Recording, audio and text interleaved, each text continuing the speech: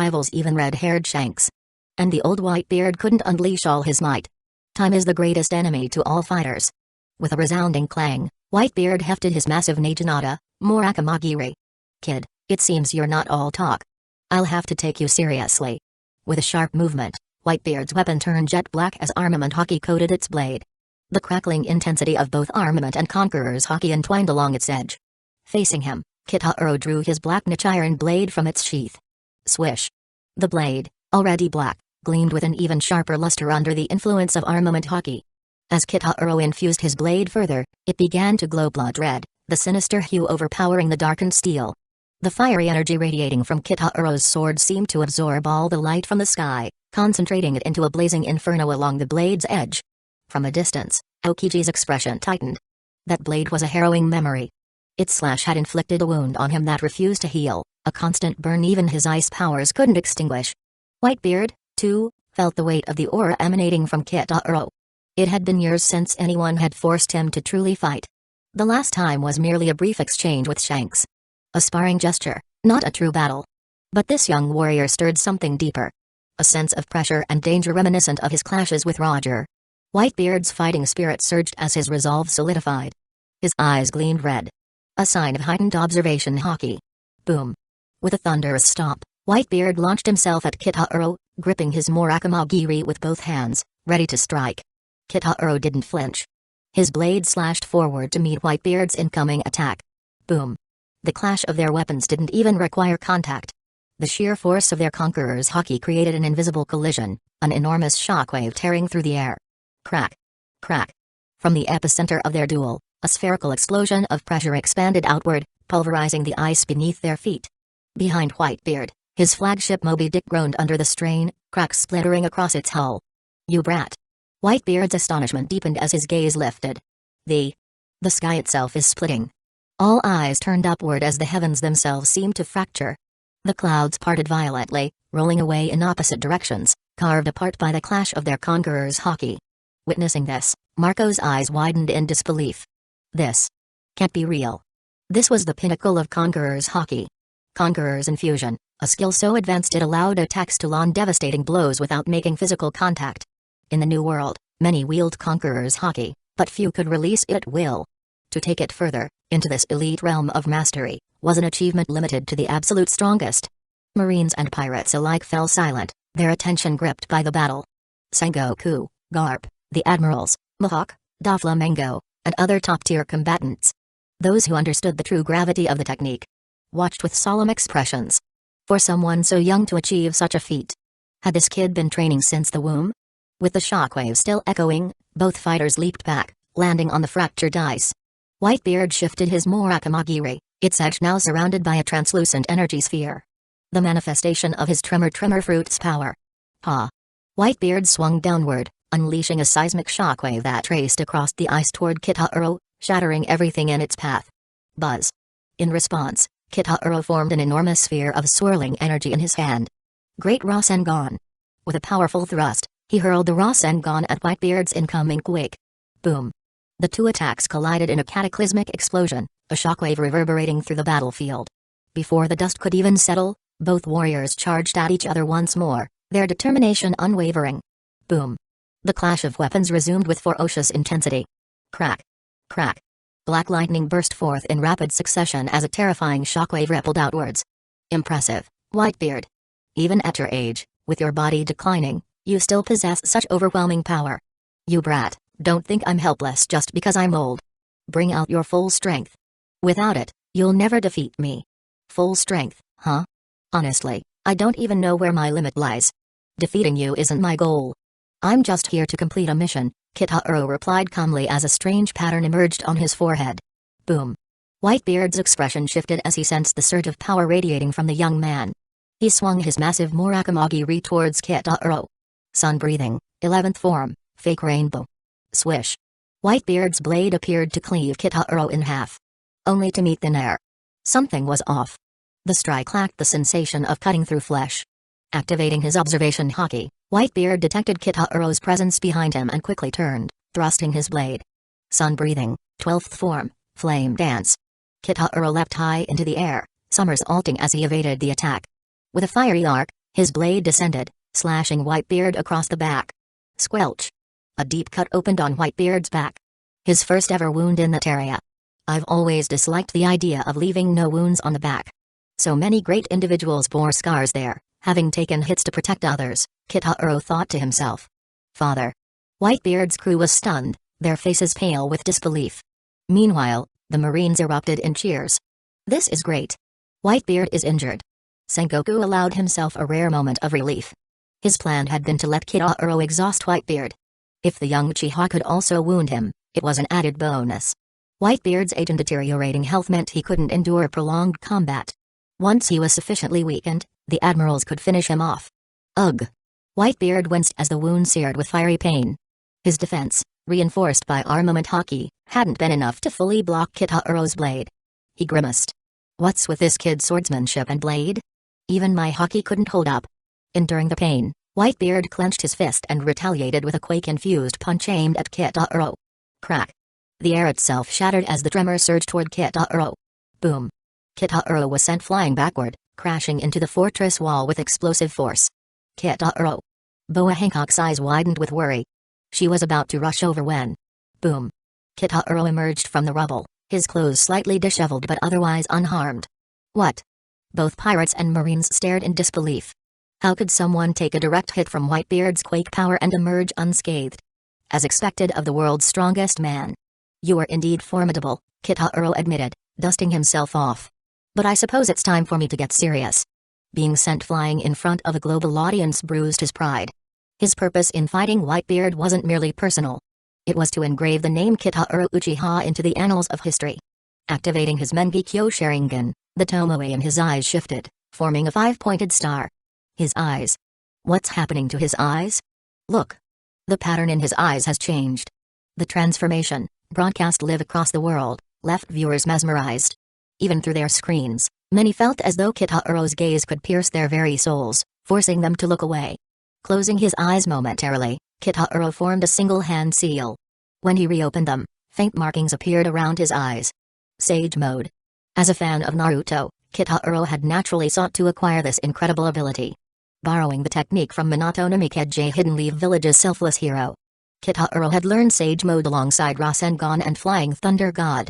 Minato had willingly taught him, believing in strengthening Hidden Leaf Village's forces and appreciating Kitahuro's invaluable contributions to the village. Of course Kitahuro had used some tricks. Though there was no formal master-student bond, Kitahuro still respected Minato deeply. After Minato and Kushina's deaths, Kitahuro took care of Naruto, imparting life lessons to the young boy and only stopped because of the village. Kitahuro's transformation captivated everyone's attention. Curiosity about his next move was palpable. An eye for an eye, Kitahuro murmured, gripping his blade. His voice was calm yet carried immense weight. Sun breathing, first. Boom. The ground beneath him exploded as Kitahuro vanished, reappearing instantaneously in front of Whitebeard. So fast. The sudden burst of speed left everyone stunned. Whitebeard barely had time to react before Kitahuro's blade descended. Form, dance. Whitebeard hastily raised Murakamagiri to block. Boom. The impact was devastating. The ground beneath Whitebeard shattered violently as hockey-infused shockwaves radiated outward. Ugh! Whitebeard grunted as a monstrous force surged through his weapon. Arg! Whitebeard was sent hurtling backward, crashing through the Moby Dick from bow to stern. Everyone who saw this scene was shocked. Chapter 113, Killing Whitebeard? Whitebeard was sent flying. Everyone who witnessed this scene was utterly shocked. Many faces grew grim as they sensed it. Kitahuro Uchiha's speed and strength had risen once again. Father! Several pirates immediately rushed forward, eager to help Whitebeard. Stand down!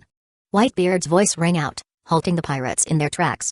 Emerging from the hull of another warship, Whitebeard's towering figure came into view. Blood trickled down his forehead. Whitebeard is bleeding. Gasps of disbelief rippled through the crowd. The world's strongest man had been wounded again. Was Kitahuro Uchiha truly this powerful? What a formidable brat. But my head isn't so easy to take. If you want it, come and claim it.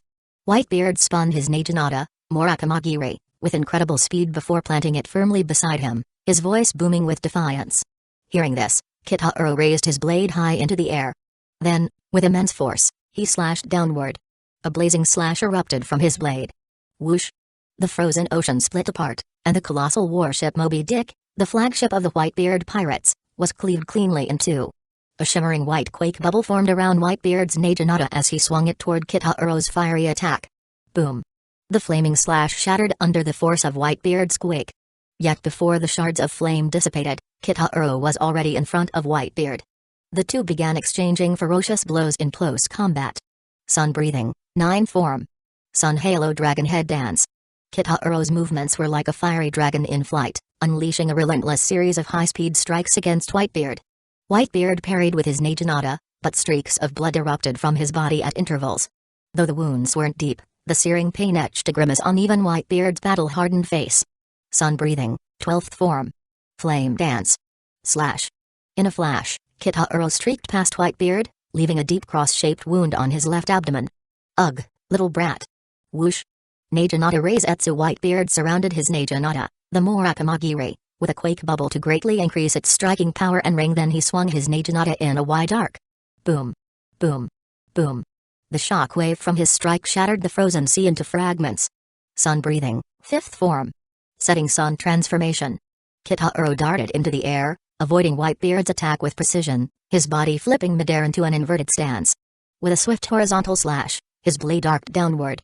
Whitebeard ducked just in time, the blade slicing mere inches above his head. Seizing the opportunity, Whitebeard lunged forward with a piercing thrust. If it landed, Kitahuro would be impaled. But with a light step, Kitahuro ascended even higher. This was the moonwalk, one of the Navy's 6 powers, allowing him to maneuver freely midair. Sun breathing, 7th form. Beneficent radiance. Spinning rapidly, Kitahuro descended like a blazing spiral, a fiery vortex hurtling toward Whitebeard faster than he could react. Slash. A new gash tore across Whitebeard's chest. He wounded him again? The spectators were in utter disbelief. How many times had Kitahuro Uchiha injured Whitebeard already? The Navy officers, along with countless viewers watching the broadcast worldwide, were on the edge of their seats.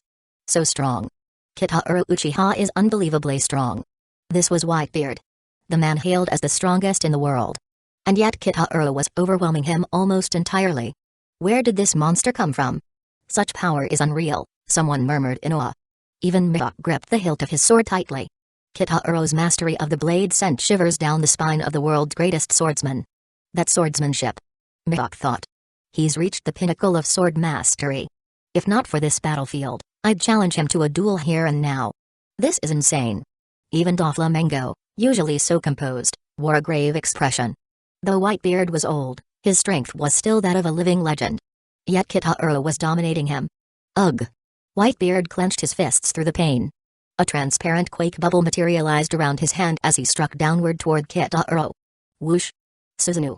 Kitahuro activated Susanoo, and an enormous, translucent orange skeletal figure enveloped him. Boom! The ice beneath Kitahuro's feet exploded, shards scattering in all directions. Whitebeard's quake-imbued punch collided with Susanoo, leaving cracks spiderwebbing across its surface. Crack. Crack. As the skeletal armor threatened to shatter completely, Kitaro's Susanoo suddenly extended a massive energy arm. Whoosh! The arm clenched into a fist and swung directly at Whitebeard. Whitebeard raised his Naginata to block. Boom. Ugh. The sheer force forced Whitebeard back, but he grit his teeth and held his ground. He knew he had to eliminate this threat now. This brat. His power surged the moment he activated those strange eyes and markings on his face. Speed, strength. Everything. He's surpassing me in every way, Whitebeard thought, his mind racing. The young Whitebeard might have managed, but in his current state, his stamina was depleting too quickly. Before he could act, another massive energy arm formed around Kitaro's Susanoo. Damn it. Whitebeard's expression shifted. With both his hands occupied, he couldn't defend himself. Bam. The energy fist crashed into Whitebeard, sending him hurtling onto the ice. Urgh. Whitebeard roared in pain as his massive frame carved a crater into the ice, which continued to expand. Sun breathing, sixth form. Solar heat haze. Kitaro descended from above, his blade tracing a radiant arc like the sun, aimed directly at Whitebeard's neck. Father. The pirates screamed in horror, their voices echoing in unison as the world collectively held its breath. Then, as if time itself froze, Kitaro's blade stopped. Mere inches from Whitebeard's neck. Chapter 114, Marketing. The world seemed to stand still. Everyone froze, staring at the scene in stunned silence, too anxious even to breathe. Time ticked by, second by agonizing second. Then, Kitaro Uchiha did something no one could have predicted. He sheathed his sword. Jumping off Whitebeard, he casually put the weapon back into its scabbard at his waist. The move left everyone completely dumbfounded. What are you doing? Sengoku roared in outrage, his voice booming over the battlefield. Just a little more. If you'd just swung that sword, that man, the man who's terrorized the entire world, could have been killed. He clenched his fists tightly, his frustration palpable. Why didn't you finish him? Do you even understand what you've done? Kitaro nonchalantly scratched his ear with his pinky and smirked. Of course I understand. But why should I kill him? I don't have any deep-seated grudge against him. If anything, it's the world government that's been chasing me with bounties on my head. He crossed his arms and added, besides, let me make one thing clear, I stopped because I was only paid 5 billion Baileys. You all expect me to do a job worth around 50 billion. Tell me, where in the world would you find a deal that good? Sengoku's fury reached its peak. You stopped because of money. Do you realize what you've just thrown away? Killing Whitebeard would have been a historic moment. An honor people would give anything to achieve. Do you even understand what it means to be the one to end the era of that man? For a measly 50 billion, you gave up the chance to be a hero. Hero? Kitaro raised an eyebrow and laughed. I don't care about being a hero. I'm just a businessman running a security company. You get what you pay for. You want a horse to run, but you don't want to feed it? The world doesn't work that way. Pausing, Kitaro's eyes sparkled as if he'd just remembered something. Oh, right. Almost forgot my commercial. Turning to the nearest camera, his tone shifted to one of serious professionalism. Attention, everyone. I'm Kitaro Uchiha, CEO of the Uchiha Security Company. We accept security contracts from all over the world. He leaned closer to the lens and delivered his pitch with gusto. Do you want peace and prosperity for your nation? A home free from pirate threats? A safe and happy life? Do you want your assets to remain untouched by thieves? If you do, then hire Uchiha Security Company. Our professional team guarantees top-notch service. Affordable rates. Absolute satisfaction. Value for every Bailey you spend. For inquiries, contact us at transponder snail number. And don't miss out. Our first 100 clients will receive an exclusive gift. Act fast, first come, first served. With a cheerful grin, he flashed a victory sign at the camera. The battlefield fell into an awkward silence. What the hell? Everyone present was utterly baffled. This was the war of the best, and Kitaro had somehow turned it into a marketing opportunity. Suddenly, laughter broke the tension. Gorura. Whitebeard's deep, rumbling laughter echoed across the frozen sea. Whitebeard? The legendary pirate sat up slowly, his massive frame casting an imposing shadow. He looked at Kitaro, the hint of a smile still on his lips. Kid, you're something else. You've got guts, I'll give you that. And your strength. It's undeniable.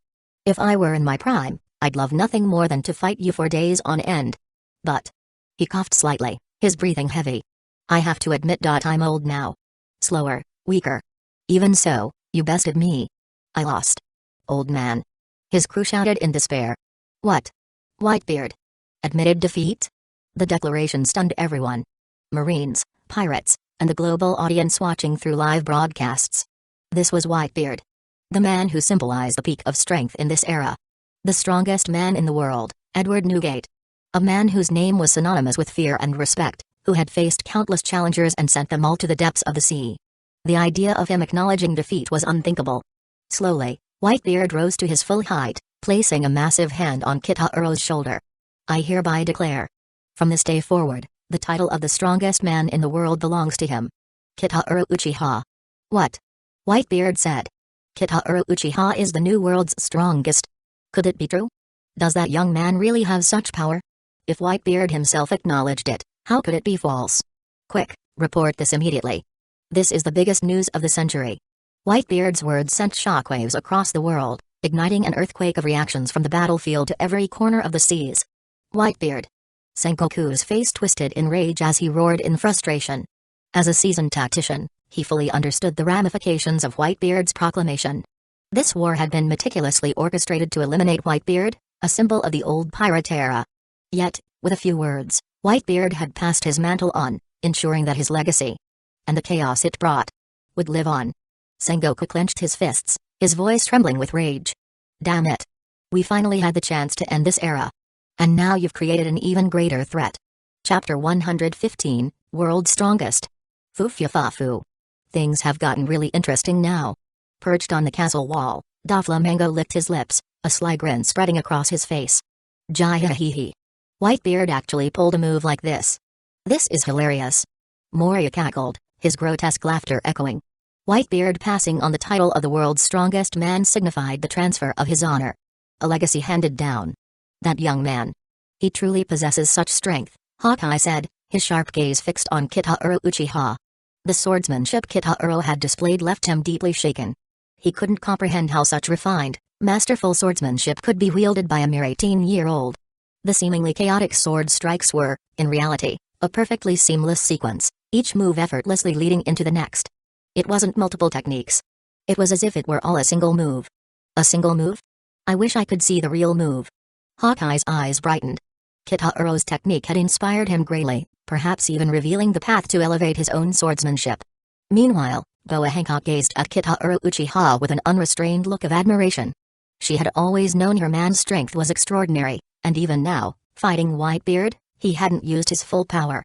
Despite that, Kitaro Uchiha had defeated Whitebeard, forcing him to admit his loss and relinquish the title of world's strongest man. Only the world's greatest beauty was worthy of standing beside the world's strongest man. In other words, she and Kitaro were a destined match. Aokiji frowned, observing the battlefield. Oi, oi, oi. This just made everything even more troublesome. Kizaru, with his usual indifferent attitude, shrugged. The title of the world's strongest doesn't mean much. It doesn't make him any stronger, but that kid might actually have the strength to back it up. Humphrey. Some old geezer playing games before he dies. World's strongest. I've never acknowledged that nonsense, Okainu spat disdainfully. It's nothing more than meaningless hype. Kill them all, and the so-called strongest is just another corpse. Marine strategist Tsuru's brow furrowed. This was not an outcome I expected. Bwahahaha. Whitebeard. Well played. Well played. Garp laughed uproariously, clapping his hands in delight. Back on Amazon Lily, the Kuja warriors erupted with joy. This is amazing. Lord Kitaro is the world's strongest man. Lord Kitaro, the strongest man, and Lady Snake Empress, the world's greatest beauty. They're a match made in heaven. Yes, exactly. They're perfect for each other. At the same time, the Uchiha clan's members were equally thrilled. The world's strongest man was one of their own. An Uchiha. This solidified their resolve to make the Uchiha the strongest clan in the world. Big brother Kitaro is incredible. I want to be just like him when I grow up. 6-year-old Sasuke declared, his eyes sparkling with admiration. He adored his elder brother Itachi, but his ultimate idol became Kitaro Uchiha from the time he got the name of Sword Saint. Well, you'd better train hard, then. Mikoto Uchiha said, ruffling Sasuke's hair affectionately. World's strongest man, huh? Back in the shinobi world, Kitaro already held a title equivalent to this, Fugaku Uchiha mused. In their homeland, Kitaro was revered as a god. a title that carried the highest honor. Even Fugaku himself had grown stronger since coming to this world, having mastered its unique energy systems. He felt his own power had improved tremendously. Every new world was a treasure trove of possibilities. If they were to return to Hidden Leaf Village now, Fugaku was confident their coup would succeed. But it wasn't time for that yet. Not now. They would definitely return to Hidden Leaf Village someday. But at the moment, their clan's strength was still growing rapidly. Once they became even stronger, taking Hidden Leaf Village with minimal losses would be inevitable. And not just Hidden Leaf Village. Soon, the entire ninja world would be under them, the Uchiha clan. At this rate, Kitaro's vision of making the Uchiha, a mighty power in the multiverse, might truly become a reality. The mere thought made Fugaku's heart race. Hey. I was doing you a favor letting you go, but now you've really thrown me to huge problems. Kitaro complained with mock irritation, though his tone betrayed a hint of excitement. For any man, being acknowledged as the strongest in the world was a temptation nearly impossible to resist. Whitebeard laughed heartily. Gorura. From the moment you defeated me, kid, you were destined for endless trouble. Kitaro Uchiha. Don't forget. You signed a contract. Sengoku shouted, seething with frustration. Watching Kitaro casually chat with Whitebeard only fanned his anger. You were hired to deal with Whitebeard, not have tea with him. Well, yeah. My original contract was for security. To ensure no one took Ace away. You were the ones who decided I should actively fight Whitebeard. Kitaro shrugged nonchalantly. And I did fight. I drained a ton of his energy and even injured him. Shizue fought Marco, and we took out plenty of pirates. Just the ones I personally defeated probably add up to bounties exceeding 3 billion Baileys. He grinned, spreading his hands. Add in all the miscellaneous benefits I've brought, and I'd say I've more than earned my 5 billion fee. Honestly, your world government is getting a bargain. Many onlookers, hearing Kitaro's calculations, couldn't help but silently agree. Indeed, the value of his contributions far exceeded the amount he was paid. Whitebeard turned to Kitaro, his deep voice rumbling. Kid, I like you. So, tell me. Are you interested in taking a new job? Chapter 116, Unwavering Belief. I want to hire you. Whitebeard's words was heard by everyone. Kitaro Uchiha. Sengoku's tense roar reverberated across the battlefield, snapping everyone to attention. The surrounding marines grew visibly uneasy, even the three admirals straightening in their seats. They had already witnessed the full extent of Kitaro Uchiha's power. A young man capable of defeating Whitebeard, the so-called strongest man in the world, in a head-to-head battle. A monster like him could change the course of the entire war with a single move. You don't have to yell, Kitaro replied with a calm voice. I'm not deaf. Relax. We at Uchiha Security Services pride ourselves on professionalism. The current contract is completed, but switching sides immediately. That would make us look like untrustworthy double agents, wouldn't it? His gaze swept over Sengoku. Unlike you Marines and the world government, we don't play such petty games. Don't insult us by projecting your own shady methods onto me. Sengoku exhaled sharply, feeling a mix of relief and indignation. If Kitaro Uchiha and Shizue Uchiha, two overwhelming forces, had suddenly joined Whitebeard's side, it would have been a catastrophe. But at the same time, Kitaro's veiled insult stung. Since the moment this young man entered the scene, Sengoku had been subjected to one humiliation after another. It felt like he was destined to clash with this Uchiha. Well said. Whitebeard's booming laughter echoed. The world government and marine headquarters. Just a bunch of hypocrites. Gorura. Despite his earlier defeat, Whitebeard's spirits seemed inexplicably high, as though a weight had been lifted from his shoulders. Shizue. Understood. Shizue Uchiha summoned a flash of lightning, effortlessly shaking off Marco's pursuit. Marco narrowed his eyes, realizing that Shizue had never intended to fully engage him in the first place. If he hadn't experienced it firsthand, Marco would have struggled to believe that someone so young could possess such terrifying strength. The rumors claiming Shizue Uchiha was on par with a Marine Admiral weren't exaggerations. Shizue joined Kitaro, who clapped him on the shoulder. Together, they ascended into the air, settling into a spectator's vantage point. Watching this, Sengoku ground his teeth in frustration. But there was nothing he could do. Clang. Whitebeard drove his massive weapon, Murakamagiri, into the ground with authority. From this moment on, I am no longer the strongest man in the world. I am simply a father protecting his children. His voice boomed over the battlefield, silencing all noise. If you want to kill any of my sons, then you'll have to step over my dead body first. Whitebeard's voice thundered across the battlefield as he spread his massive arms wide, a living shield of unwavering resolve. His eyes burned with fierce determination, his towering figure a beacon of defiance. "Come, my brats. If you're not afraid to die, follow me." "Yuwua!" The pirates roared in unison, their spirits ignited by his words. Morale soared to an electrifying crescendo. It didn't matter that Whitebeard had been brought to his knees earlier. To them, he was and would forever remain their invincible father. Whitebeard was a man who could accept death in battle for him or his sons. It was the warrior's way. But to let his son die like animal, chained and helpless? That was a line he refused to cross. Though he had never demanded their loyalty with force, his bond with his crew was unbreakable. They followed him not out of fear, but out of love and respect. A love forged through countless battles, shared hardships, and a father's unwavering belief in their dreams. On the other side, Sengoku's face turned grim. "All units, get into position.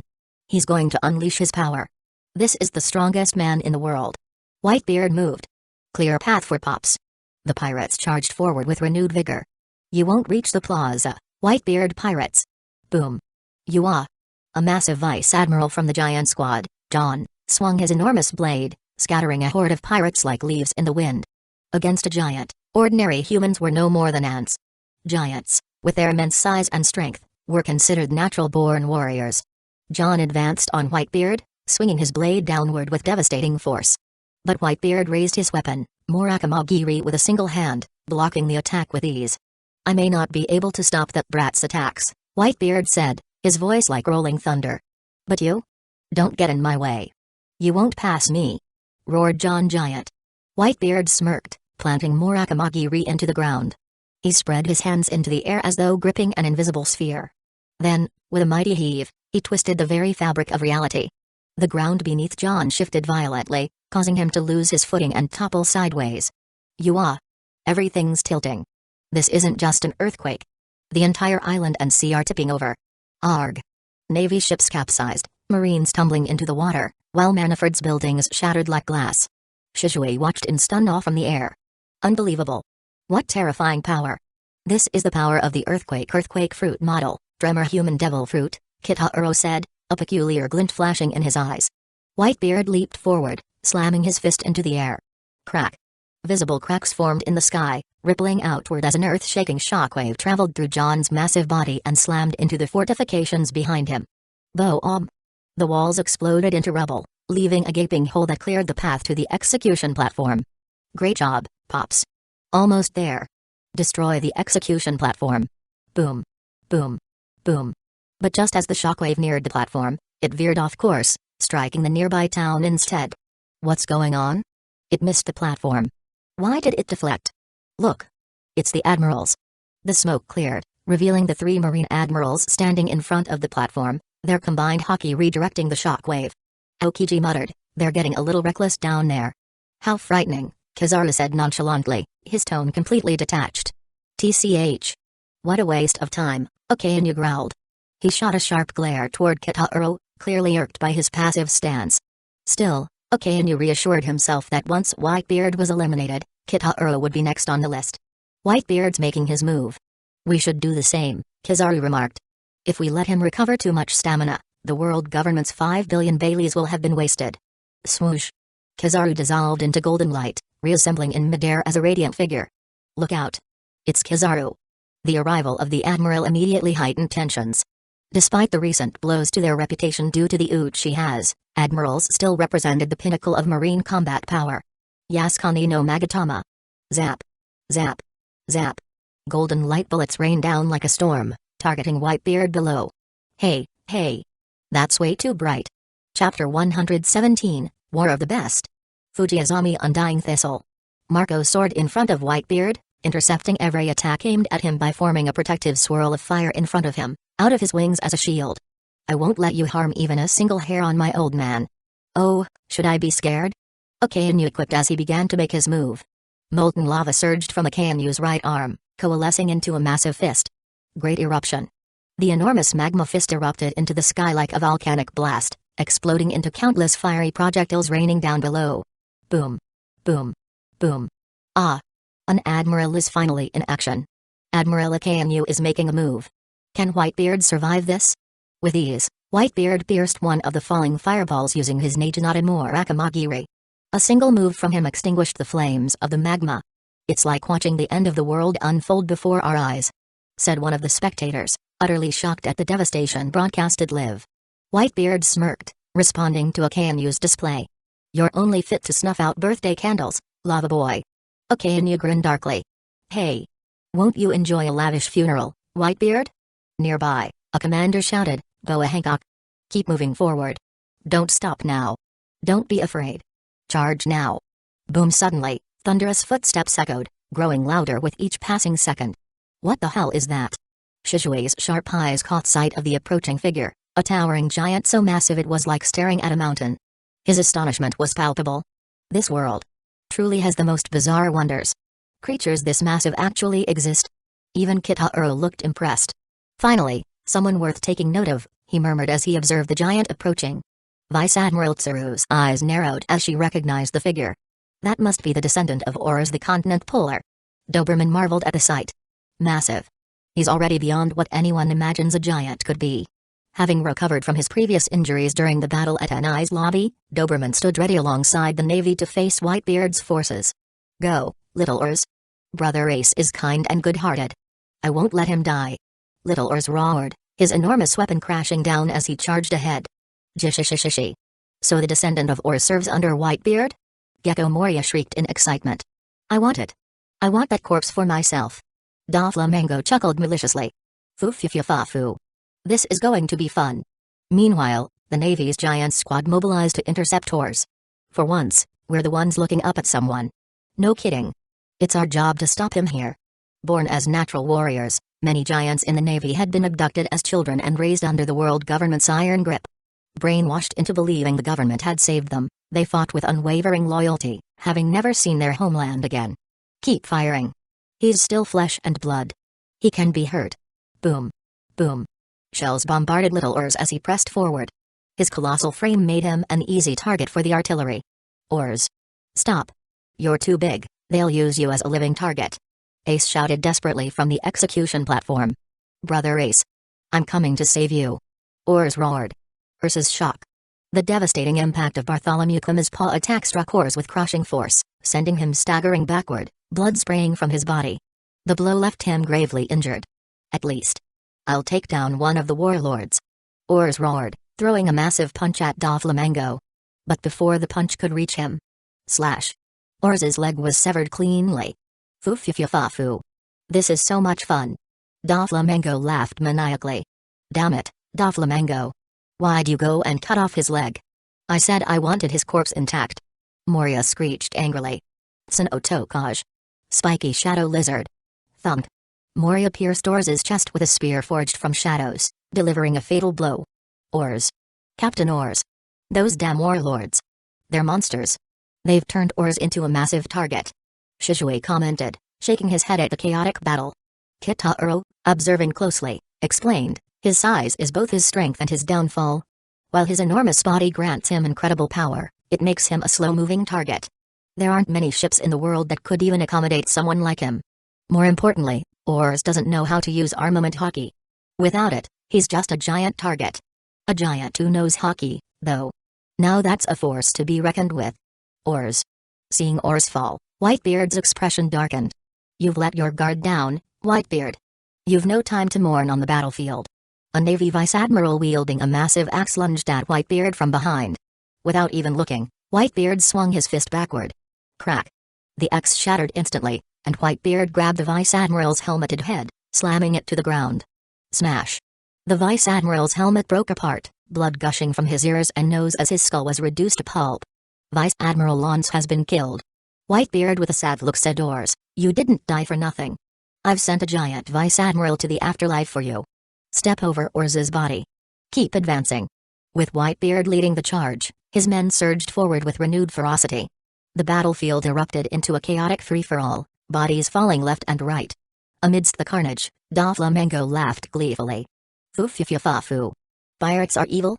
The Navy is justice?" Such ideas have been rewritten countless times already. Children who know nothing of peace. And children who know nothing of war. Their values are fundamentally different, only those who stand at the top can redefine good and evil. And right now, this battlefield is the ultimate neutral ground.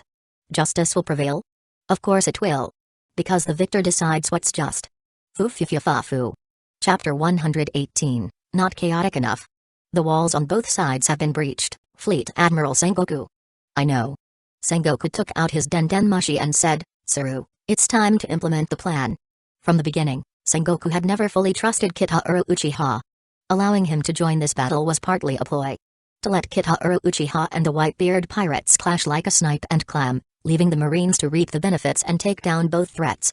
However, Kitahara Uchiha's overwhelming strength had once again exceeded Sengoku's expectations. He had nearly killed Whitebeard.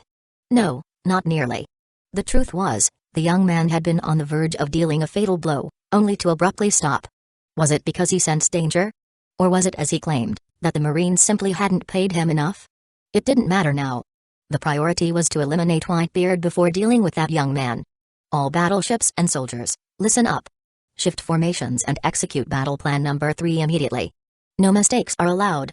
Once preparations are complete, we will move up Ace's execution.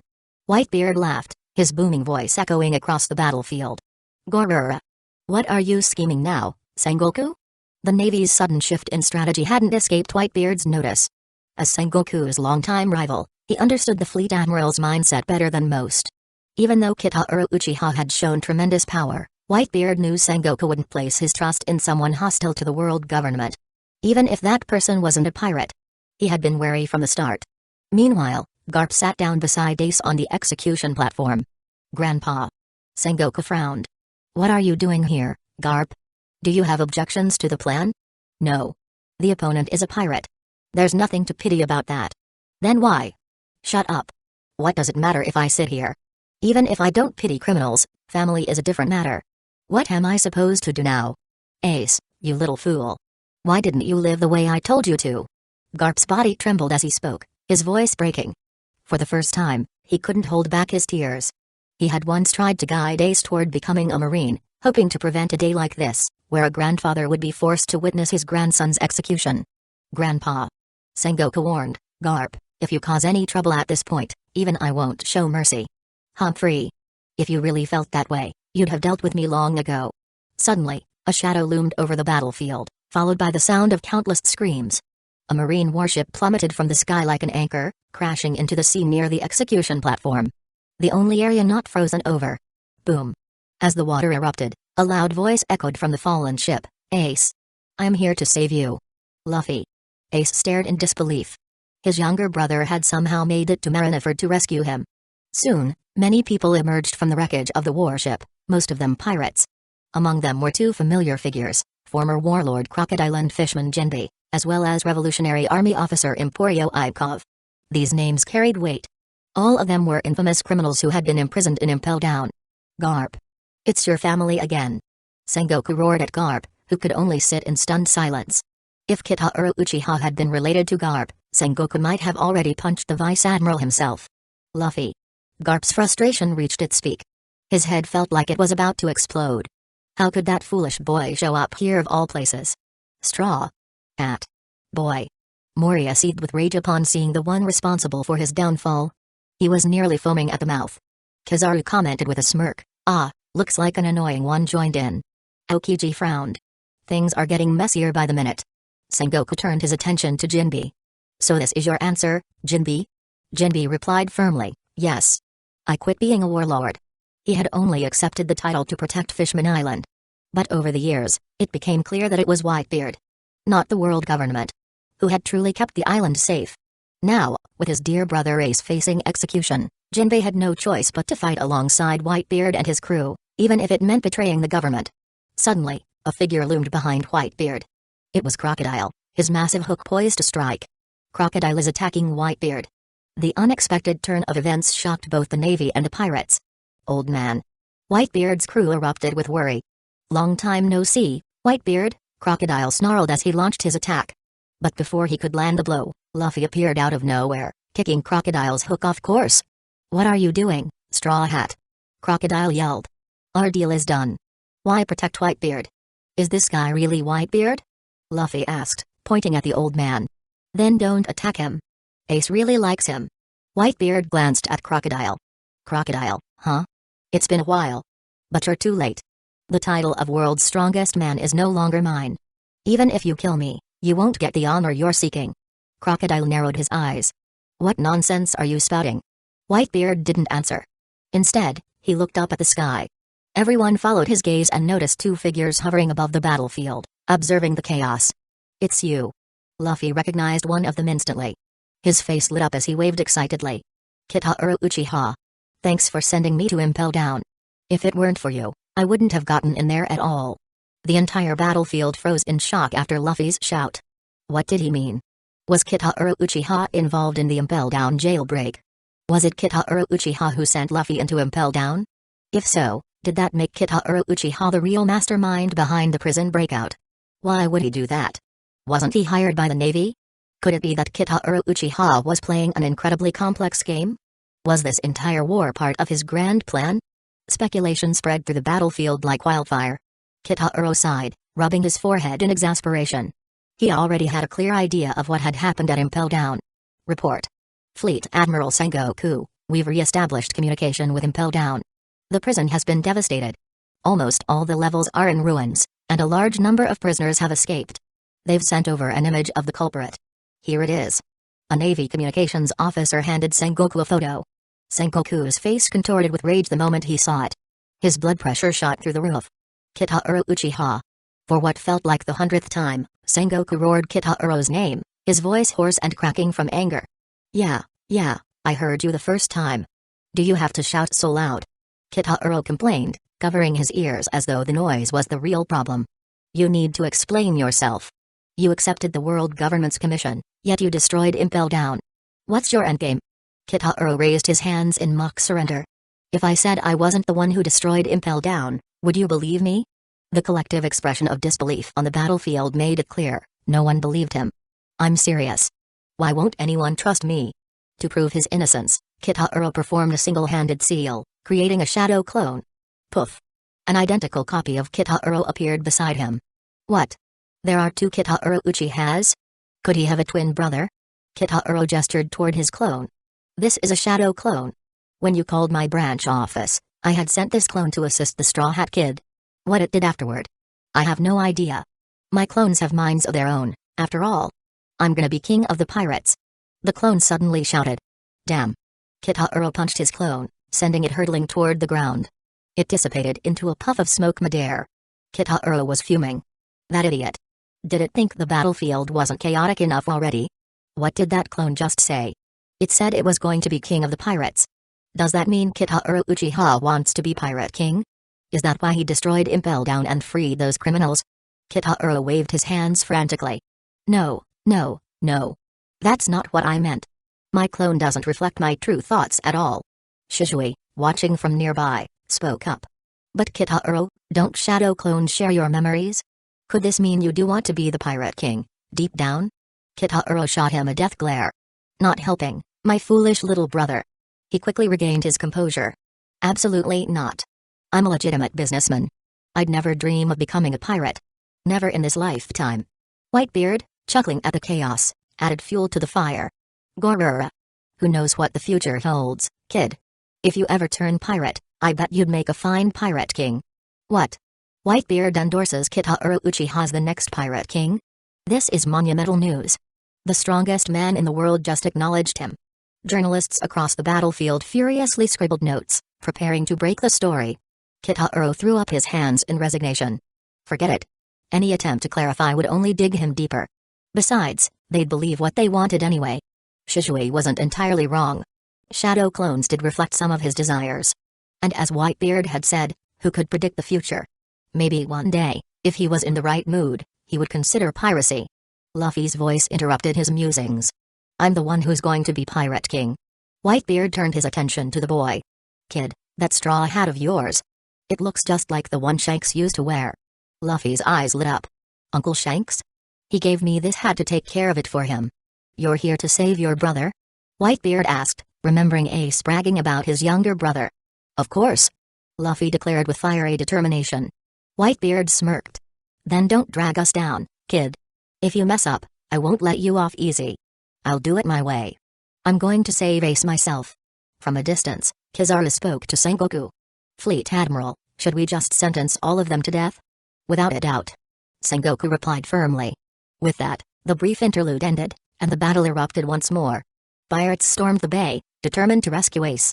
Marines counterattacked, doing everything to prevent them from advancing.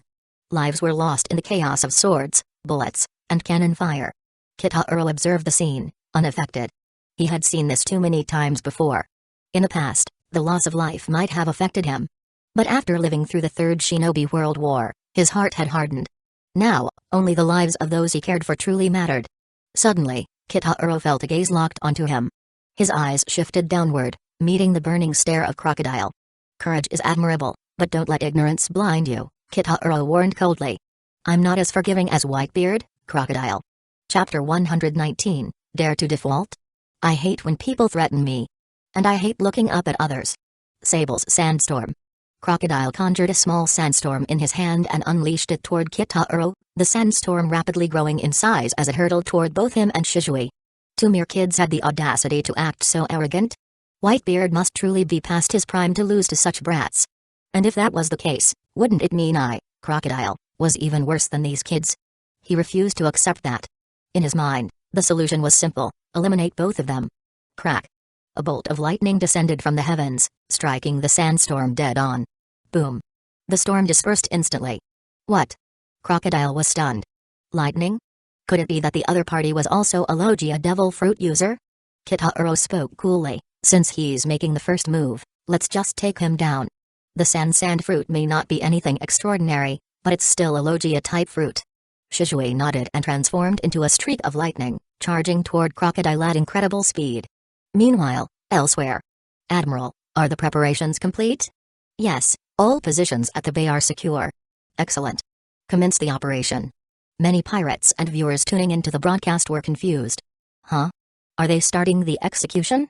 But it's not time yet. Isn't it still far from the scheduled hour? Sengoku issued the order, cut off the visual Dendenmashi feed immediately. If the world starts doubting us, it'll be a disaster. The tragedy that's about to unfold would be too much for the peaceful public to handle. There's no need to broadcast everything. He continued, his tone decisive. A few hours later, the only message the world needs to hear is one word: victory. At the same time, outside Manaford, figures began to appear, encircling the area like a giant net. Who are they? W8. Kuma? So many Kumas. Ivankov's jaw dropped at the sight of the newcomers. All of whom looked identical to Bartholomew Kuma, one of the 7 warlords of the sea. Is this the rumored human weapon developed by the government? Whitebeard, aware of this through hearsay, wasn't surprised. As someone the world government sought to eliminate, he kept a close eye on their movements. Standing at the forefront of the pacifista army was Sentomaru, hefting his double-edged axe. All right, lads. Impatient, aren't you? Finally, it's our turn to shine. It's Kuma. Bartholomew Kuma of the 7 warlords. Wait, why are there so many of him? Can he multiply himself like Kitahiro? With a commanding shout, Sentomaru declared, go. Pacifistas, attack. The mechanical soldiers raised their palms, firing laser beams identical to Kizaru's attacks. Boom. Boom. Boom. Explosions tore through the battlefield, wreaking havoc indiscriminately, even affecting the Marines themselves. Whitebeard barked an order: forget about the enemies behind us. Everyone, charge the plaza directly. Pinned from both sides, Whitebeard understood this was the inevitable disadvantage of the Marines' superior numbers. The only solution was to concentrate their forces and break through at a single point. Rap. With their retreat cut off, the pirates fought even more fiercely. Sengoku issued a new command: all personnel, retreat from the ice field immediately. Do not let them reach the plaza. Once the visuals are cut, activate the encircling walls. Proceed with Ace's execution immediately and capture every last enemy. Yes, sir. Moments later, Sengoku asked, is the broadcast cut yet? Not yet, sir. Please wait a moment. What's the holdup? Stop dawdling. It's not that simple. The last Dendenmashi is. Where is it? Speak. It's in Kitahiro Uchiha's hands. Sengoku froze, lifting his gaze toward Kitahiro. Sure enough, the Uchiha held a Dendenmashi, flying across the battlefield while broadcasting everything. Ladies and gentlemen. What do you want to see? Whitebeard? Or a Marine Admiral? Just tell me, and I'll show you whatever you want. Kitahiro Uchiha. Sengoku's fury sent his blood pressure soaring. You again. Can't you give me a break? Shut off that Dendenmashi immediately. Nope. Kitahiro refused immediately. If you don't, forget about receiving the remaining 2.5 billion in payment. Kitaro's expression turned icy. You can try. But if you dare to default on what you owe Uchiha Security Company, I'll make sure Manafort vanishes from the face of this world by the end of today. Ugh. Sengoku's face darkened. While he wanted to explode, he held himself back. Fighting both the Uchiha Security Company and the Whitebeard pirates at the same time would cost the Marines dearly.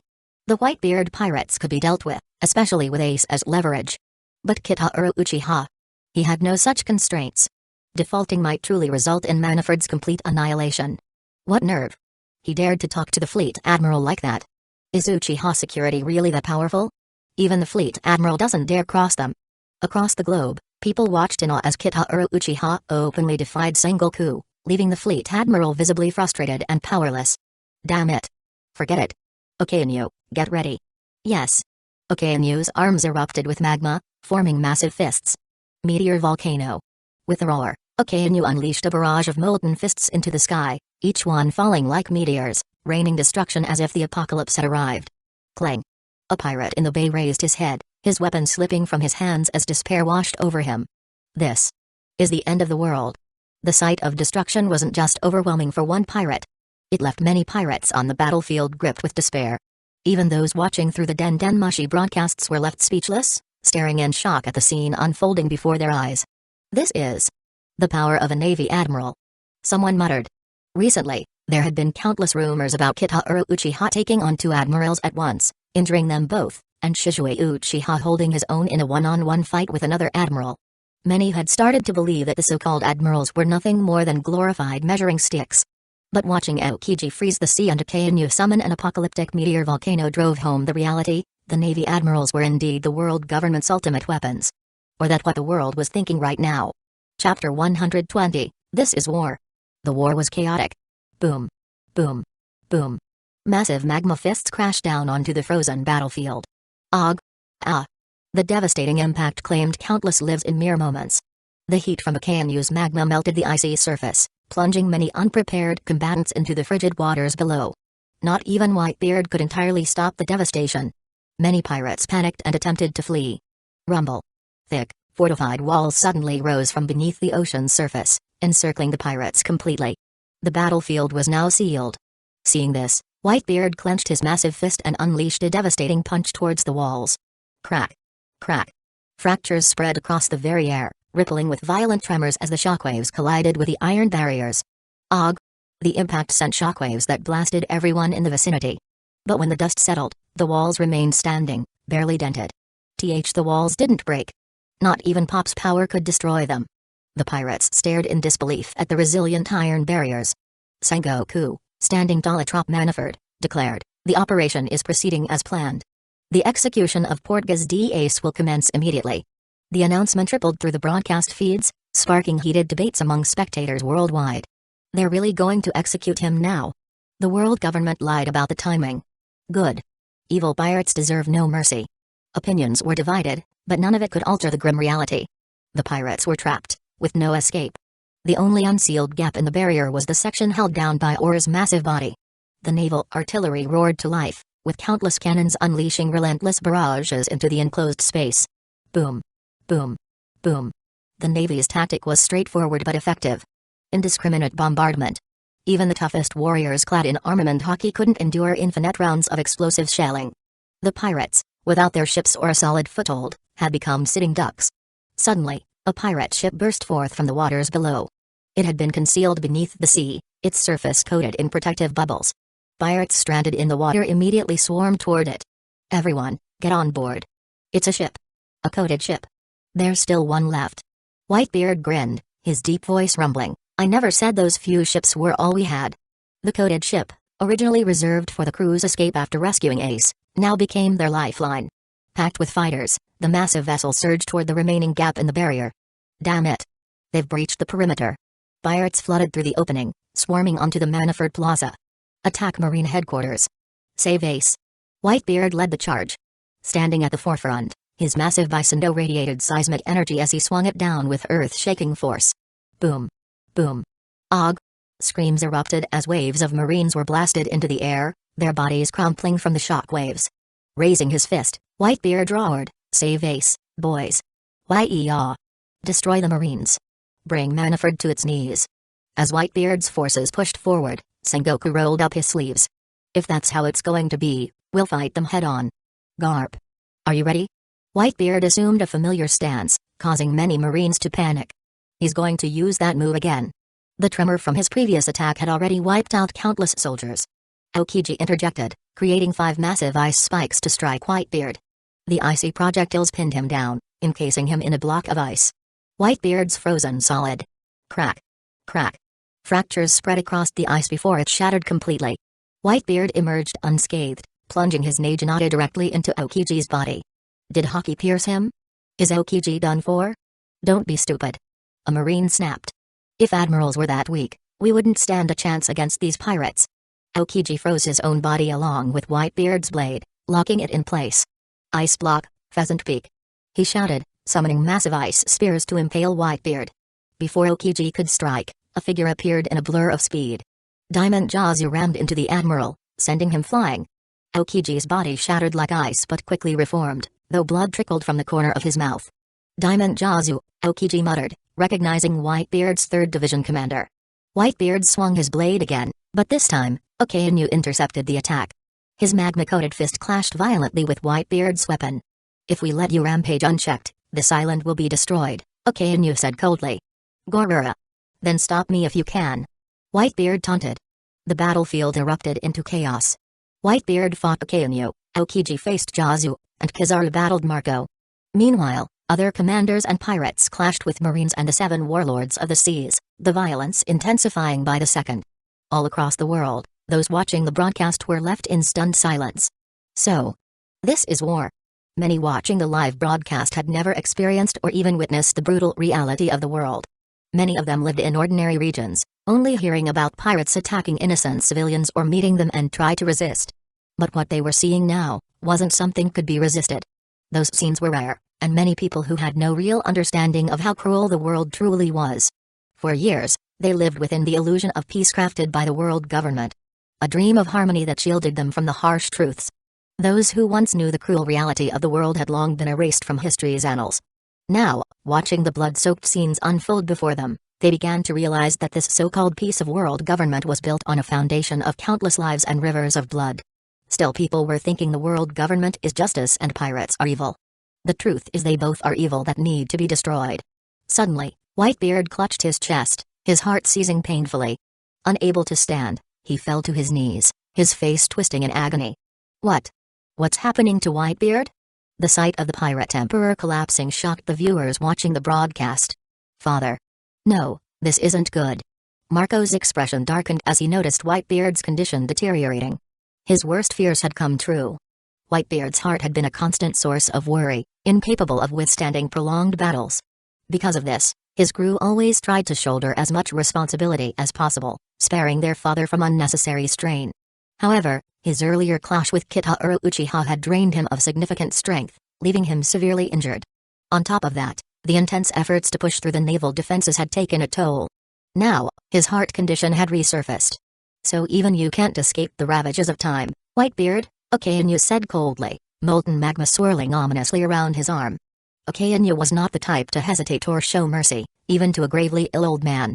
If anything, such a weakened opponent only made him more eager to deliver the finishing blow. Father. Ignoring his opponent, Marco rushed toward Whitebeard, his desperation overriding all else. Oh? Where do you think you're going? I'm still here. Kizaru's light speed beam pierced Marco's body before he could reach his captain. Gah. Marco.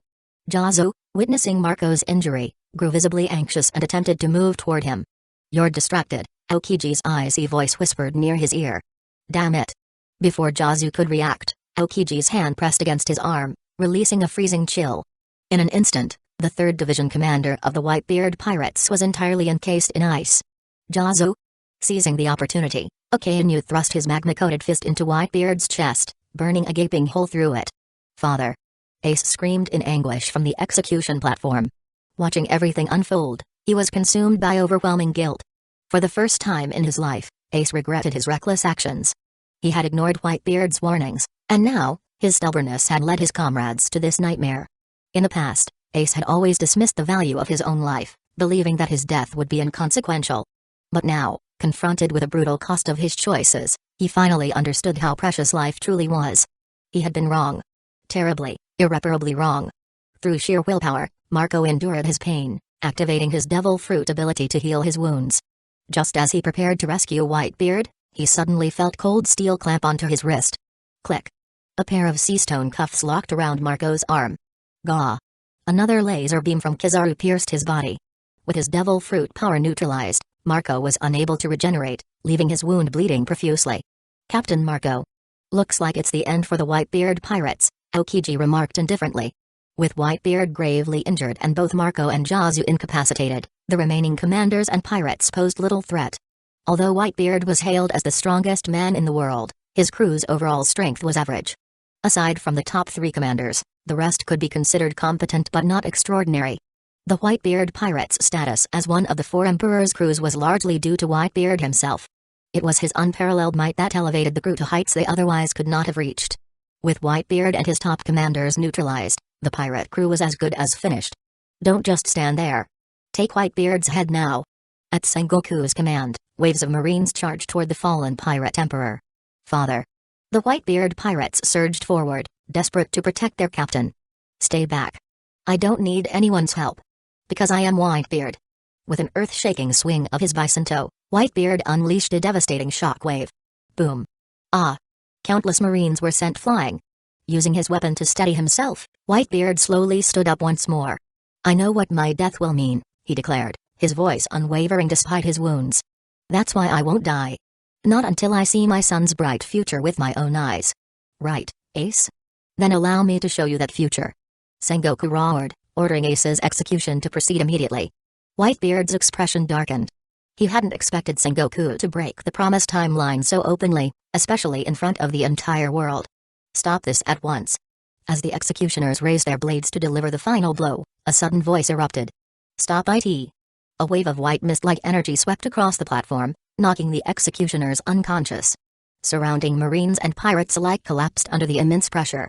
Is that Conqueror's Haki? No way. Even Whitebeard glanced at Luffy, momentarily taken aback. He recalled asking Shanks how he had lost his arm, and Shanks had replied, I bet it on the new era.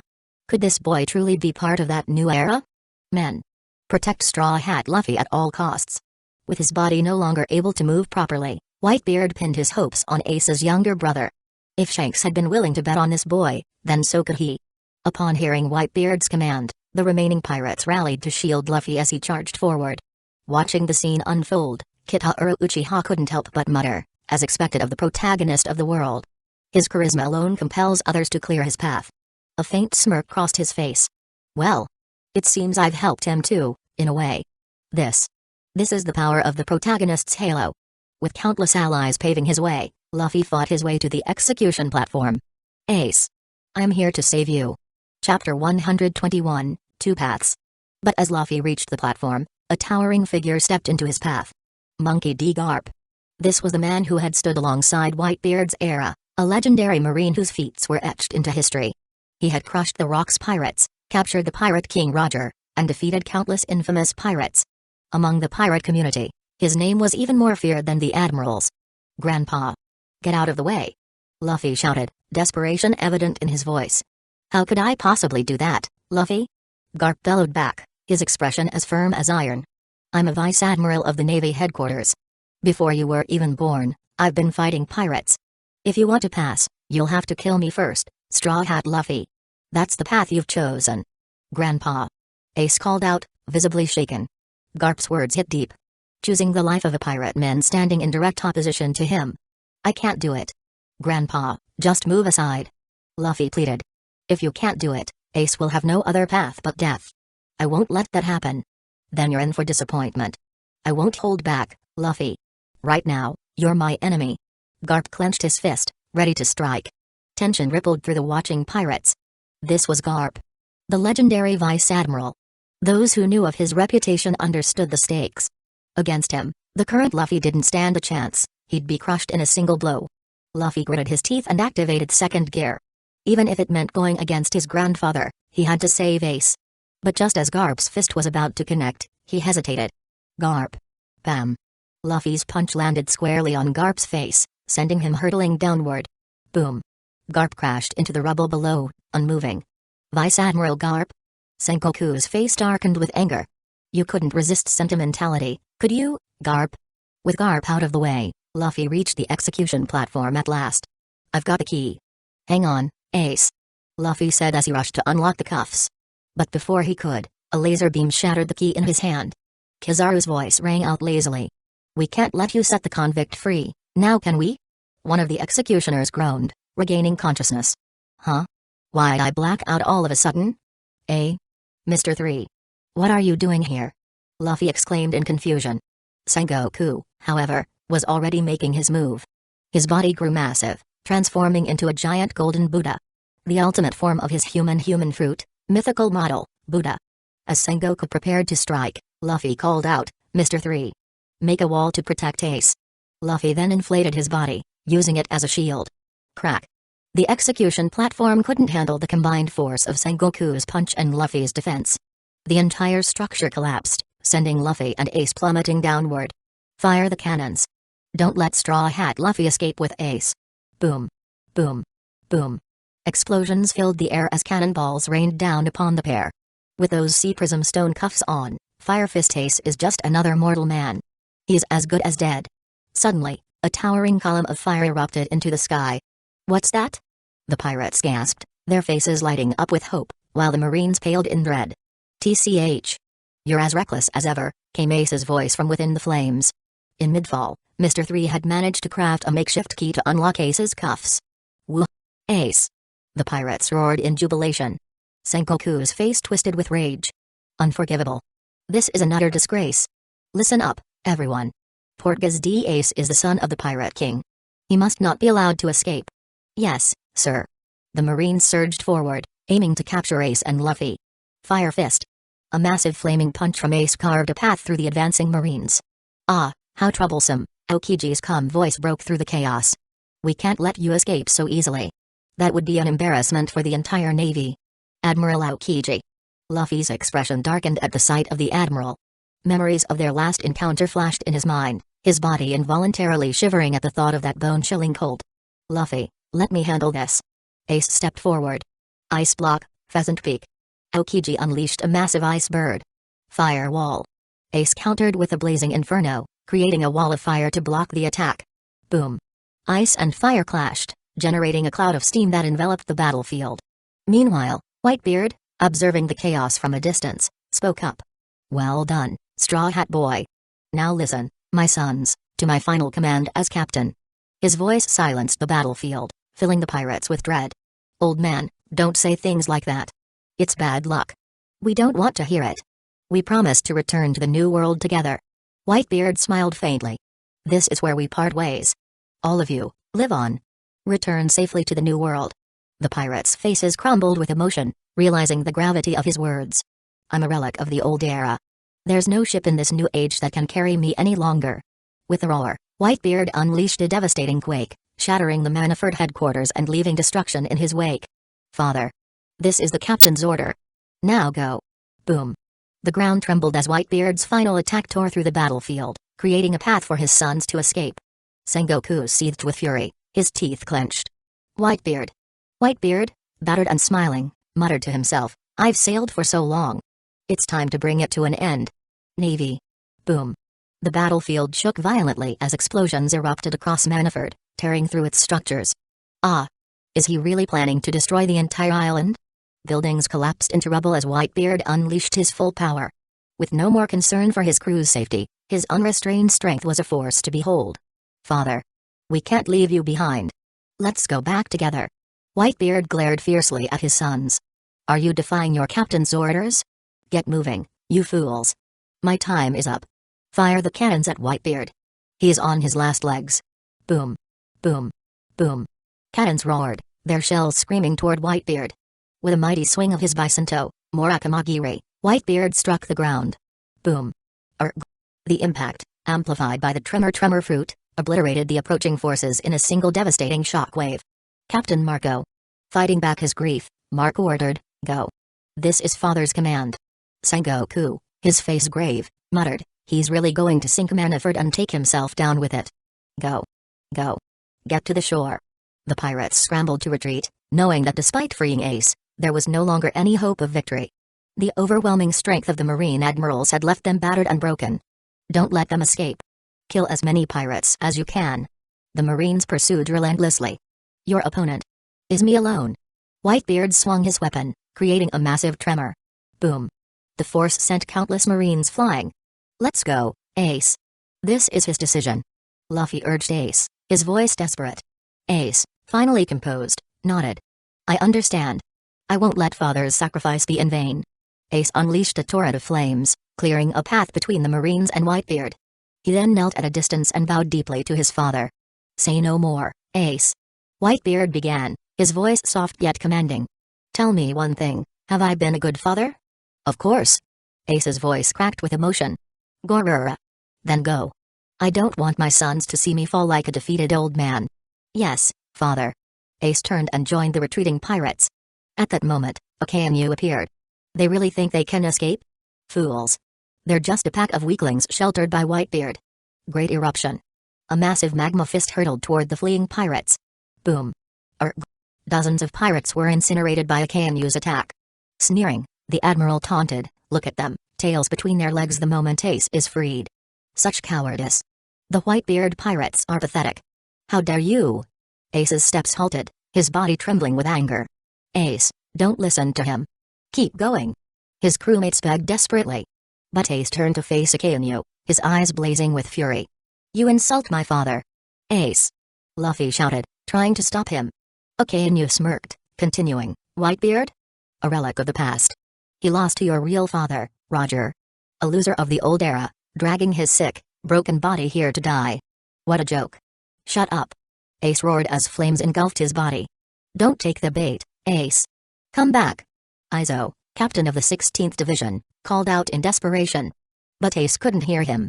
You don't understand father's greatness. He gave us a place to belong. Belong? For scum like you? Pirates don't deserve a home. Whitebeard's failure is fitting. His death will mark the end of an era. Whitebeard is no failure. This is his era. This era belongs to Whitebeard. Ace's fists burned as he launched himself at a KNU. The two clashed. Boom. A fiery explosion lit the battlefield. Ah!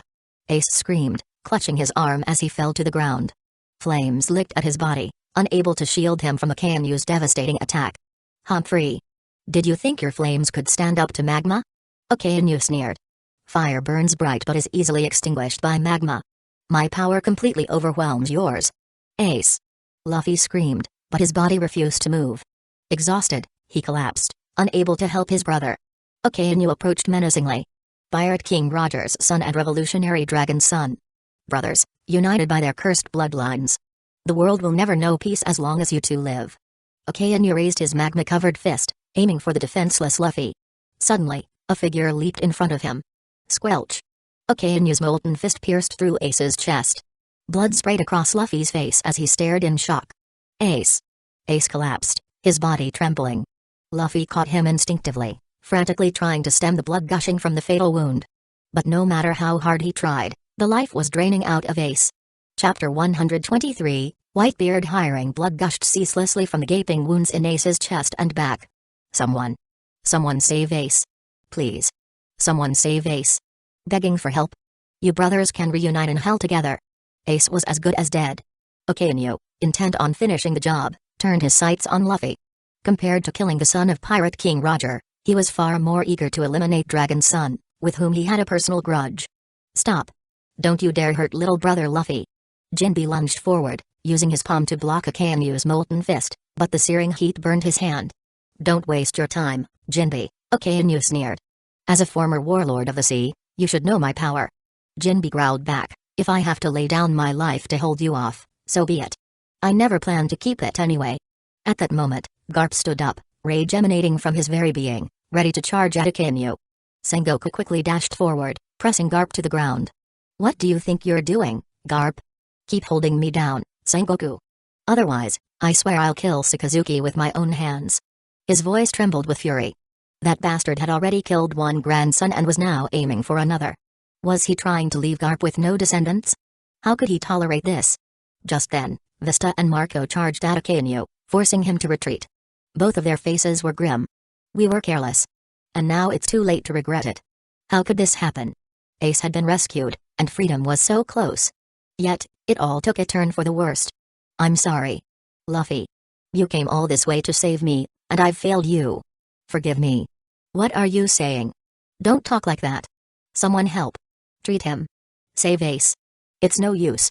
I know my body. My organs are burned beyond repair. Listen to me, Luffy. What are you talking about, Ace? Didn't we promise? You said you wouldn't die. You promised. Luffy's voice cracked, panic spreading through his very soul. Ace gave a faint smile. If it weren't for Sabo and my troublesome little brother, I wouldn't have wanted to live at all. No one wished for my life, but I'm grateful. My only regret is that I can't see you achieve your dream. But I know you will, because you're my brother. As we swore all those years ago, my life. It's been without regret. What I truly wanted wasn't fame. I only wanted to know if my existence in this world was justified. To find the answer to that question. I can't speak much longer. Luffy. What I'm about to say, you must share it with everyone. To have been loved by all of you. Thank you. With those final words, Ace used the last ounce of his strength, a faint smile gracing his face as he slid from Luffy's grasp to the ground, lifeless. Ace. Luffy let out a soul-crushing cry of despair. The pain of losing Ace shattered him completely, leaving him unconscious. The pirates closest to Ace wept bitterly. Even Whitebeard, the strongest man in the world, couldn't hold back his tears. From above, Kitahuro watched the all-too-familiar yet distant scene, his heart heavy with emotions he couldn't suppress. Okainu, now seething with intent, turned into molten lava and charged toward Luffy. You're next, Straw Hat. It's Okainu. I won't let you take his life. Marco immediately flew in, blocking Akainu's fist with his blue flames. Jinbe. Take Ace's brother and leave now. That boy's life is Ace's will. We must protect him. If we let him die, it'll be the Whitebeard pirate's eternal shame. I already told you. Neither of the brothers is escaping alive. Suddenly, a tall, imposing figure appeared behind Akainu. Akainu-san. Behind you. Boom. Whitebeard's fist smashed into Akainu, sending tremors through his body. Even with armament haki, Akainu couldn't fully defend against it, and blood trickled from his mouth. Hellhound. Akainu retaliated immediately, his magma-coated arm slicing through half of Whitebeard's face. But Whitebeard didn't even flinch. He swung his fist again, striking Akainu in the waist. Boom. Boom. Boom. The shockwaves radiated through Akainu's body, shattering what was left of Manaford's already crumbling headquarters. Akainu was sent flying, crashing into the building's remains. It's collapsing. Manaford is collapsing. Marines on the ground scrambled for cover, desperate to avoid being crushed by the falling debris. Sengoku's face darkened. Even after losing half his face, he still has this much strength? Whitebeard smirked, his voice defiant. If you want my life, you'll have to try harder than that. Father. Ace. The pirates were on the verge of breaking down completely. Whitebeard glanced at his sons, then at the remaining admirals and Sengoku. He knew that relying on his strength alone wasn't enough to hold them off. Aokiji could freeze the seas, trapping their ships. Kizaru's speed was unmatched. Sengoku and Garp were still there, formidable as ever. Only Marco remained by his side, and they were no match against such overwhelming power. He had already lost Ace, his beloved son. He couldn't let more of his family die here. Kitahuro Uchiha. Whitebeard roared toward the sky, calling Kitahuro's name. What? Why is he calling Kitahuro Uchiha? Sengoku's heart sank with a sudden sense of dread. Kitahuro descended, landing beside Whitebeard. What do you want? Whitebeard's voice was grave. Ace is dead. The world government's contract with you is complete, isn't it? That's correct. Then I want to make a new contract with the Uchiha Security Company. I want you to ensure the safe return of all my sons to the new world. And the payment? Everything I have. My entire fortune. All of it. Kitahuro's eyes gleamed. Deal. Chapter 124, Kitahuro must be eliminated. What? Is he insane? Everyone watching Kitahuro Uchiha except Whitebeard's commission was utterly stunned. Hadn't he noticed Whitebeard's battered state? Didn't he understand the immense power of the Marine admirals? To oppose the Navy under these circumstances seemed nothing short of suicidal. Kitahuro Uchiha. This time, it was Sengoku shouting Kitahuro's name. Do you even understand what you're doing? Sengoku glared at Kitahuro, his voice laced with fury. At this moment, he wasn't particularly fearful of Kitahuro Uchiha anymore. Whitebeard was already on his last legs, hardly a factor in the battle now. Sengoku's primary concern, however, was minimizing further losses. "What does it matter, Fleet Admiral Sengoku?" drawled Kizaru. "Right now, we have the upper hand, don't we? Besides, isn't his the perfect opportunity to deal with Uchiha Security Company once and for all? To bring true peace to the world?" Kizaru, one of the Marine admirals, was not one to easily let a grudge go. Twice now, he had been humiliated by the Uchiha Security Company, and not seeking revenge was entirely out of character for him. The first time, he had underestimated Kitaro due to his youth. The second time, he had been outnumbered, simply going through the motions of a battle he hadn't intended to risk his life for. But this time was different. They were at Maniford, the heart of marine power.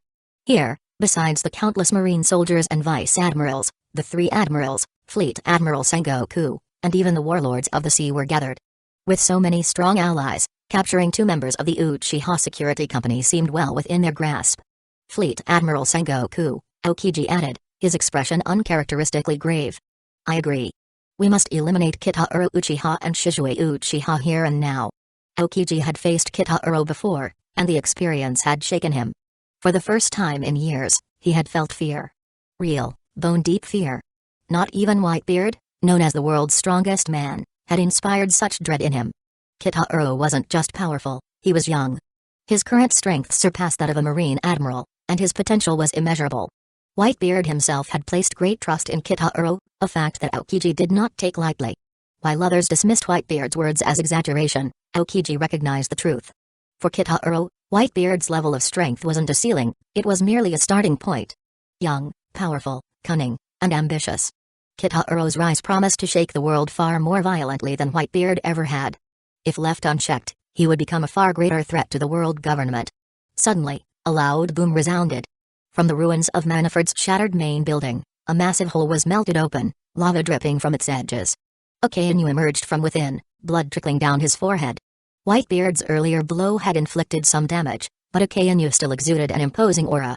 "Admiral Akainu, you're safe." The Marines cheered at his return, their morale visibly rising.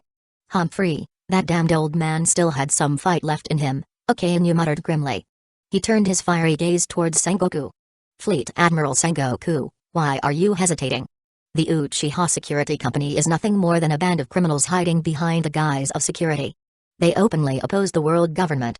They shield pirates under the pretense of security contracts. Their crimes are beyond question. Right now, the entire world is watching us.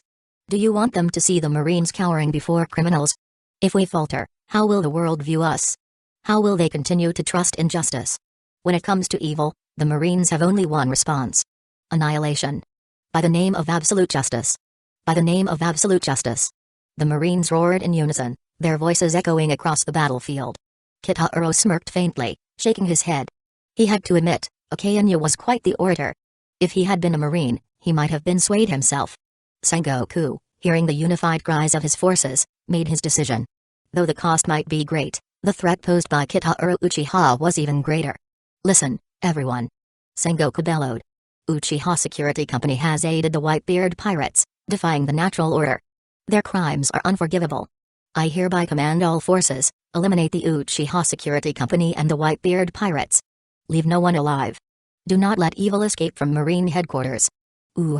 The Marines erupted with deafening shouts, their morale surging. Whitebeard turned to Kitaro, a faint smile tugging at his lips. "Kid, do you regret taking this job?" Kitaro's lips curled into a bloodthirsty grin. "Regret? That word doesn't exist in my life. Right now, I'm just excited.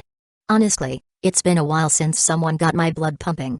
Two admirals couldn't do it, and neither could you, Whitebeard." Whitebeard's eye twitched at Kitaro's brazen words. In all his years, no one had ever dismissed his strength so casually. "Shizue," Kitaro called, tossing a dendenmushi to his companion. Shizue, holding the defeated crocodile, formerly one of the 7 warlords of the sea, nodded in acknowledgement. Despite his Logias and Sandfruit abilities, Crocodile had been no match for Shizue. With his mastery of the Rumble Fruit, Armament Haki, and Mangekyo Sharingan, Shizue had crushed Crocodile in just a few moves. The fight hadn't even warranted screen time. Whitebeard glanced at the unconscious Crocodile, shaking his head in disbelief. "To think even Crocodile fell to your hands. You two really are something else."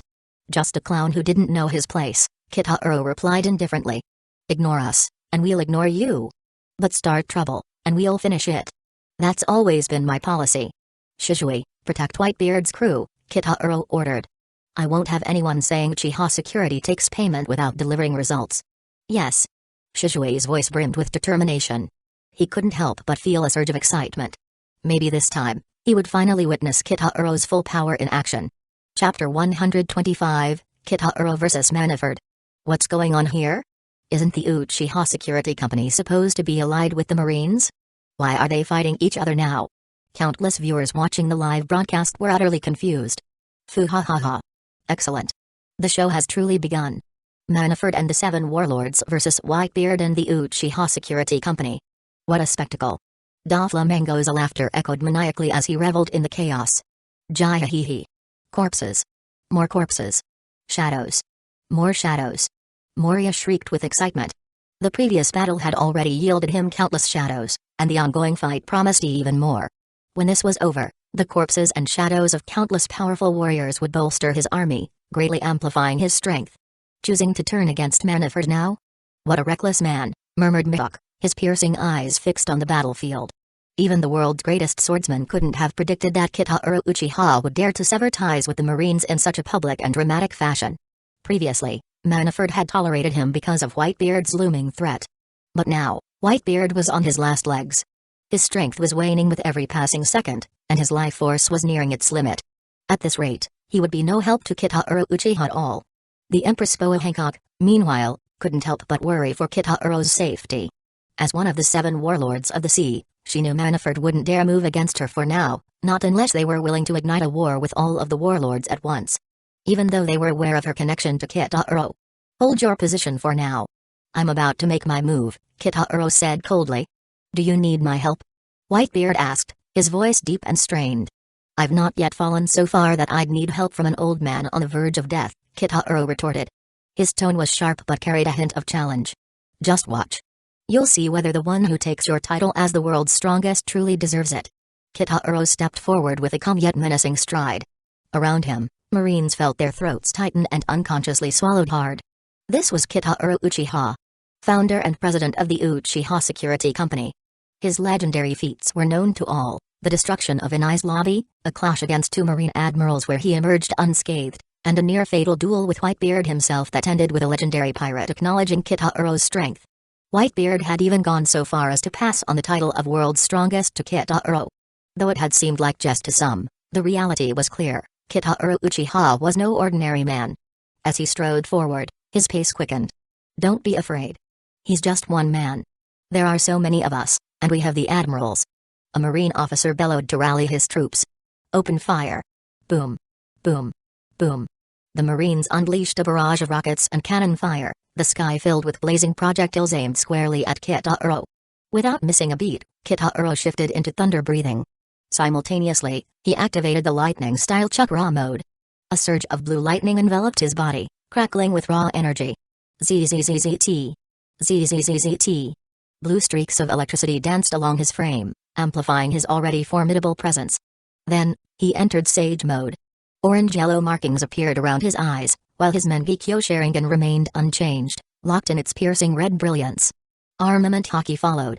Layers of unyielding energy coated his body and blade, reinforcing his defense and offense to their peaks. Boom. Boom. Boom. Countless explosions erupted as shells collided with their target, creating a blinding inferno that engulfed Kitaro. The ground itself quaked beneath the relentless assault. Don't stop. Keep firing. We have to destroy him completely. Another officer screamed. Boom. Boom. Boom. Even Whitebeard, standing on the sidelines, furrowed his brows as he observed the scene. Oi, brat. Aren't you underestimating them a bit too much?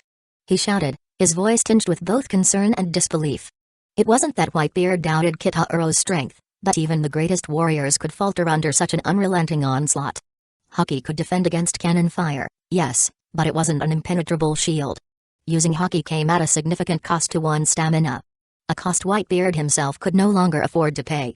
For a long, tense moment, the air was filled with smoke and fire, the aftermath of the bombardment hanging thick in the air. Did we get him? A Marine whispered. Of course we did. No one could survive that. Not even Whitebeard. Another replied, his voice trembling with false confidence. Suddenly, a voice rang out from within the smoke. Why stop now? Is that all you've got? Boom.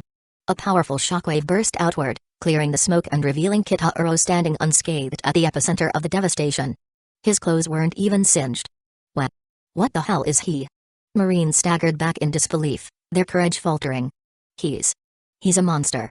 Even Whitebeard, for all his strength and experience, couldn't hide his amazement. Impressive, brat, he muttered. To think your defenses could rival the likes of Big Mom or Kaido. Kitaro took a single step forward, and the terrified Marines recoiled. Running low on ammo, are we? Well, in that case, it's my turn. He crouched slightly, one hand gripping the sheath of his sword while the other grasped its hilt. Calmly, he spoke the words that sent shivers down every Marine's spine. Thunder breathing, first form, thunderclap and flash. Unlimited. Unlimited was an extension of the thunderclap and flash technique. Kitaro had created it himself, making it even more powerful than Godspeed that was created by Zenitsu. Boom. A deafening thunderclap split the air as Kitaro launched himself forward, a streak of lightning tearing through the battlefield. Chapter 126, Defeating Mihawk. The ground beneath Kitaro Uchiha's feet exploded as his body, like a streak of lightning, surged into the ranks of the Marines with blinding speed. Boom. Boom. Boom. Boom. Boom. Ah. Wah. Everywhere Kitaro passed, it was as though a thunderstorm tore through. The ground shattered, Marines were flung into the air, and severed limbs scattered everywhere. Some didn't even realize what had happened until their heads had already parted ways with their bodies. Stop him. Fleet Admiral Sengoku's expression darkened as he watched Kitaro unleash a massacre. Without hesitation, he barked the order. The pacifistas raised their hands, launching laser beams at Kitaro. He evaded effortlessly, appearing in front of one in a flash. Slash. Kitaro's blade sliced through the pacifista's head as if it were soft tofu. What? The world government's humanoid weapons were destroyed that easily. The pirates watching the scene were dumbfounded. These were the same pacifistas that had caused them so much pain. No matter how hard they had fought, those cold, relentless machines kept rising, seemingly unkillable. Yet now, one after another, 2, 3. In mere seconds, Kitaro had obliterated 20 pacifistas. They're all down? Unbelievable. How is he this fast? Even Whitebeard's eyes widened in disbelief. That kid. He held back during our fight. Whitebeard knew his biggest flaw was his declining mobility due to his aging body and failing heart. If Kitaro had attacked him with this kind of speed from the start, he wouldn't have stood a chance. At this moment, Mihawk drew his black blade. Yoru. What's this? Even you can't resist joining the fray? Doflamingo raised an eyebrow at Mihawk's action, surprised. He had assumed Mihawk was here merely as a spectator. I just want to test the gap between his swordsmanship and mine. What? Doflamingo was stunned. Mihawk, the world's greatest swordsman, had just implied there was a gap between him and Kitaro. How could that be possible? Mihawk focused, channeling his energy before unleashing a mighty slash with his blade. Whoosh! A flying slash streaked through the air, tearing apart everything in its path as it shot toward Kitaro. It's Mihawk. Mihawk is attacking Kitaro Uchiha. As the world's greatest swordsman, Mihawk's actions drew immediate attention. He had remained silent throughout the war, but now he was finally making his move. Kitaro, unfazed, casually swung his blade. A stronger, lightning-infused slash burst forth, colliding with Mihawk's attack. Boom. The clash unleashed a terrifying shockwave, obliterating everything around them. Ah! Nearby Marines screamed as they were sent flying by the impact. Mihawk, huh? Boom. Kitaro charged toward Mihawk.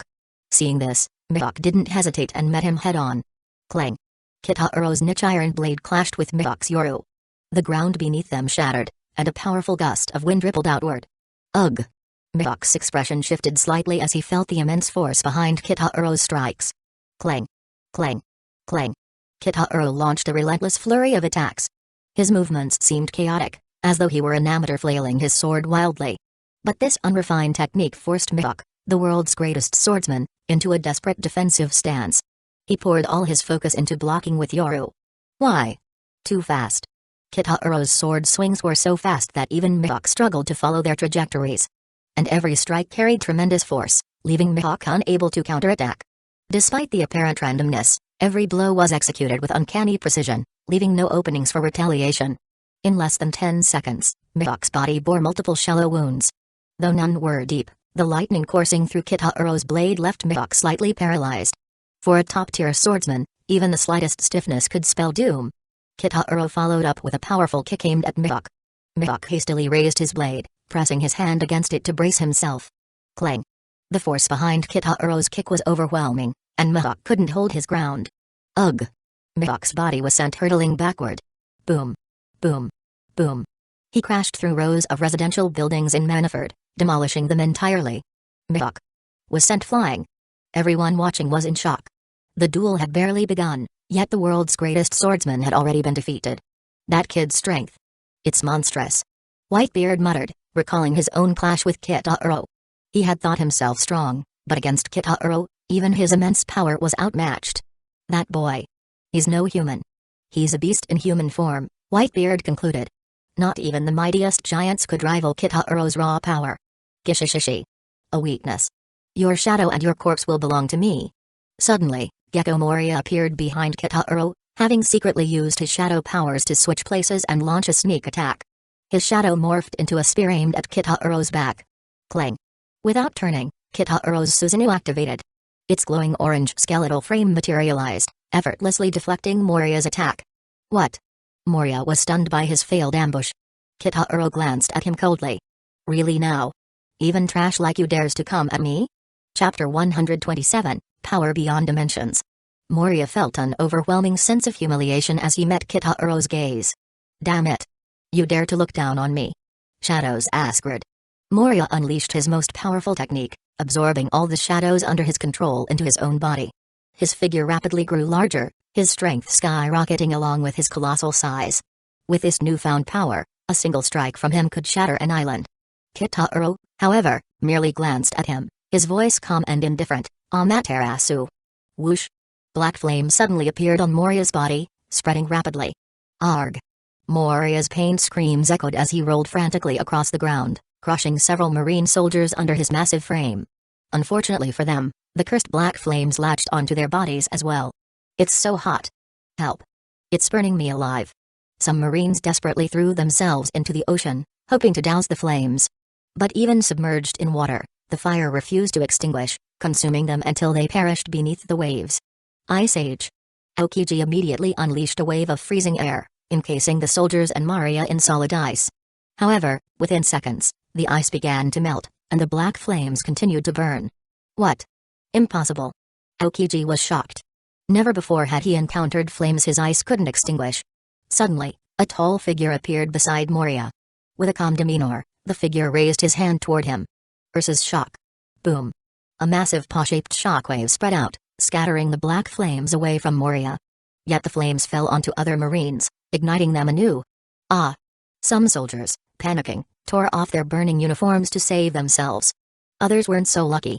The fire consumed their limbs, forcing them to amputate to survive. Severed, burning limbs lay smoldering on the ground, the flames relentless. Despite narrowly surviving, Moria lay unconscious, barely clinging to life. What terrifying flames! Aokiji's expression grew grim. The black fire didn't behave like any ordinary flame, it seemed intent on burning its target to ashes, no matter what. The surrounding marines and pirates watched in stunned silence, their faces pale with fear. At the heart of the battlefield, Kitaro stood motionless, exuding an oppressive aura that weighed heavily on all present. Unlike Whitebeard, whose age and failing health made him seem like a hero in his twilight, Kitaro appeared young and vigorous, as if he could fight endlessly without tiring. But Kitaro wasn't content to stand still. Forming a series of hand signs at lightning speed, he unleashed, fire-style, majestic destroyer flame. A torrent of fire as vast as the sea erupted from Kitaro's mouth, engulfing everyone in its path. Since absorbing the progenitor demon Mizunkibutsuji, Kitaro's energy reserves had become virtually limitless. Chakra, the product of fusing physical and spiritual energy, now surged within him in unimaginable quantities. For most shinobi, the power of a jutsu depended on the amount of chakra they could pour into it.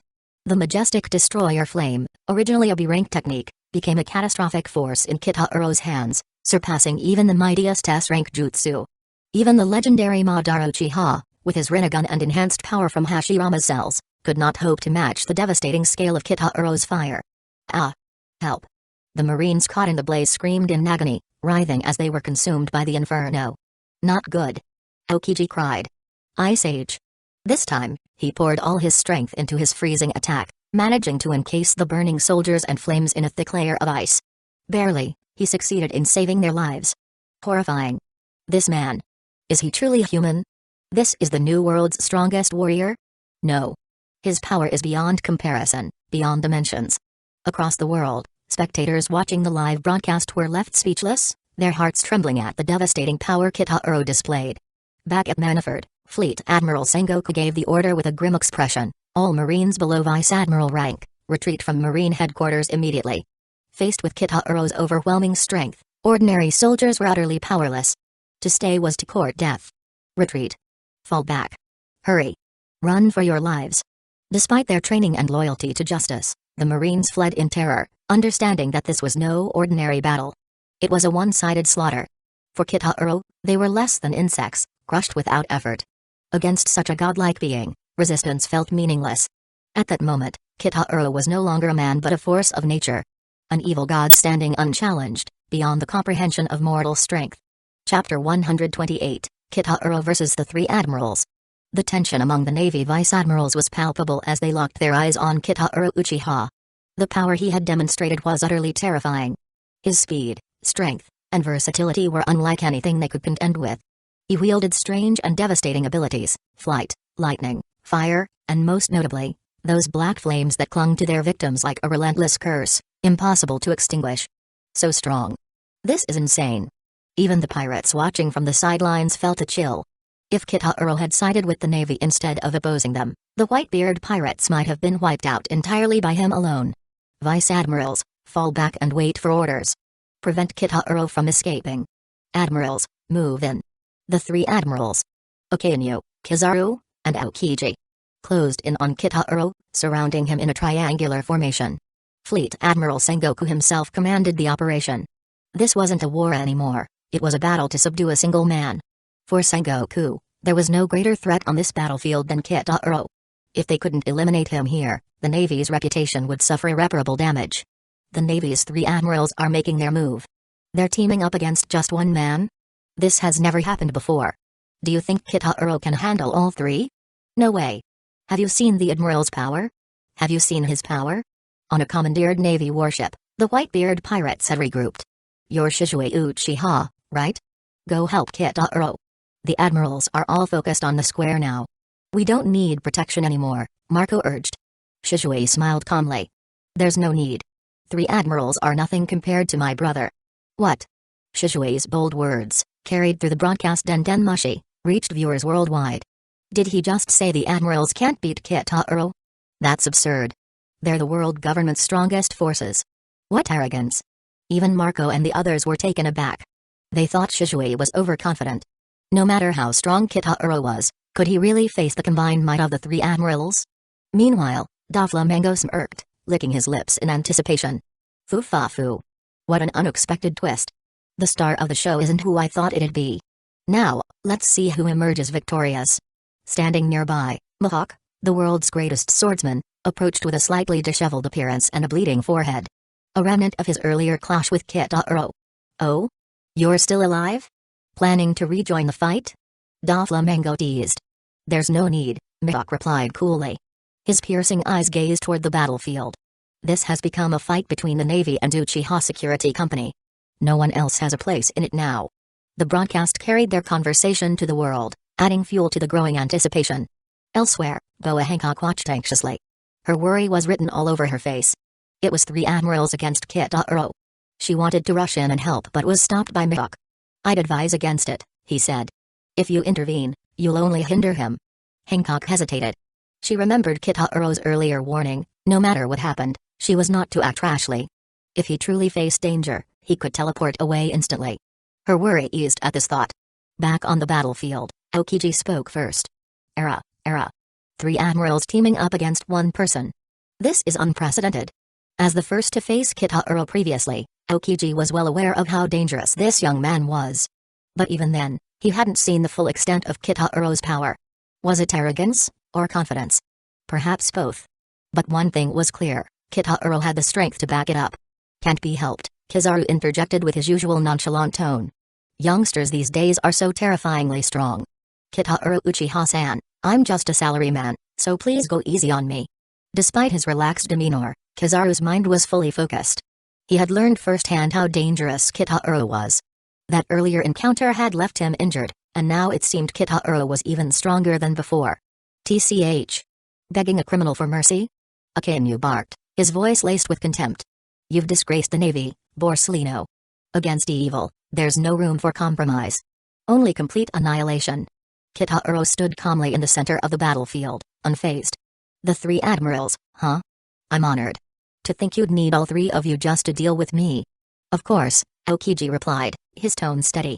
After all, it's Kitahuro Uchiha we're up against.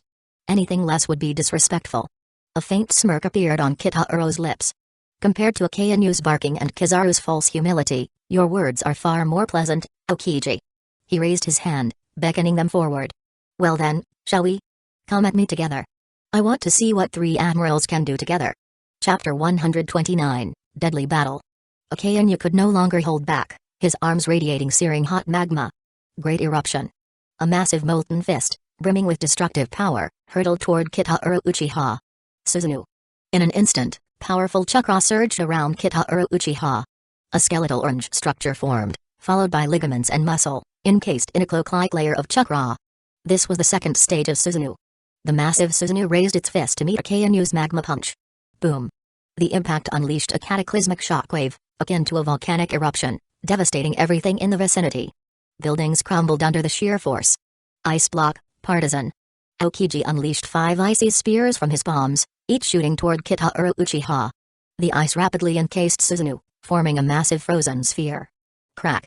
The giant Susanoo twisted its body, effortlessly shattering the ice prison. Yasukani Sacred Jewel. Kizaru appeared in midair, firing a barrage of golden light bullets. Boom. Boom. Boom. The projectiles bombarded Susanoo, erupting in a series of dazzling explosions. Bang.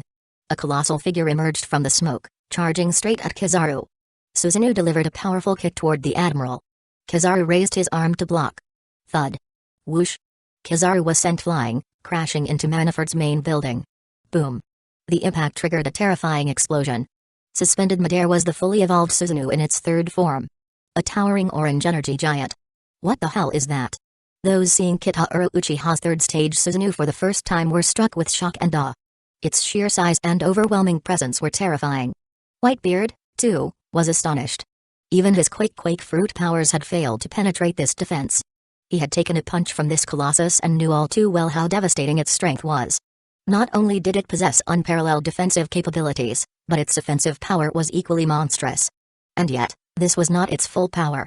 The half-body form Kitahuro used earlier was weaker, and even his current full-body form exceeded what Whitebeard faced earlier in their fight. In other words, Whitebeard had been defeated without his opponent going all out. Kitahuro Uchiha controlled Susanoo to open its right palm, forming 3 glowing energy, the same ones Kizaru used. Yasukani Sacred Jewel. He hurled the golden light bullets toward Akainu below. Great eruption. Akainu's arm morphed into a massive magma fist, firing it with explosive force to intercept the attacks. The magma collided with the energy orbs. Boom. A terrifying explosion erupted in the sky.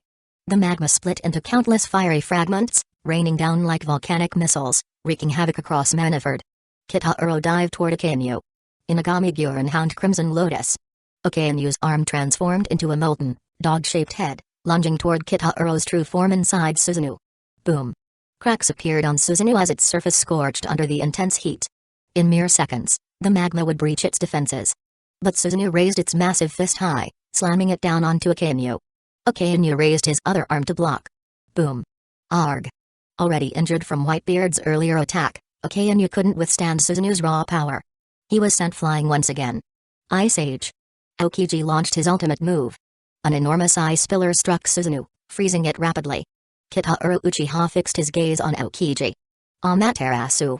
Black flames materialized on Aokiji's body out of nowhere. Not good. Aokiji immediately shifted to his elemental form, shedding a layer of ice from his body and reappearing unscathed some distance away. The black flames consumed the discarded ice shell. That was close. Luckily, I had prepared in advance, Aokiji muttered, relieved. He had covered himself in a thin layer of ice earlier, anticipating such an attack. Just as Kitahuro prepared to pursue him, a massive laser beam struck Susanoo. Boom. The devastating explosion rocked Susanoo, cracking its outer layer. The Marine admirals regrouped, launching a coordinated assault on Kitahuro Uchiha. This world-shaking battle left all spectators utterly stunned. After all, these were the Navy's 3 admirals. The world government's most formidable force. Yet even together, They couldn't gain the upper hand. Just how powerful was this man, Kitauro Uchiha? Sengoku's expression turned grave as he rolled up his sleeves. Garp. There's no time for you to wallow in grief. If we don't stop that brat, Marine headquarters. No, the Marine itself. Is finished. Sengoku was ready to join the battle. If the admirals couldn't defeat him, it was up to the fleet admiral to act. Garp clenched his fists, knowing now wasn't the time for personal feelings. Despite his desire to kill Akainu, the greater threat was Kitauro Uchiha. At that moment, a group of figures appeared on the execution platform. You. How did you get here? The Blackbeard pirates? Sengoku's face darkened upon recognizing them. It was indeed the Blackbeard pirates. Beside Blackbeard stood several criminals clad in prison garb. Infamous escapees from Impel Down's level 6, now new members of Blackbeard's crew. Zahaha. Long time no see, old man. Glad I could catch you before your death, Pops. Whitebeard's expression grew cold as he locked eyes with the instigator of all this chaos. Teach. Chapter 130, Earthquake Fruit Model, Tremor Human Devil Fruit. The death row prisoners from level 6 of Impel Down. How are they here? Each of them has committed unspeakable crimes so heinous that their existence was erased from public memory. They are criminals so vile they should never be allowed to walk the earth again. That's the colossal battleship Sonyu on Wolf. The crowd watched in shock as a massive figure loomed behind Manifold's headquarters, its sheer size rivaling the height of the Marine headquarters itself. Corrupt King Avalo Pizarro. Heavy drinker Vasco Shot. Crescent Moon Hunter Katrina Devon. And former warden of Impel Down, Shiryu of the Rain. Fleet Admiral Sengoku's expression twisted with fury as he glared at Shiryu. What is the meaning of this? Shiryu. What happened to Magellan? What about Impel Down? Shiryu sneered dismissively. Figure it out for yourselves. Long story short, I've joined forces with them. From now on, I'm not with you. A panicked Marine ran up to Sengoku, urgently reporting, Fleet Admiral. I didn't get a chance to report earlier. Just moments ago, the Gate of Justice opened again, allowing an unregistered warship to pass through. It must be them. But how? The engine room should only contain Marines. There shouldn't have been any anomalies. The demon sheriff, Lafitte chuckled darkly. Ho. My apologies. It's simple. I hypnotized the Marines in the engine room before departure. I ensured that the gate would open for any ship. It seems this trick helped a few others as well. Blackbeard burst into laughter. Zahaha. As pirates, we're always enemies of the government. Unable to open the Gate of Justice or infiltrate Impel Down. That's why I joined the 7 warlords in the first place. Otherwise, that title? I'd never have cared for it. Your goal was to free those criminals? Zahaha. Of course. From the start, that was my only objective. And soon, you'll understand why. It will change everything. Teach. Whitebeard roared in fury, slamming his fist toward Blackbeard's location. Boom. The execution platform exploded into rubble. Not holding back at all, eh, old man? You are the only one I'll never call my son, Teach. You broke the only rule on my ship. You murdered a comrade. Teach. From the distant ships of the Whitebeard pirates, crew members watched with burning rage, ready to charge and tear Blackbeard apart. It was Blackbeard who had murdered 4th Division Commander Thatch. He was also the one who captured Ace and handed him to the world government, setting everything into motion. Every member of the Whitebeard pirates loathed him with every fiber of their being. For Thatch's sake, I'll end you myself, you bastard. Let's settle this once and for all. Zahaha. I'd love to see you try. Dark Vortex. Blackbeard slammed his palm into the ground, releasing a torrent of darkness that swallowed everything in its path. Thatch is dead. Ace is dead too, isn't he? Old man. I used to admire you, truly. But you're old now. You couldn't even save a subordinate about to be executed. I even spared him at Panauro Island. Whitebeard didn't respond. His fist clenched as he swung toward Blackbeard. Black Vortex. The blow was halted by Blackbeard's darkness, nullifying the power of Whitebeard's devil fruit. It's useless. In my presence, all abilities are meaningless. Zahaha. What's wrong? Can't use your quakes anymore, can you? Blackbeard laughed triumphantly.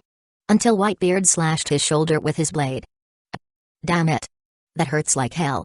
Blackbeard writhed on the ground, clutching his wound. Arrogance. Recklessness. Those are your greatest flaws, Whitebeard declared coldly. Grasping Blackbeard's head in his massive hand, Whitebeard prepared to unleash the power of the quake fruit. Blackbeard's smug expression turned to sheer terror. Stop. Old man. You wouldn't really kill your own son, would you? Whitebeard hesitated for a brief moment, his body finally succumbing to its limits. Blackbeard seized the opportunity to escape, scrambling away. This stubborn old monster. He won't die quietly. Finish him off. Bang. Bang. Bang. The Blackbeard pirates unleashed a barrage of bullets, riddling Whitebeard with gunfire. Old man. The Whitebeard pirates cried out in agony as they watched the scene, their tears streaming. When the bullets finally stopped, Whitebeard, still standing, spoke his final words. "You're not the one." Blackbeard recoiled in shock. How is he still alive? Roger's will. It won't be carried by someone like you, Teach. Just as someone inherited Roger's will, someone will inherit Ace's.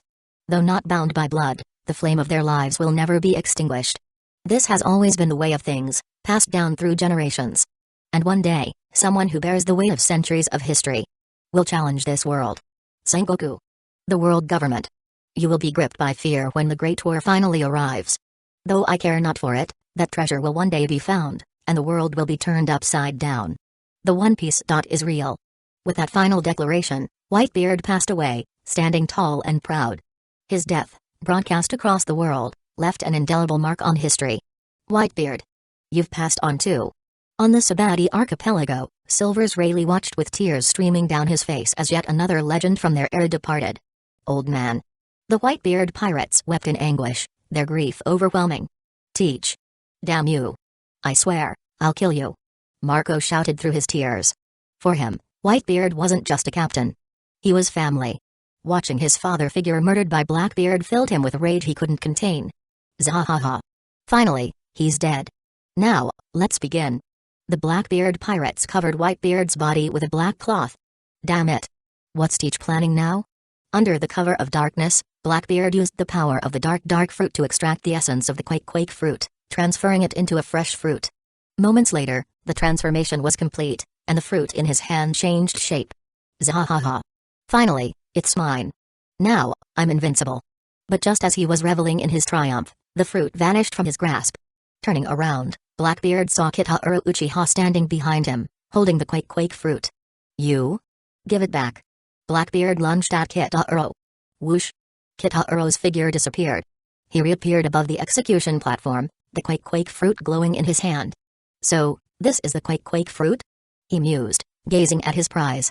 Chapter 131, Kitahiro's New Power. Kitahiro Uchiha fiercely battled the three Navy admirals. Their strength lived up to their titles. Defeating them without using special means was proving incredibly difficult. Suddenly, Kitahiro noticed the arrival of the Blackbeard pirates. His heart skipped a beat. He knew that what was bound to happen had finally come. The reason he joined this war was actually for this, Whitebeard and Ace's deaths. Everything unfolded in this manner because he let it go this way. It was most advantageous for him. While clashing with the admirals, Kitahiro activated his observation haki to sense the situation inside Blackbeard's cloak. When he confirmed that Blackbeard had successfully extracted the quake fruit, Kitahiro instantly used the Flying Thunder God technique to teleport into the cloak and seize the devil fruit. The Flying Thunder God's marking had been placed on Blackbeard's back during their encounter on Jaya Island when Kitahiro struck him with a Rasengan. The Navy admirals managed to destroy Kitahiro's clone, but when they turned to face him, they realized he had vanished. Moments later, they saw him reappear atop the execution platform, holding a blue devil fruit in his hand.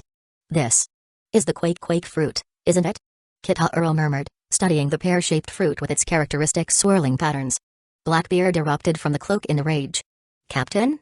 Is it over already? Asked his bewildered crew, assuming Blackbeard had consumed the fruit. Kitahiro Uchiha. You damned bastard. That quake fruit belongs to me. Give it back. Blackbeard roared furiously. Losing the lightning fruit to Kitahiro was already humiliating enough, but now his meticulously planned prize had also been snatched. This war had been orchestrated by Blackbeard to secure not only the quake fruit but also to gain powerful subordinates. Everything had gone according to plan until Kitahiro appeared out of nowhere. How could this happen? Blackbeard's anger boiled over. He had stationed his crew to guard every angle, confident that the Navy would keep Kitahiro occupied. Yet, the fruit was stolen right from under his nose. His bellow echoed across the battlefield. What? The quake fruit? Is Blackbeard talking about Whitebeard's devil fruit? Kitahiro glanced at Blackbeard, a slight smirk tugging at the corner of his lips. Who said this was yours? It belongs to me. I accepted Whitebeard's employment in front of the whole world, and his payment was everything he owned. His wealth, his territory, and this fruit. What belonged to Whitebeard now belongs to me. Lies. That fruit is mine. I killed Whitebeard. I planned all of this. Blackbeard bellowed, his face twisted in fury. Kitaro's smirk deepened. Do you truly believe you planned everything? What? What do you mean? Blackbeard's expression darkened, suspicion creeping into his voice. It's better if you don't know. Without further explanation, Kitaro opened his mouth, ready to devour the quake fruit. Stop him. Sengoku's face turned pale as he shouted in desperation. We cannot let him eat the quake fruit. The Navy admirals needed no further prompting. Even before Sengoku's command, they launched their attacks, fully aware of the catastrophe Kitaro's power combined with the quake fruit would unleash. Hellhound. Ice Block, Pheasant Peak. Sacred Yata Mirror. Boom. The combined assault from the three admirals shook the battlefield, obliterating everything around the execution platform. The ground trembled as debris and smoke filled the air. Everyone stared anxiously at the explosion's center. Did they get him? I don't know. But no one could survive an attack like that. Even someone as strong as Kitaro is still human. Humans die. Just as the tension reached its peak, a voice emerged from the smoke. Ugh. This tastes awful. How can it be so disgusting? It's so bad I feel like crying. The Navy's hearts sank, and Sengoku's face fell further into despair. When the smoke cleared, the execution platform had vanished, leaving a massive crater in its place. At its center, Kitaro Uchiha stood unscathed, though the devil fruit was now gone from his hands. Sengoku's expression darkened. His worst fears had come true. Kitaro's body radiated with energy, a surge of unimaginable power welling up from within him. He clenched his fist, and a faint, translucent white aura of vibrations surrounded it. You damned thief. Blackbeard screamed, his voice laced with fury and madness. You stole another one of my devil fruits. This one was mine. The quake fruit I've dreamed of for so long. I'll kill you for this. Kitaro ignored Blackbeard's tirade, focusing instead on his newfound power. A translucent shockwave enveloped his fist. Kitaro swung it toward Blackbeard and his crew. Crack. Crack. The air itself shattered like glass, spreading web-like fissures in all directions. Boom. The battlefield trembled as the sheer force of the attack erupted outward, leaving destruction in its wake. Chapter 132, Terrifying Monster. Boom, boom, boom, boom. The ground of Manaford split apart as seismic shockwaves surged toward Blackbeard and his crew. Boom. Ugh. Arg. The devastating power of the quake fruit struck Blackbeard's group with such ferocity that it felt like their internal organs were tearing apart. Blood gushed from their mouths as they cried out in pain. Across Manaford, and even the surrounding seas, the tremors wreaked havoc. The earth roared, the ocean howled, and massive sections of the ground fractured. Buildings were reduced to rubble, and even the mighty marine headquarters was completely destroyed. The chaos raged for what felt like an eternity before it finally subsided. This is the power of the strongest Paramsha, the quake fruit? Clenching his fist, Kitaro Uchiha felt a surge of exhilaration. Ha. Ha ha. Ha ha ha. Ha ha ha ha ha ha. Floating in midair, arms spread wide, Kitaro laughed maniacally. His voice echoed across Manaford, asserting his dominion like an overlord reigning supreme over the world. Admiral Aokiji's face darkened as he muttered, the most terrifying monster in the world has been born. Kitaro already possessed unparalleled speed and strength, supreme swordsmanship, and that massive energy giant technique. He could fly, and now he wielded the power of the quake fruit. Even Admiral Kizaru, usually nonchalant about everything, had lost his carefree demeanor.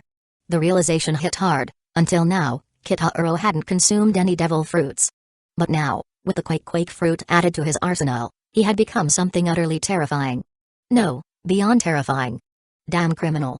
Snarled Akainu, his face contorted with fury. To him, Kitaro was trampling on the very concept of justice. Things have really spiraled out of control now, said Doflamingo, no longer smiling. The situation had gone far beyond his expectations. With Kitaro consuming the quake fruit, a man who was already a monstrous force had become an even greater threat. Hawkeye Mihawk turned to leave. Where are you going, Mihawk? Not staying to watch the show? This is the most exciting part, Doflamingo teased. Mihawk didn't even glance back. I'm leaving. This is no longer a battlefield where I belong.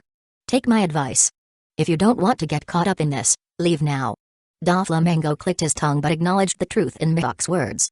The coming battle between the Navy's top brass, 3 admirals, Fleet Admiral Sengoku, and the hero of the Navy, Garp, against Kitaro would be nothing short of apocalyptic. Let's go. Doflamingo said as he strode away with his signature swagger. Getting caught in the crossfire wasn't part of his plan. Meanwhile, Blackbeard's expression was grim, his eyes bloodshot with rage. Damn it. It was all supposed to be mine. Power, glory, everything. Captain, we have to leave. Lafitte urged. There's still a chance if we retreat now. If we don't, there won't be any chance at all. Van Augur added, he's right, Captain. Someone like him will inevitably become a target for the world. When we're stronger, we can take our revenge. Burgess joined in, exactly. There are countless powerful devil fruits in this world. The Quake fruit is only called the strongest because Whitebeard wielded it. What truly matters isn't the fruit, but the one who uses it. Blackbeard took a deep breath, forcing himself to calm down. He understood better than anyone just how terrifying Kitahuro was. Even if he'd obtained the Quake fruit, he still wouldn't stand a chance against him now. Especially since Kitahuro had already consumed it. Charging at Kitahuro now would be nothing short of suicide. His crew was right, as long as they survived, there would always be other opportunities. Let's go. Blackbeard barked, leading his crew in a hasty retreat. Their plan had failed, and staying any longer was pointless. Yet as they fled, Blackbeard couldn't shake the feeling that Kitahuro had no intention of killing him. Almost as if he were letting him live. Having lost not one but two powerful devil fruits to Kitahuro, Blackbeard's hatred burned hotter than ever. Damn you, Kitahuro Uchiha. One day, I'll make you pay for this. Meanwhile, on a nearby Navy warship. Marine headquarters. It's been destroyed. The Marines stared blankly at the scene before them. Manafort, long hailed as the last bastion of peace and justice in the Great Pirate Era, was now in ruins. Its destruction symbolized a shattering blow to the Navy's morale. Don't be afraid. A booming voice cut through their despair. This fortress can be rebuilt, declared Fleet Admiral Sengoku. But the island of Manafort, located at the heart of the world, holds immense symbolic meaning for the people who fear the chaos of pirates. As long as the flames of justice burn in our hearts, the Navy will never fall. Sengoku's words reignited a spark of hope among the Marines. He was right. Justice wouldn't waver, and as long as they upheld it, the Navy would stand tall. Turning to Garp, Sengoku spoke in a low, urgent tone. Garp. This time, we must fight with everything we have. The Navy cannot afford to lose. Garp nodded solemnly. I understand. He thought back to Kitahuro, the young man he'd met in Water 7. Back then, despite the bounty on his head, Garp had admired Kitahuro's potential.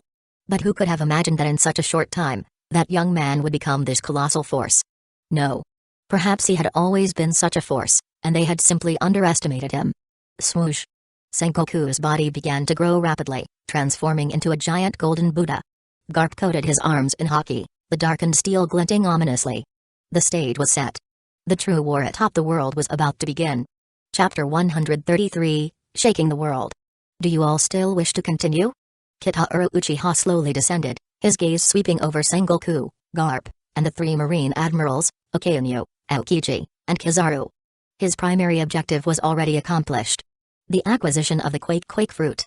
Everything he had orchestrated, from planting the Flying Thunder God mark on Blackbeard's back to assisting Luffy's infiltration of Impel Down, had been for this moment. Now that he had achieved his goal, he was ready to pull back. Kitahuro bore no deep hatred for the Marines, it was merely a clash of perspectives. But he had long since learned an important lesson during the Third Shinobi World War: mercy towards one's enemies often meant cruelty toward oneself. The Marines had attacked him. While their attempts had failed to harm him, they had still made their move.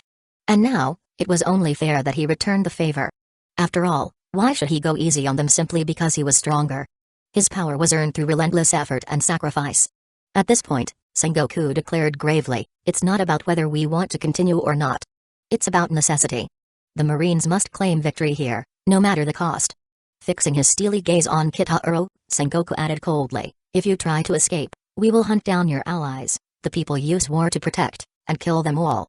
Kitahuro chuckled darkly. Ah, so the mask finally slips. You've stopped pretending, have you? Though Sengoku's core might have been just, the man was willing to embrace darkness when his sense of righteousness was threatened. Kitahuro hadn't forgotten the fate of Ohara. A massacre carried out under Sengoku's orders, leaving only Nico Robin alive among the defenseless scholars. In war, morality was irrelevant. One side's hero was the other's villain. True peace? That was never negotiated. It was fought for. Spare me the speeches, Sengoku continued, righteous fury etched on his face. Those pirates deserved their fate. As the Marines, it is our duty to eliminate them. Kitahuro smirked. Oh, I have a principle to harm anyone close to me, And I'll destroy you and everyone you hold dear. I despise threats more than anything else. His voice grew sharper, colder. And let me make one thing clear. You're not the ones in control of this battlefield. I am. Attack. Sengoku bellowed, unleashing a devastating shockwave from his golden Buddha form. The battle erupted in full force. A storm of attacks hit Kitaro. The ground crumbled under Sengoku's attack, fragments scattering in all directions with a force that rivaled Whitebeard's legendary tremors. Garp soared overhead, fists wrapped in armament hockey, ready to strike. Boy, you chose this path yourself. Garp roared. Fist of Love. A massive blow descended from above, crashing into the battlefield with earth-shattering force unlike its name. Entire sections of Manafred were reduced to rubble, leaving a colossal crater at its center. Ice Time Capsule. Aokiji's icy breath blanketed the area, forming towering walls of frost that aimed to lock Kitaro in place. Yasukani's Sacred Jewel. Kizaru appeared in the sky, unleashing a relentless barrage of light projectiles, their radiance blinding as they hammered Kitaro's position. Meteor Volcano. From the other side, Okainu fired molten fists into the air, the magma raining down like a fiery storm upon the battlefield. As the attacks converged, the ground shook, and the air was filled with deafening explosions. Dust and debris clouded the battlefield, leaving every onlooker in stunned silence. Could anyone possibly survive such destruction? Is he dead? A marine whispered, trembling. No, another muttered, his voice hollow. That man won't die so easily. Suddenly, their expressions froze as they turned to face a new sight. By Whitebeard's lifeless body stood Kitaro, untouched, his figure shrouded in calm authority. What the hell? Sengoku snarled. When did he? No one had seen Kitaro move. No one had even realized when he had slipped past their attacks to reach Whitebeard. Adding to the Marine's frustration, the pirate Empress, Boa Hancock, had also vanished without a trace. This is impossible. Okainu growled, his fists trembling in rage. Ignoring them, Kitaro gazed at Whitebeard's lifeless form. A man who, even in death, stood tall, protecting his sons with his final breath. Well, old man, Kitaro muttered, placing a hand on the corpse. Consider this a favor repaid. I'll see to it you're given a proper send-off. In the blink of an eye, Kitaro and Whitebeard's body reappeared before the Whitebeard pirates. Father. The crew broke into tears at the sight of their captain, their sorrow overflowing. Thank you, Kitaro Uchiha. Someone sobbed. It's nothing, Kitaro replied. I'm just honoring his last request. Wait here. I have unfinished business, and then I'll take you all back to the new world. But why? One pirate asked, confused. You could leave now. Why risk going back? Kitaro's eyes gleamed with a fiery determination. I could leave whenever I wish. But leaving like this isn't my style. I have to show them my true power in a flash. Kitaro returned to the marine side. The admirals and Sengoku now fully understood the truth. Their plan to trap Kitaro was futile. His ability to teleport rendered him untouchable. He could strike wherever he pleased, whenever he pleased. It's time, Kitaro declared, his voice resonating with authority, to give this world a little shock. A vibrant orange aura erupted around him as his Susanoo materialized. The skeletal frame rapidly grew, flesh-like energy filling out its massive form. Armor wrapped around its body, and enormous wings unfurled from its neck. Towering over Manafred at a staggering height of over 500 meters, a colossal warrior now stood, sword at its side, casting a shadow over the battlefield. This was not a mere battle anymore. This was the birth of a legend. Chapter 134, Destroying Manafred. The golden Buddha form of Sengoku looked insignificant in comparison to the towering figure of Kitaro Uchiha's Susanoo. It was the perfect Susanoo. This was the ultimate form of Susanoo, requiring immense ocular prowess and an extraordinary chakra reserve to wield. Towering like a god of war, its stature surpassed mountains, and its destructive power rivaled that of the tailed beasts or even more. What? What is that? No way. Is he a god? Clang. Clang. Weapons slipped from the trembling hands of countless marines, their gazes filled with despair. Kitaro, perched inside his Susanoo, observed its heightened form with curiosity. Was it taller now? No, the Susanoo had grown taller. This visible growth was a testament to his increasing strength. Thanks to the system, his ocular power had seen significant improvement. Moreover, his physical and spiritual energies had undergone a qualitative leap after fully absorbing Kibutsujima's essence. Captain! Look behind us! Shouted Burgess, his voice tinged with panic. Teach and his crew turned, and their expressions froze. What? What is that? How long were we locked away? How can such a monster exist in this world? The infamous fugitives, recently escaped from Impel Down, were left utterly dumbfounded. Teach's face grew darker. Damn it. I knew that brat was hiding something, but this is on another level. Let's move. We need to get out of here, now. The normally unflappable Doflamingo was similarly shaken. What the hell? He muttered, eyes wide at the scene behind him. Even Mihawk, calm as ever, could not help but murmur to himself. Kitaro Uchiha. Is this your true strength? Is there no end to how bad this can get? Aokiji muttered, his tone grim. Despite already overestimating Kitaro's power, Aokiji realized now that he had grossly underestimated him. This is terrifying. Truly terrifying. Kizaru stammered, uncharacteristically unnerved. Damn criminals. Okainu snarled, his face twisted in fury. This level of power is an affront to justice. Even Garp was stunned. This brat. He actually. Attack. Sengoku bellowed, his voice laced with determination. The battle was being broadcast worldwide, and losing here was unthinkable. He had never doubted their eventual victory. Not with the admirals, himself, Garp, and countless vice admirals on their side. But now, that confidence wavered.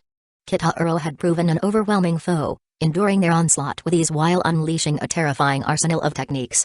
Buddha Shockwave. Fist of Love. Great Eruption. Ice Block, Pheasant Peak. Light Speed Kick. One devastating attack after another rained down upon Kitaro's perfect Susanoo, each powerful enough to annihilate a town. Yet the massive armored figure stood unyielding, its defenses impenetrable. You can't possibly think this level of power is enough to defeat me, Kitaro said coolly. His Susanoo began to rise, slowly but surely, as he lifted a massive, glowing fist. The glowing fist was encased in a transparent, vibrating dome. A stark reminder of the destructive power of Whitebeard's Quake fruit. But now, under Kitaro's control, the destructive force was exponentially greater. Not good. It's too massive. The perfect Susanoo descended in a meteoric plunge, its massive fist smashing down onto Manaford. Crack. Crack. Crack. The very air fractured into an intricate web of devastating cracks, far more extensive and violent than any Whitebeard had ever caused. Bomb. Manaford shattered. The entire island erupted into an apocalyptic explosion, sending shockwaves rippling across the seas like a nuclear detonation. The naval stronghold, once a symbol of unshakable justice, was obliterated in an instant. Run. Run. Get out of here. That monster. Teach and his crew, previously retreating leisurely, now scrambled desperately for their lives, only to be caught in the blast. Screams echoed as they were sent flying by the overwhelming force. Even Doflamingo and Mihawk, who had fled early, were not spared. They struggled against the relentless waves of destruction. Mihawk swung Yoru with precision, slicing through incoming waves and debris, while Doflamingo's threads worked frantically to deflect the onslaught. Elsewhere, Shizue stood on the deck of a ship, hands forming rapid seals. Water style, water wall. The ocean itself rose in a massive barrier, shielding their vessel from the relentless tidal waves and debris. However, the Navy ships were not as fortunate. Without a protector, many were capsized, their crews swallowed by the unforgiving sea. Finally, after what felt like an eternity, the chaos subsided. Everyone turned to look at the site of Manaford. Or rather, where it had once stood. It's gone, someone muttered in disbelief. The Navy headquarters. Manaford has been erased. Chapter 135, Ultimate Victor. The vast ocean stretched endlessly, with only a few scattered Navy ships remaining. Beyond them, it was nothing but water as far as the eye could see. Everyone who witnessed this scene felt as though their minds were about to break. This was Manaford. The headquarters of the Navy, gone without a trace. Admirals. Fleet Admiral Sengoku. Hero Garp. And all the vice admirals. The remaining Navy personnel felt as though their entire world had collapsed. These were the Navy's strongest forces. Its core strength. If all of them disappeared in an instant, what would become of the Navy? What would become of the world? At that moment, red-haired Shanks and his crew finally arrived. He had been delayed earlier, trying to stop Kaido, or he would have arrived sooner to prevent the war. When they reached the scene, they encountered Dracul Mihawk leaving the battlefield. The two were longtime friends, and Shanks immediately invited Mihawk aboard his ship. Shanks urgently asked, Mihawk, what in the world happened here? What about the Whitebeard pirates? And Manaford? Even Mihawk, known for his composure, was visibly shaken as he recounted the events. Ace is dead. He was killed by Akainu. Whitebeard is dead as well. His health was failing, and he suffered severe injuries at the hands of the Navy. In the end, he was killed by Blackbeard and his crew. Blackbeard. It seems he has a power that allows him to steal devil fruits. He obtained the Tremor fruit from Whitebeard, but before he could secure it for himself, Kitaro Uchiha took it. No, I wouldn't call it stealing. It was Whitebeard's payment to Kitahara Uchiha. In exchange for protecting the remaining members of the Whitebeard pirates and ensuring their safe return to the New World, Whitebeard offered him everything he had, including his devil fruit. After obtaining the Tremor fruit, Kitahara Uchiha used his unique power to transform into a 500-meter-tall god of war called Susanoo. He then unleashed the full power of the fruit, delivering a single, devastating punch to Manaford, and then, finally, Manaford vanished. What? That's impossible. The red-haired pirates were stunned, their disbelief plain on their faces. This was Manaford, the Navy's headquarters. To think it could be destroyed with a single punch was beyond imagination. If I hadn't seen it with my own eyes, I wouldn't believe it either, Mihawk admitted. But it's the truth. The Uchiha clan's leader, Kitahara Uchiha, is simply that powerful. This is bad, Shanks muttered, his face grim. Sabati Archipelago. Everyone stared blankly at the broadcast. The entire island plunged into a deathly silence. Clatter. A reporter's pen and paper slipped from their trembling hands, falling to the ground. Manaford is gone. They had imagined many possible outcomes to the war, but never this. What do we do? What do we do? Manaford has been destroyed. Fleet Admiral Sengoku, Hero Garp, and the 3 admirals are all missing. This is catastrophic. Is the world ending?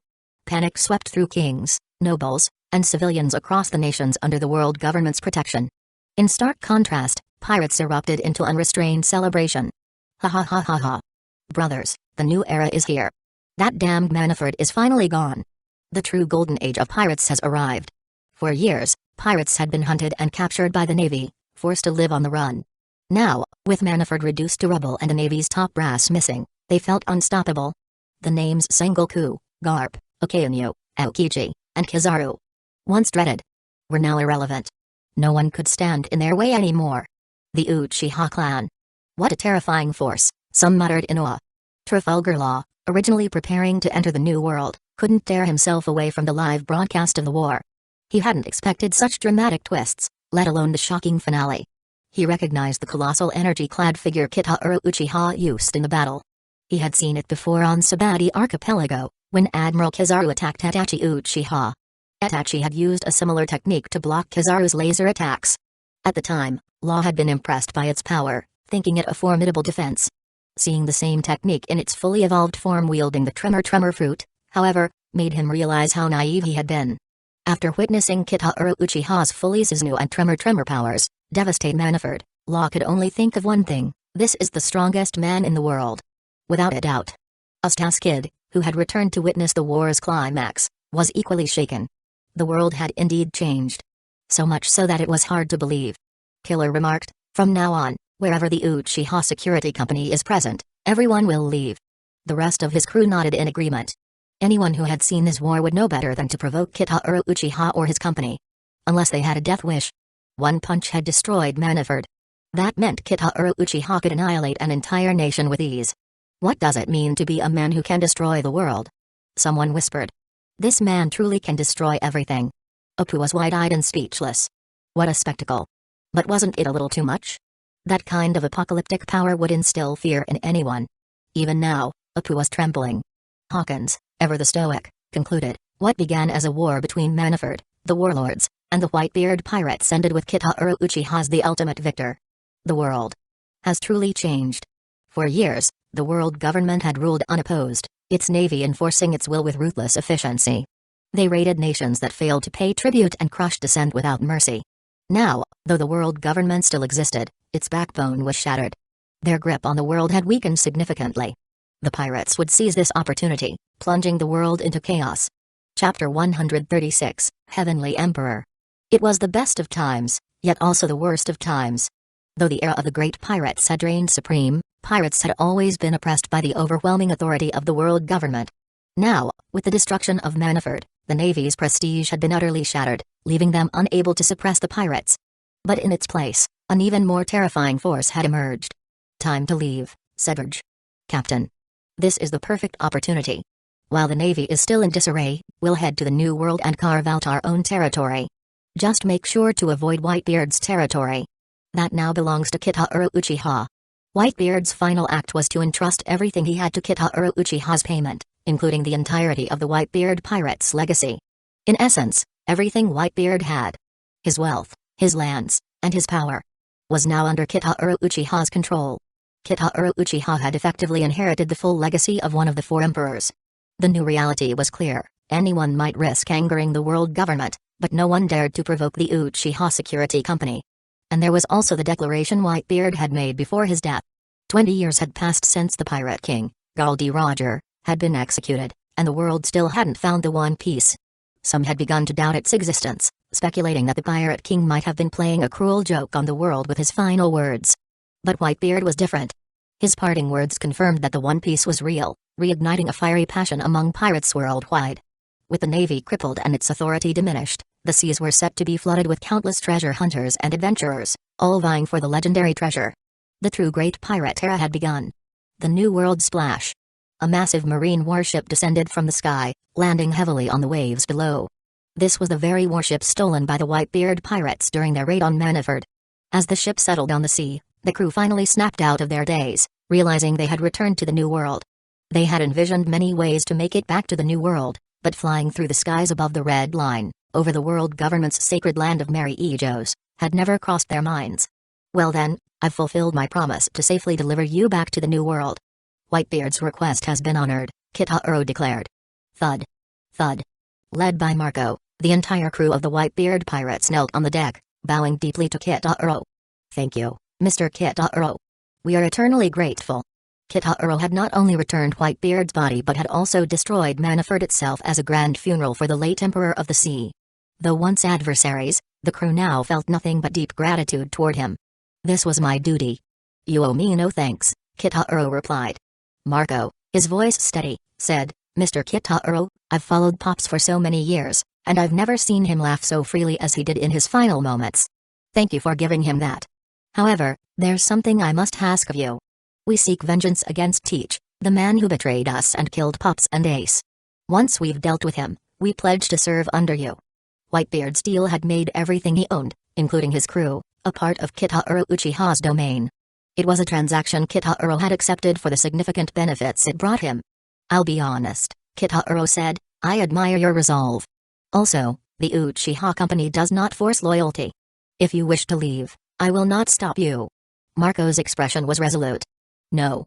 A father's debts are to be repaid by his sons. That's the natural order of things. Pops publicly declared you our benefactor, we will not tarnish his honor. You will have our loyalty. That's right. We will never disgrace Pop's legacy. Others echoed. Very well, Kitahiro said with a nod. From now on, you are all part of the Uchiha Security Company. I will establish a special division called the Whitebeard Security Unit, with Marco as its leader. Your primary responsibility will be to oversee security across the Uchiha Company territories in the New World. As for hunting Blackbeard, you may do so in the name of the Uchiha Security Company. Succeed or fail, it will not tarnish the company's reputation. Hearing these words, Marco and the others were visibly moved.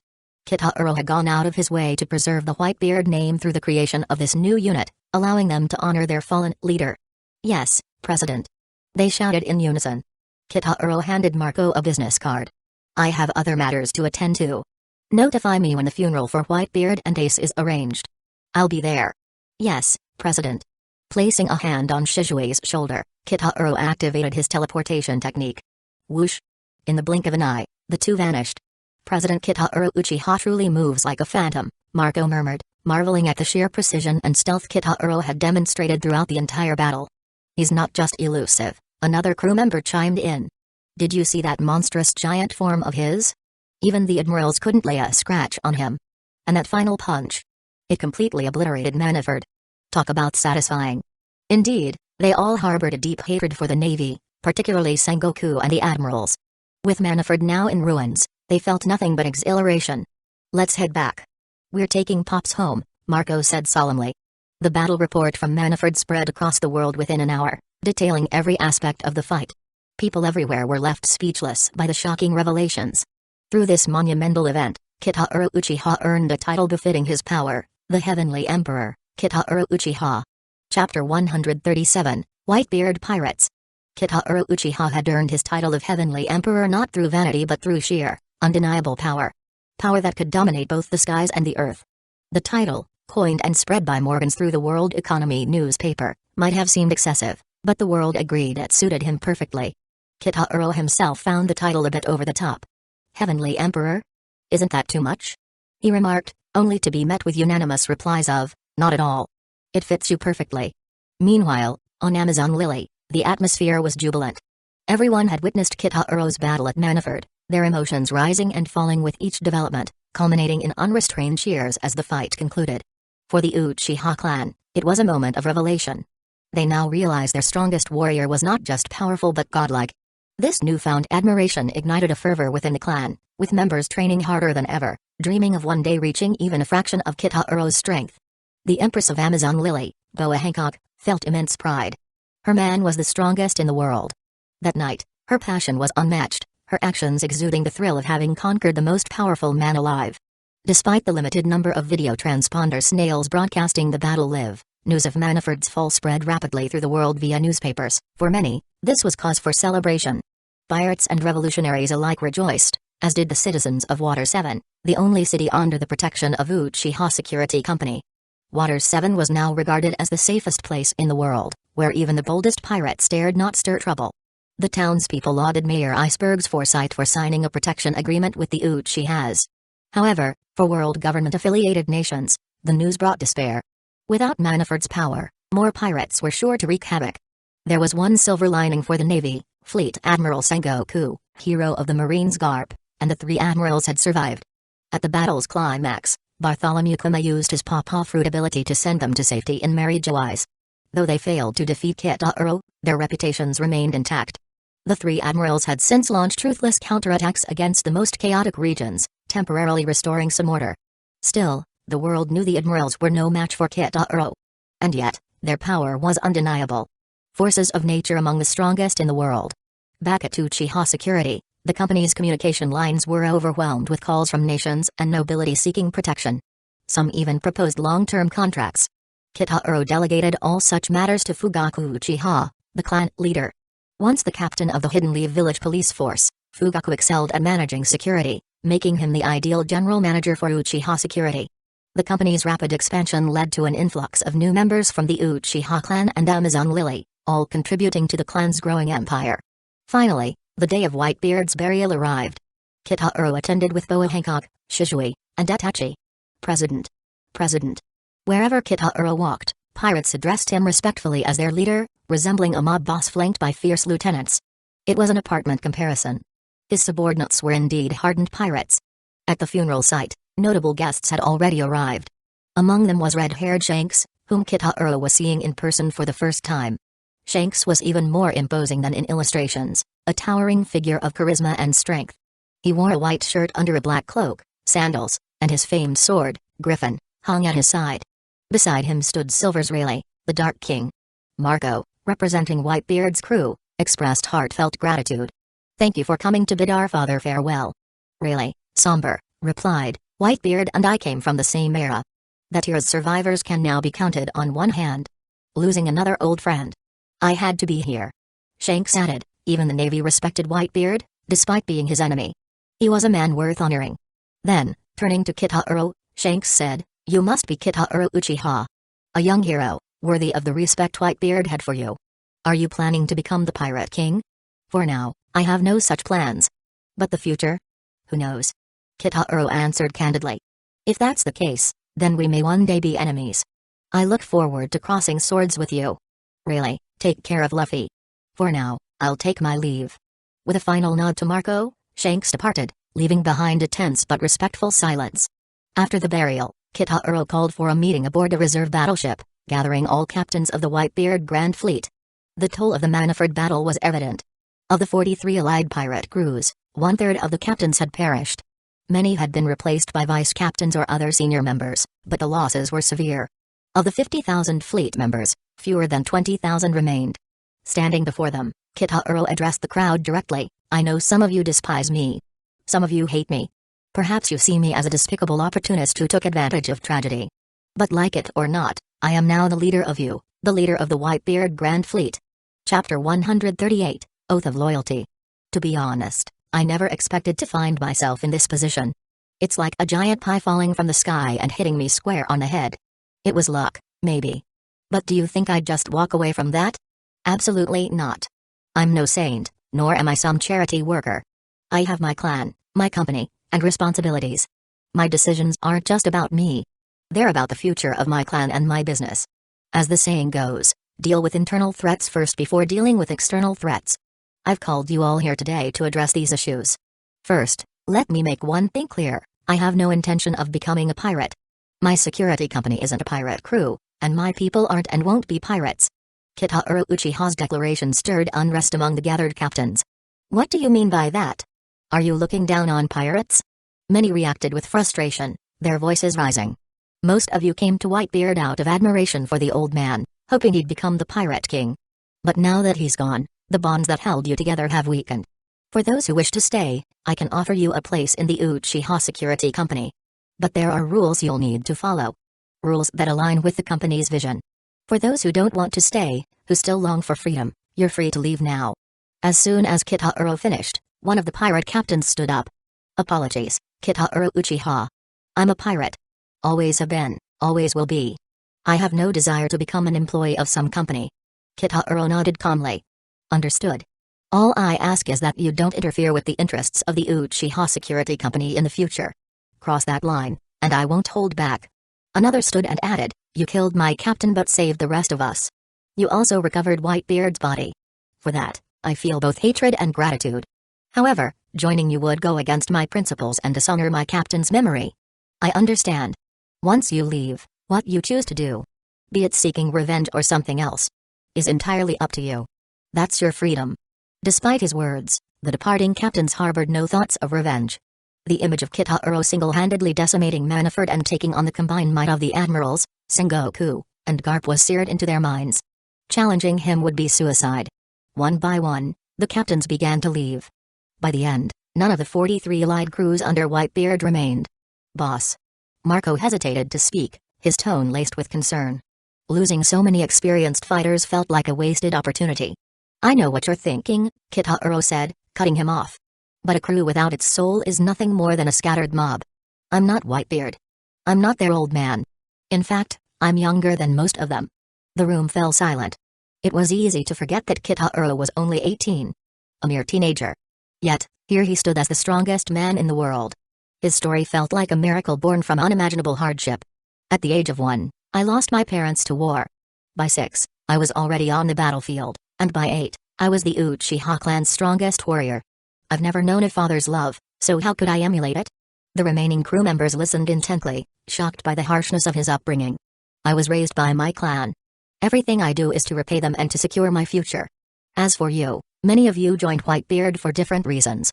Admiration, pride, or even self-interest, like Blackbeard. Regardless of your motives, those ties have now dissolved. What remains is up to you. Stay if you wish. Leave if you prefer. I'll bear no grudges against those who depart. His words sparked another wave of departures. Carlba? Lancey? You too? Marco's voice trembled as more stood to leave. Aren't names from the anime, sorry, Marco, one replied. I joined to see the old man become Pirate King. Now that dream is gone, I can't abandon my identity as a pirate. I feel the same. I'm a pirate to my core. In the end, the once mighty Whitebeard pirates dwindled to a mere 300 members. Marco couldn't hide his disappointment. What had once been a formidable fleet of over 5,000 now stood reduced to a fraction. 300 people. More than I expected to stay, Kitahiro said casually. Marco and Jazu exchanged bewildered glances. More than expected? They thought. For most leaders, such a small number would be a failure, yet Kitahiro seemed unfazed. Well then, bring the sake. Kitahiro commanded. A large barrel of sake was brought onto the ship. Kitahiro pricked his finger, letting a single drop of blood fall into the barrel. This sake will bind us. From today onward, you are members of the Uchiha Security Company. The remaining members raised their cups in unison, their voices resolute. We swear loyalty under your command. We pledge to serve you, Kitahiro Uchiha, as both shield and spear. Our will is our own. We willingly stake our lives and futures. With this drink, we seal our bond as sworn allies. Cheers. It was the oath of loyalty. Chapter 139, Kitahiro's Blood. Cheers. Everyone raised their glasses, downing the contents in one go. Kitahiro was a bit confused. All he wanted was to invite them for a simple drink. Did they really need to give such long speeches? Back when he drank with others, they wouldn't even utter a word. As the crowd drank, A warmth began spreading through their bodies. What's happening? Relax, Kitaro said calmly. It's not poison. If I wanted you dead, I wouldn't bother with poison. You're all too weak, so I decided to help improve your physiques a little. Moments later, everyone began to notice significant changes in their bodies. A surge of immense power coursed through them. More astonishingly, those injured in previous battles started healing at an impossible rate. Wounds that would normally take months to recover were closing within moments. My hand. A man who had lost an arm in battle watched in shock as his severed limb regrew before his very eyes. The entire crowd was stunned, frozen in disbelief. Before long, the man's arm was completely restored. Clenching his fist, he cried out, "It's real. My arm is back. This can't be true. It's a miracle." People rushed forward, touching the regrown limb. It was as though it had never been severed. "Boss, this." Kitaro looked at them with mild amusement. "You were too weak, and many of you looked half dead. That was tarnishing the image of the Uchiha security company. I just wanted to fix you up a bit. Who knew you'd treat it like some kind of sacred ritual?" Marco stepped forward, his expression grave.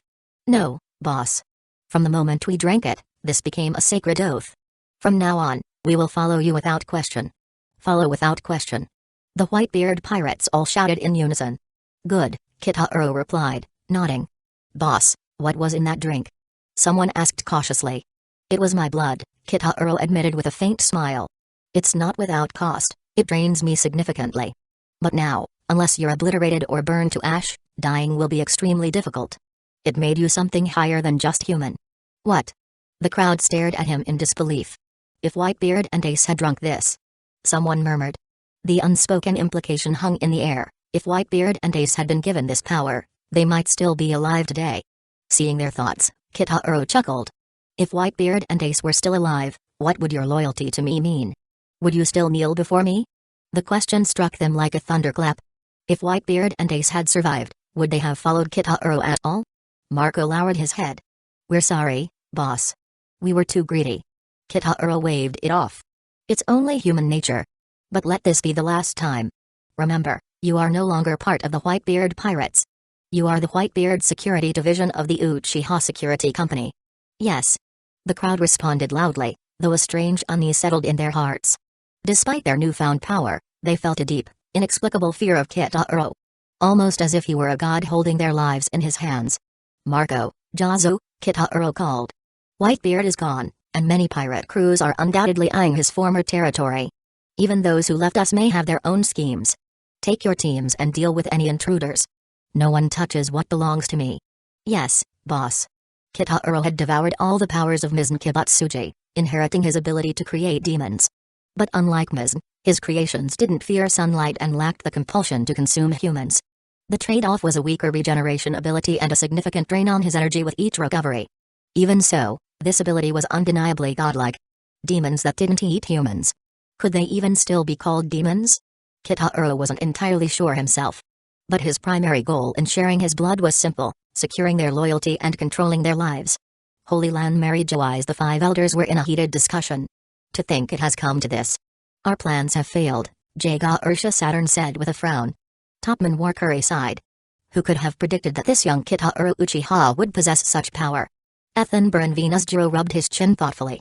"What's troubling is that after 2 months of investigation, Cypher Paul agents have found no information on this so-called Uchiha clan. It's as if they appeared out of nowhere." "That's not the most pressing issue," Marcus Mars said grimly. "The destruction of Manaford was broadcasted worldwide. Many allied nations are losing faith in the world government. Some are even secretly negotiating with the Uchiha security company, hoping to pay less for better protection. This could undermine the very foundation of our authority." Shepherd Jupiter spoke up. "Unfortunately, the Navy's 5 strongest fighters couldn't defeat him. And now he's inherited Whitebeard's legacy. His unpredictable movements make him an even greater threat than the Revolutionary Army. We can't let this continue unchecked," another elder said firmly. "His existence threatens the balance of the world. What should we do?" "Stronger weapons, stronger forces, and a reason he can't ignore to fight us," Saturn concluded. "Fleet Admiral's Office Sengoku, are you certain about this?" Supreme Commander-in-Chief Kong asked, holding the resignation letter Sengoku had just submitted. "Yes," Sengoku replied solemnly. "Manaford's destruction happened under my watch. As Fleet Admiral, I must take responsibility. This is the only way to restore the Navy's dignity." "Dignity?" Kong muttered with a sigh. What dignity does the Navy have left? I'm truly sorry, I didn't take this Uchiha as the main danger at all. Sengoku said quietly. Chapter 140, The Highest Bounty in History. Kong was silent for a moment. No, this isn't your fault. Faced with such a situation, even I wouldn't have handled it better. Who could have foreseen the emergence of such a monster? But both you and Garp resigning at the same time is a heavy blow to the Navy. Though I tried my best to convince him, Garp still stepped down. However, I allowed him to retain his rank and stay in the Navy to train young recruits. So if you're determined to step down as Fleet Admiral, Sengoku, you must at least consider doing the same. The world government wasn't just facing the threat of pirates anymore. The bigger danger was Kitahiro Uchiha. A man capable of withstanding the combined assault of 5 Admiral-level forces and destroying Manafort with a single punch. To be honest, if not for the live broadcast, no one would have believed that such a feat was even possible. With his overwhelming strength and elusive movements, Kitahiro had become a sword hanging over the world government's head. Ready to fall at any moment, potentially unleashing unimaginable calamity. The need for powerful veterans like Sengoku was greater than ever. After a moment of thought, Sengoku said, "Fine, I accept. Perhaps this kind of life in my later years isn't so bad. The Navy can't always be led by old-timers. It's time for the younger generation to take the reins. Speaking of which, Commander Kong, I recommend Aokiji as the next Fleet Admiral." World Government Assembly. Before the Summit War, Shizue Uchiha of the Uchiha Security Company committed an outrageous act. He attacked St. Charlos on Sabati Archipelago and defied arrest. Although his actions during the war weren't as overtly dangerous, he blocked the attacks of Whitebeard's 1st Division Commander Marco and defeated Crocodile. Coupled with the fact that he belongs to the Uchiha clan, it's clear he possesses similar terrifying power to Kitahiro Uchiha. Additionally, he wields the Logia Thunder Fruit. His danger level is undeniable. After careful evaluation, we've assigned a new bounty, 3.678 billion Baileys.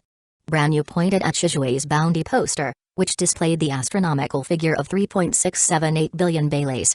This amount was extraordinarily high, nearing the 4 billion mark typically reserved for 4 Emperors-level threats, a testament to how seriously the world government regarded Shizue Uchiha. Their fear stemmed from Kitahiro's use of Susanoo, a power that terrified the government. Kizaru had confirmed that Itachi Uchiha also demonstrated similar abilities. This suggested that such power was unique to the Uchiha clan. If even 2nd Division Captain Itachi could use it, there was no reason to believe 1st Division Captain Shizue couldn't. With that ability, Shizue's strength might even surpass that of an admiral. Given such potential, this bounty was relatively conservative. Next, Branyu placed his hand on Kitahiro's bounty poster. Kitahiro Uchiha, the most notorious criminal in history. In just 3 months, he has destroyed Anai's lobby, sunk numerous naval warships, attacked world nobles Saint Roswald and Saint Shalria on Sabati, orchestrated the destruction of Impel Down, killed countless Navy officers and soldiers, stolen the Earthquake Fruit model, Tremor Human Devil Fruit, destroyed Manafort, and claimed Whitebeard's entire legacy.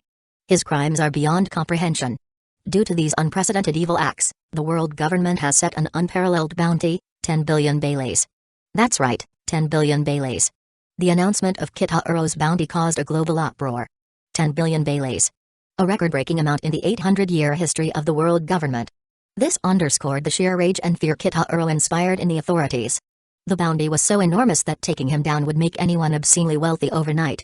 Many were tempted by the thought, but rationality prevailed. Kitahiro's performance during the Summit War had been broadcast worldwide. As the indisputable strongest man in the world, attempting to kill him was tantamount to suicide. Kitahiro himself saw the bounty poster and smirked. The amount didn't matter to him, but seeing it break all previous limits amused him. Lately, he had been focused on mobilizing members of the Uchiha clan and warriors from Amazon Lily to New World territories.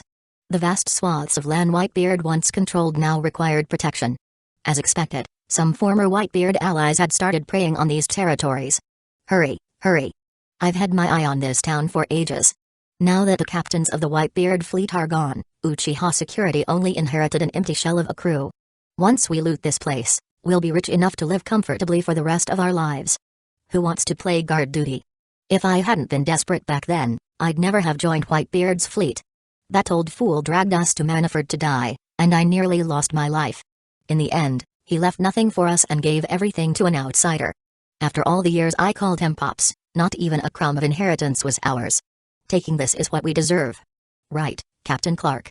As the pirates finished their looting and prepared to leave under the cover of darkness, a voice rang out. As expected, a pirate is still a pirate. No amount of flowery rhetoric can disguise your true nature. Really just dirty pirates. Startled, the crew turned toward the source. Who's there? Under the moonlight, a figure emerged. The sight of him turned their faces pale. Their bodies trembled uncontrollably, and their teeth chattered in fear. Uchiha. Kitaro. Chapter 141, A Pirate is Always a Pirate. They only felt fear now. President. I swear it wasn't intentional. I just couldn't accept it. We worked so hard for Whitebeard, risked our lives to save Ace, and I lost most of my crew, my brothers in the process. But in the end, he left me nothing. I only wanted what I deserved. Kitaro Uchiha nodded calmly and replied, I actually think you make a very good point. The man's face lit up with a glimmer of hope. So, Kitaro continued, his tone icy, I've decided to send you to Whitebeard. That way, you can confront him directly about his unfairness. That's bad. Everyone's expressions turned pale in an instant. Attack. Kill him now. If we don't take him down, we're all dead today. The tearful and pitiful man from moments ago now wore a vicious expression. Amaterasu. Without hesitation, Kitaro Uchiha unleashed Amaterasu. Black flames materialized and consumed the group. Arg. It burns. Help us. President. Lord Kitaro, we were wrong. Spare us, please. Their cries of agony filled the air, but Kitaro remained unmoved. A pirate is a pirate. Greedy, lawless, and audacious. Such traits were deeply ingrained in their nature. At that moment, a figure appeared in the distance. The pirates, desperate, turned to the newcomer as if grasping at a lifeline. Captain Marco. Please, beg the president for mercy. We've learned our lesson. The figure was none other than Marco, the former 1st Division commander of the Whitebeard Pirates. Looking at his former comrades now suffering, Marco's expression was cold and detached. You deserve this. It disgusted him to see his longtime companions resort to plundering Whitebeard's territories after his death. And their words. Marco had heard every one of them. Whitebeard had sacrificed everything to secure their survival, yet they showed no gratitude. Instead, they cursed him. How long had it been since his death? The man's body was barely cold, and their words cut deeper than any blade. These men, once taken in by Whitebeard when they had nowhere else to go, now betrayed his memory without hesitation. This wasn't the first group Marco had encountered doing such things. Over the past few days, he had come across several disguised former crewmates plundering their old territories. For the first time, Marco understood Kitaro's sentiment. That such ungrateful wretches were better off dead. Before long, the agonized screams faded, and the group was reduced to ashes by Amaterasu's unyielding flames. Marco, Kitaro instructed, his tone authoritative but calm, handle the rest. Return all stolen goods to their rightful owners. A gentleman values wealth but takes it justly. Uchiha Security Company's duty is to safeguard the lives and property of everyone in our territories. Take what is fair, and leave what isn't. Do you understand? Understood. Marco replied firmly. Over time, Marco had grown to admire the young president. Initially, he thought Kitaro Uchiha was nothing more than a money-driven opportunist. During the Paramount War, that was the impression Kitaro deliberately gave. However, after working under him for some time, Marco realized that Kitaro was a man of strict principles. The security fees Kitaro charged were only 1/10 of the residents' incomes, a remarkably low rate in the New World. In comparison, Whitebeard's crew, with its massive 50,000-strong fleet, had to collect higher fees to sustain themselves. Even with Whitebeard's reputation, resources were stretched thin, and complaints were not uncommon. Marco had often shielded Whitebeard from hearing such dissent. In contrast, the Uchiha Security Company operated with far fewer people but offered excellent pay and benefits. After Whitebeard's death, Marco had no ambition to dominate the New World. Protecting his late captain's territories from invaders was enough for him. Remind everyone to train hard, Kitaro continued. The company will conduct evaluations every 6 months. If someone's skills fail to meet the standard, they'll be reassigned to logistics or they'll even be fired. Uchiha Security Company only keeps elites. Do you understand? Yes, President. Not long ago, Marco had witnessed the fabled Uchiha clan in action. At Kitaro's suggestion, a so-called friendly match was organized. In truth, it was a show of force. Pirates, by nature, were unruly, but after being thoroughly crushed by a group of young Uchiha warriors, they understood the difference in power. Out of the Whitebeard pirates, only Marco, Jazu, and Vista managed to hold their ground. Marco, though victorious, had to expend significant effort to defeat his opponent.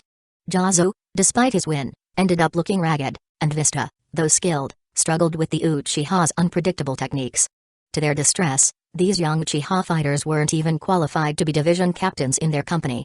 So Kitahuro made it clear, in the Uchiha Security Company, only individuals at an admiral level of strength or close to it can become captains. He appointed Marco as the 3rd Division commander, Jazu as the 4th, and Vista as the 5th. Not because they were currently admiral level, but because they had the potential to reach it.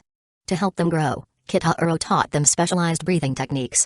Marco learned flame breathing, Jazu mastered stone breathing, and Vista, due to his dual blades, was taught sound breathing.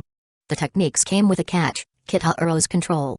The moment they consumed his blood, their lives were tethered to his will. Even the thought of sharing these techniques with others would alert Kitahuro. Most importantly, their lives were now literally in his hands. Should they ever betray him, Kitahuro could end them remotely without hesitation. With such measures in place, there was no fear of disloyalty. Chapter 142, Eternal Mangekyo Sharingan. The three who had received the breathing techniques were awestruck by their transformative power. It was beyond their comprehension that someone could devise such a method for attaining strength. They realized that if this technique ever spread, it could reshape the entire world.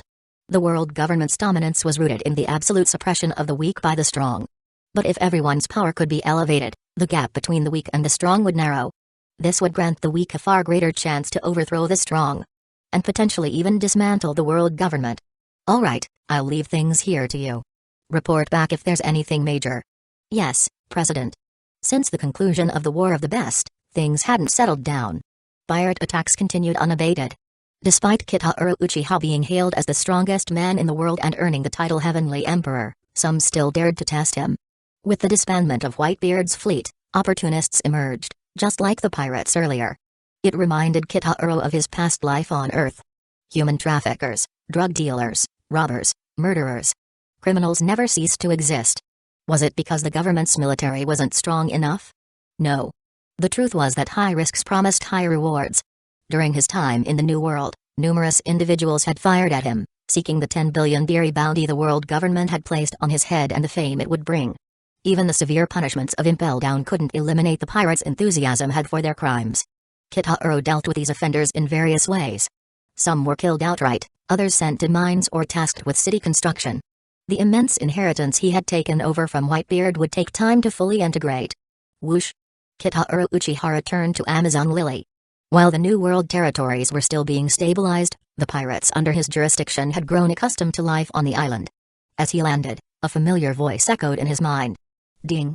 Main mission, Foundation of Power, completed. Mission objective, lead the Uchiha clan to establish the world's strongest security company, spreading their name across the globe. Reward, Eternal Mangekyo Sharingan. Kitahuro froze for a moment before joy surged through him.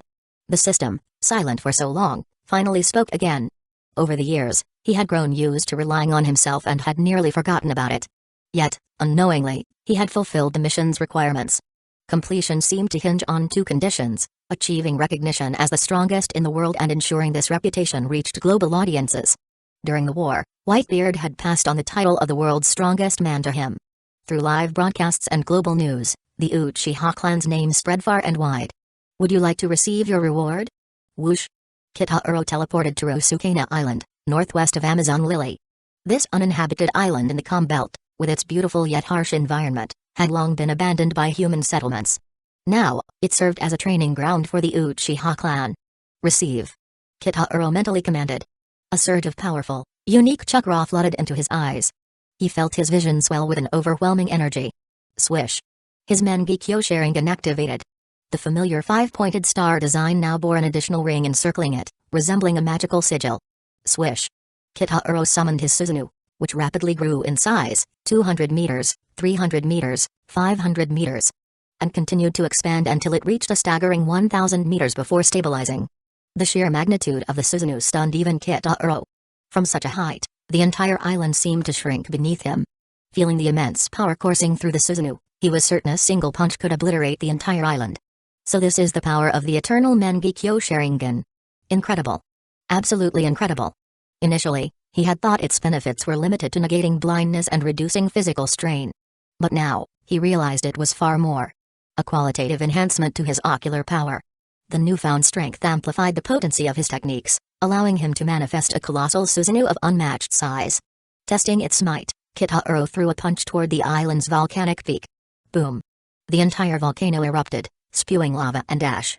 The molten rock splashed harmlessly against the Susanoo, akin to raindrops against an indestructible fortress. Ha ha ha ha. Kitahuro laughed heartily. Few things brought him greater joy than a leap in power. A 1,000-meter-tall Susanoo. Who in Uchiha history could rival this feat? Dispelling the Susanoo, he watched the volcanic eruption. To him, the lava appeared like fireworks, celebrating his acquisition of the eternal Mangekyo Sharingan. True power, he reflected, resided within oneself. External forces, like organizations or possessions, were secondary. From the moment he was born, Kitahuro had trained relentlessly, honing his strength. He didn't consider himself a genius. Just someone skilled at learning. Through absorbing and mastering the techniques of others, he had forged his current might. Whoosh! Returning to the palace in Amazon Lily, Kitahuro was in high spirits. Indulging in his good mood, he sought Boa Hancock for a deep exchange, leaving the pirate Tempest thoroughly defeated. Hancock, though unaware of the cause of his elation, was content to see him happy and eagerly reciprocated his affections. The day ended with their fiery passions subsiding, marking the close of an exhilarating triumph. Chapter 143, Long-Lost Twin Brother. Akira. Has anything major happened in the world recently? While gently stroking the smooth back of his empress, Kitahuro reflected on his fortune. Having a woman like her felt like a blessing. Her perfect beauty and flawless figure provided him with unmatched satisfaction. Amazon Lily wasn't particularly large, and with her status as empress, Hancock hardly needed to manage day-to-day affairs anymore. She had essentially become Kitahuro's dedicated secretary. When there was work, she acted as his secretary. When there wasn't, well, she'd still find ways to keep busy. Resting her lovely face on Kitahuro's chest, Hancock replied, "Actually, there are two major events. The first, Marine heroes Garp and Fleet Admiral Sengoku have both resigned from their posts." Kitahuro chuckled, not the least bit surprised. After how chaotic things got, someone had to take the fall. Those two are well past their prime anyway. It's the perfect opportunity to quietly step back and work behind the scenes. Oh, and there's this. Hancock handed him a newspaper. The entire front page had been bought out by the world government, the headline screaming boldly, "The Government Global Recruitment." Seeing those four massive words, Kitahuro raised an eyebrow in intrigue. From what he remembered, this sort of mass recruitment only happened a year later, after Akainu became Fleet Admiral. Why had it started so soon? Taking a closer look at the article, the reason became clear. The destruction of Manafort had shaken the world government's foundation. Pirates across the globe had grown bolder, wreaking havoc on allied nations. With significant personnel losses in the Navy, a recruitment drive was inevitable to replenish their ranks. But there was a deeper issue. Kitahuro himself. Kitahuro's overwhelming power had caused the world government to feel a genuine existential threat. To counter his Uchiha security company and its growing influence, they needed more powerful fighters, incentivizing recruits with promises of wealth and high ranks. A global recruitment, huh? Kitahuro stroked his chin thoughtfully, his mind churning with ideas. What are you scheming now? Hancock pouted, immediately recognizing the familiar glint in his eyes. Whenever he wore that look, mischief or chaos was sure to follow. What if I join their recruitment? Kitahuro said casually. What did you just say? Hancock shot upright, stunned by his absurd suggestion. Joining the world government's recruitment drive? The man with the highest bounty in 800 years? They'd capture him on sight. Relax. Obviously, I wouldn't go as myself. I'd take on another identity. Another identity? Say. As Akira, my long-lost twin brother. As he spoke, Kitahuro's hair shifted from black to silver, his demeanor transforming. Though his face remained the same, his aura became entirely different.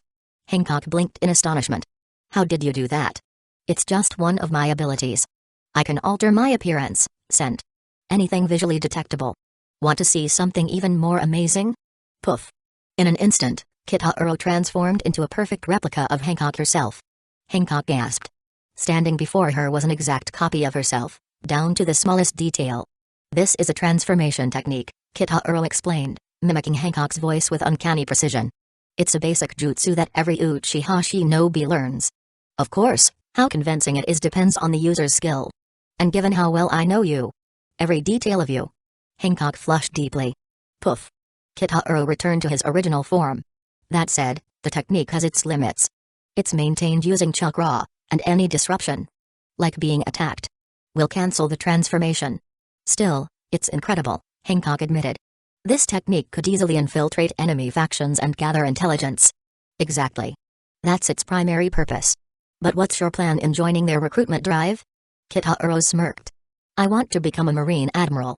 Hancock's jaw dropped. An admiral? The world's most wanted man infiltrating the highest ranks of the Marines? The audacity was almost too much to process. Yet, after a moment, she found the idea thrilling. The thought of Kitahuro climbing the Marine hierarchy and the reactions of others once they uncovered the truth. It was tantalizing. And once I'm Admiral, I'll work my way to Fleet Admiral, gaining control of the entire Navy.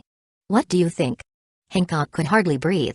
If Kitahuro succeeded, he'd not only destabilize the world government but also bring the Tenryubito to their knees.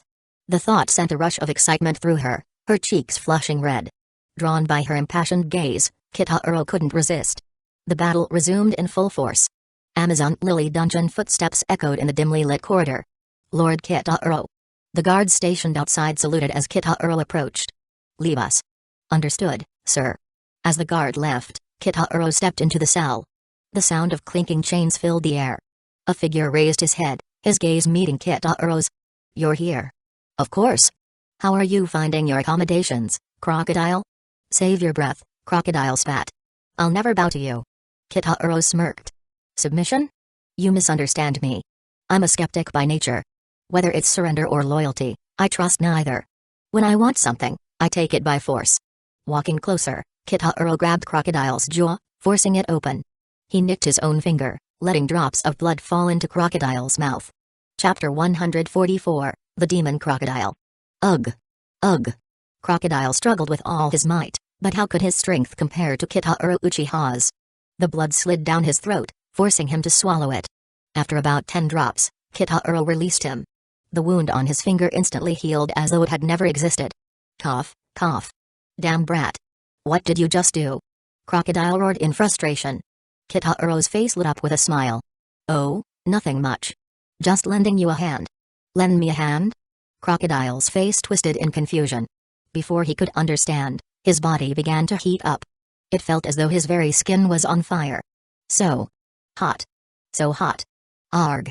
Crocodile's agonized screams echoed through the dungeon. He writhed on the floor, thrashing violently, banging his head against the cold stone ground as the searing pain consumed him. His blood-curdling cries filled the air, instilling fear in anyone who heard them. Finally, the torment subsided. Crocodile lay still, his breathing heavy, his body drenched in sweat. His wounds began to heal at an astonishing speed, and his eyes shifted. His pupils transformed into vertical slits like those of a beast.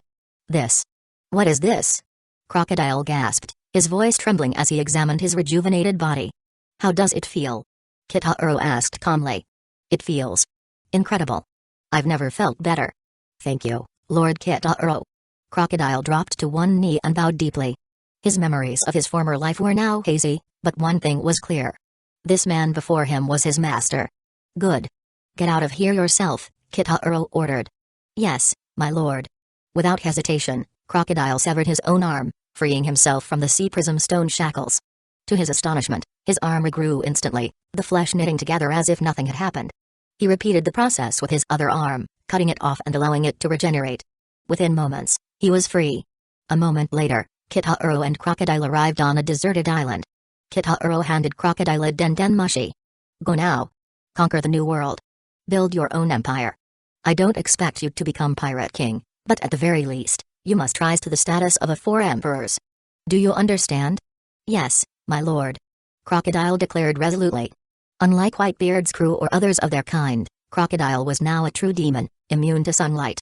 Kitahuro had bestowed upon him the regenerative abilities of an upper moon demon, coupled with the power to grow stronger through devouring others. In essence, Crocodile had become indistinguishable from the demons of the Demon Slayer world. Except for his newfound resistance to sunlight. Originally, Kitahuro had intended to kill Crocodile and transfer his sand fruit ability to Fugaku Uchiha. But now, he had abandoned that plan. Even if Fugaku gained the fruit's power, his potential would remain limited. It was far more advantageous to transform Crocodile into a loyal demon under his control. Crocodile possessed ambition, cunning, and strength. Killing him outright would be a waste. Moreover, there were tasks that Uchiha security couldn't openly undertake. But a pirate like Crocodile could. With Kitahuro aiming to infiltrate the Navy as an admiral, Having the four emperors as his subordinate would create an unstoppable trifecta of influence across the Marines, the four emperors, and the 7 warlords of the seas. The Uchiha clan's power would grow to unprecedented levels. At that point, what would the world government amount to? The celestial dragons would be nothing. The Uchiha clan would reign supreme. On the deserted island, Crocodile began constructing a raft. Using his sand fruit abilities, he effortlessly assembled the sturdy craft with impressive craftsmanship. Setting out to sea, he drifted for days until a pirate ship appeared on the horizon. Ha ha ha. Look what we've got here, boys. Someone out on a raft? Who does this guy think he is? Yeah. The great pirate Terra sure brought out all kinds of idiots. Doesn't he know a wave or a sea king could swallow him whole? Think he's dead already? Just sitting there not moving. Let's find out. Bang. A gunshot echoed as one of the pirates fired at Crocodile. The bullet pierced his head, yet he didn't flinch. Did you miss? At this range? Useless idiot. Let me show you how it's done. Bang. Another pirate fired, hitting Crocodile square inches the head. Still, no reaction. Crocodile's eyes opened slowly. His gaze fell upon the pirates, and a savage hunger awakened within him. You look delicious, he growled, his lips curling into a bloodthirsty smile. Whoosh. His body disintegrated into sand and reformed on the pirate ship. What the hell? The pirates screamed in terror. That's Crocodile. Former warlord of the sea. He was captured by Shizue Uchiha. How is he here? Before they could react further, Crocodile raised his hand, forming a massive mouth of sand that engulfed one of the pirates. Ah! The man's screams were cut short as his body vanished into the sand. The remaining pirates froze, paralyzed with fear. A monster. Crocodile showed no mercy. One by one, the pirates fell to his deadly sand, their bodies consumed entirely. As he devoured them, Crocodile felt his power grow. The thrill of his newfound strength made him laugh uncontrollably. Ha ha ha. The four emperors. The Pirate King. The New World. I'm coming. Ha ha ha ha. Chapter 145, Akira Uchiha. West Blue Illusa Kingdom World Government Recruitment Center name? Akira Uchiha. Uchiha A. What? Uchiha. The Marine soldier responsible for registration was instantly stunned upon hearing the name, his head snapping up in alarm. Who was Uchiha? In this world, it was the most infamous name. A name that struck fear into everyone. Uchiha symbolized destruction. That man had single-handedly obliterated Manaford, the headquarters of the Marines, sending tremors throughout the entire world. You. The Marine soldier trembled as he stared at Akira Uchiha's face, fear evident in his eyes.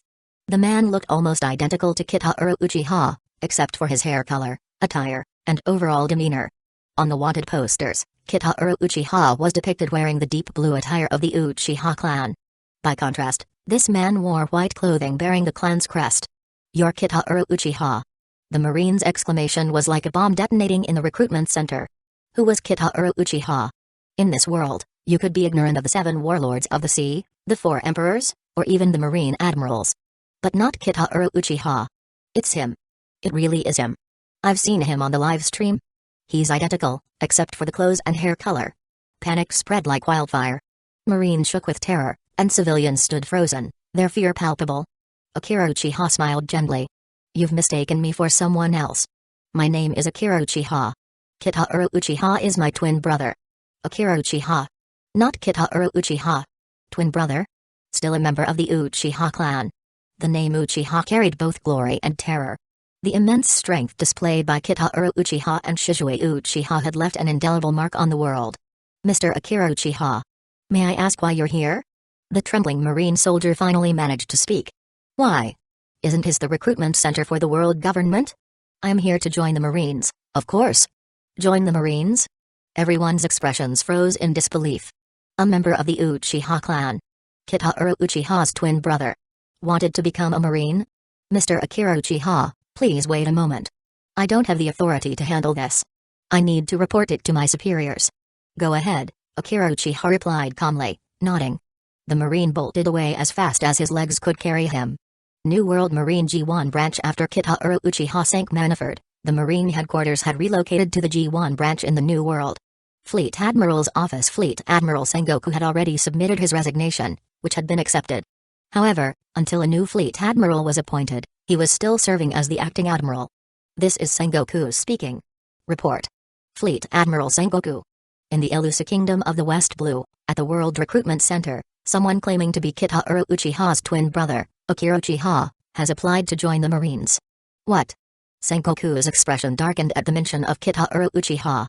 That name was a constant source of frustration for him, a nightmare he couldn't escape. Repeat that, Sengoku demanded. Yes, Fleet Admiral. A man claiming to be Kitahiro Uchiha's twin brother, Akira Uchiha, has applied to join the Marines. What should we do? Sengoku's brows furrowed deeply. Kitahiro Uchiha's twin brother? Akira Uchiha. Yes, sir. That's what he said. Are you certain it's not Kitahiro Uchiha in disguise? Well, I can't be sure. The only differences are his hair color, which is silver, and his attire. He also seems to have a completely different demeanor. Hair color and clothing could be easily altered. Nothing definitive. If it truly was Kitahiro Uchiha in disguise, what could his motive be? Infiltrating the Marines? Planting a spy? That man defied conventional understanding. Young yet terrifyingly cunning, Kitahiro Uchiha was always several steps ahead. Sengoku suspected that even Blackbeard acquiring Whitebeard's devil fruit was part of his plan. Fleet Admiral Sengoku, what should we do? Sengoku pondered for a long moment before replying, approve it. Understood. His decision was based on the possibility that Akira Uchiha might genuinely be Kitahiro Uchiha's twin. The Uchiha clan was shrouded in mystery, and no one truly knew its secrets. If this man truly was Akira Uchiha, why would he join the Marines? Only by meeting him at Marine headquarters could these questions be answered. Even if it was Kitahiro Uchiha in disguise, there was little the Marines could do to stop him. Well, Sengoku muttered with a sigh, I'll leave the real headaches to the next Fleet Admiral. Chapter 146, KK Genkai. Marine G1 Branch 1 is a branch of the Marine headquarters. The G1 branch lies on the other side of the red line from the original headquarters at Maniford, jointly protecting the world government's central hub and the holy land of Mary Joais, where the celestial dragons reside. Today, the port of Mary Joais is unusually lively. Warships from all over the world are arriving in droves, docking at the harbor. Each ship carries individuals who've signed up for the global recruitment campaign. In this perilous world, there are countless powerful figures aside from pirates. Some are unknown warriors living in obscurity, while others are renowned swordsmen with legendary reputations. For these individuals, the prospect of becoming a simple Marine soldier holds little appeal. But to become a Marine officer? That's a different story entirely. It's like offering someone a high-paying job as a grunt. Few would take it. But offer them a position of authority? The line of applicants would stretch endlessly. Becoming a Marine officer is risky, but then again, what place in this world isn't dangerous? In fact, joining the Marines might even offer a modicum of safety. It's akin to passing the civil service exam. Not just any exam, but one that fast-tracks you to a prestigious government position. Naturally, countless individuals would do whatever it takes to secure such a spot. Akira Uchiha disembarked from the ship, where several figures were already waiting on the shore. Is that Fleet Admiral Sengoku? And the Admirals Aokiji and Kizaru? Is the Marine headquarters taking this so seriously that even the Fleet Admiral came to greet us personally? However, they quickly realized their mistake. Sengoku didn't spare them a glance and headed straight for Akira Uchiha. You must be Kitahiro Uchiha's twin brother, Akira Uchiha. Sengoku scrutinized Akira closely. He noted that Akira bore a striking resemblance to Kitahiro Uchiha. If you changed his hair color and outfit, he'd be nearly identical. Yet their temperaments were starkly different. Unless one closely examined their features, it would be hard to link the two. What? Kitahiro Uchiha's twin brother? Kitahiro Uchiha has a brother? Is this for real? Could he actually be Kitahiro Uchiha in disguise? Sengoku's words shocked everyone at the port. Kitahiro Uchiha was currently the most talked about figure in the world, bearing titles like the strongest man alive and Heavenly Emperor. This was the man who, just a month ago, wiped Maniford off the world map. All eyes turned to scrutinize Akira Uchiha. Upon closer inspection, it was undeniable. Change the hair color and attire, and the resemblance was uncanny. Yes, I am Akira Uchiha, he replied calmly. You're aware of what your brother has done, aren't you? I am. And yet you dare come here? Do you think the Marine headquarters is defenseless? Sengoku's reprimand echoed sharply. You're conducting global recruitment, aren't you? I came because of that. Whatever my brother, Kitahiro Uchiha, has done has nothing to do with me, Akira Uchiha. Everyone froze, dumbfounded.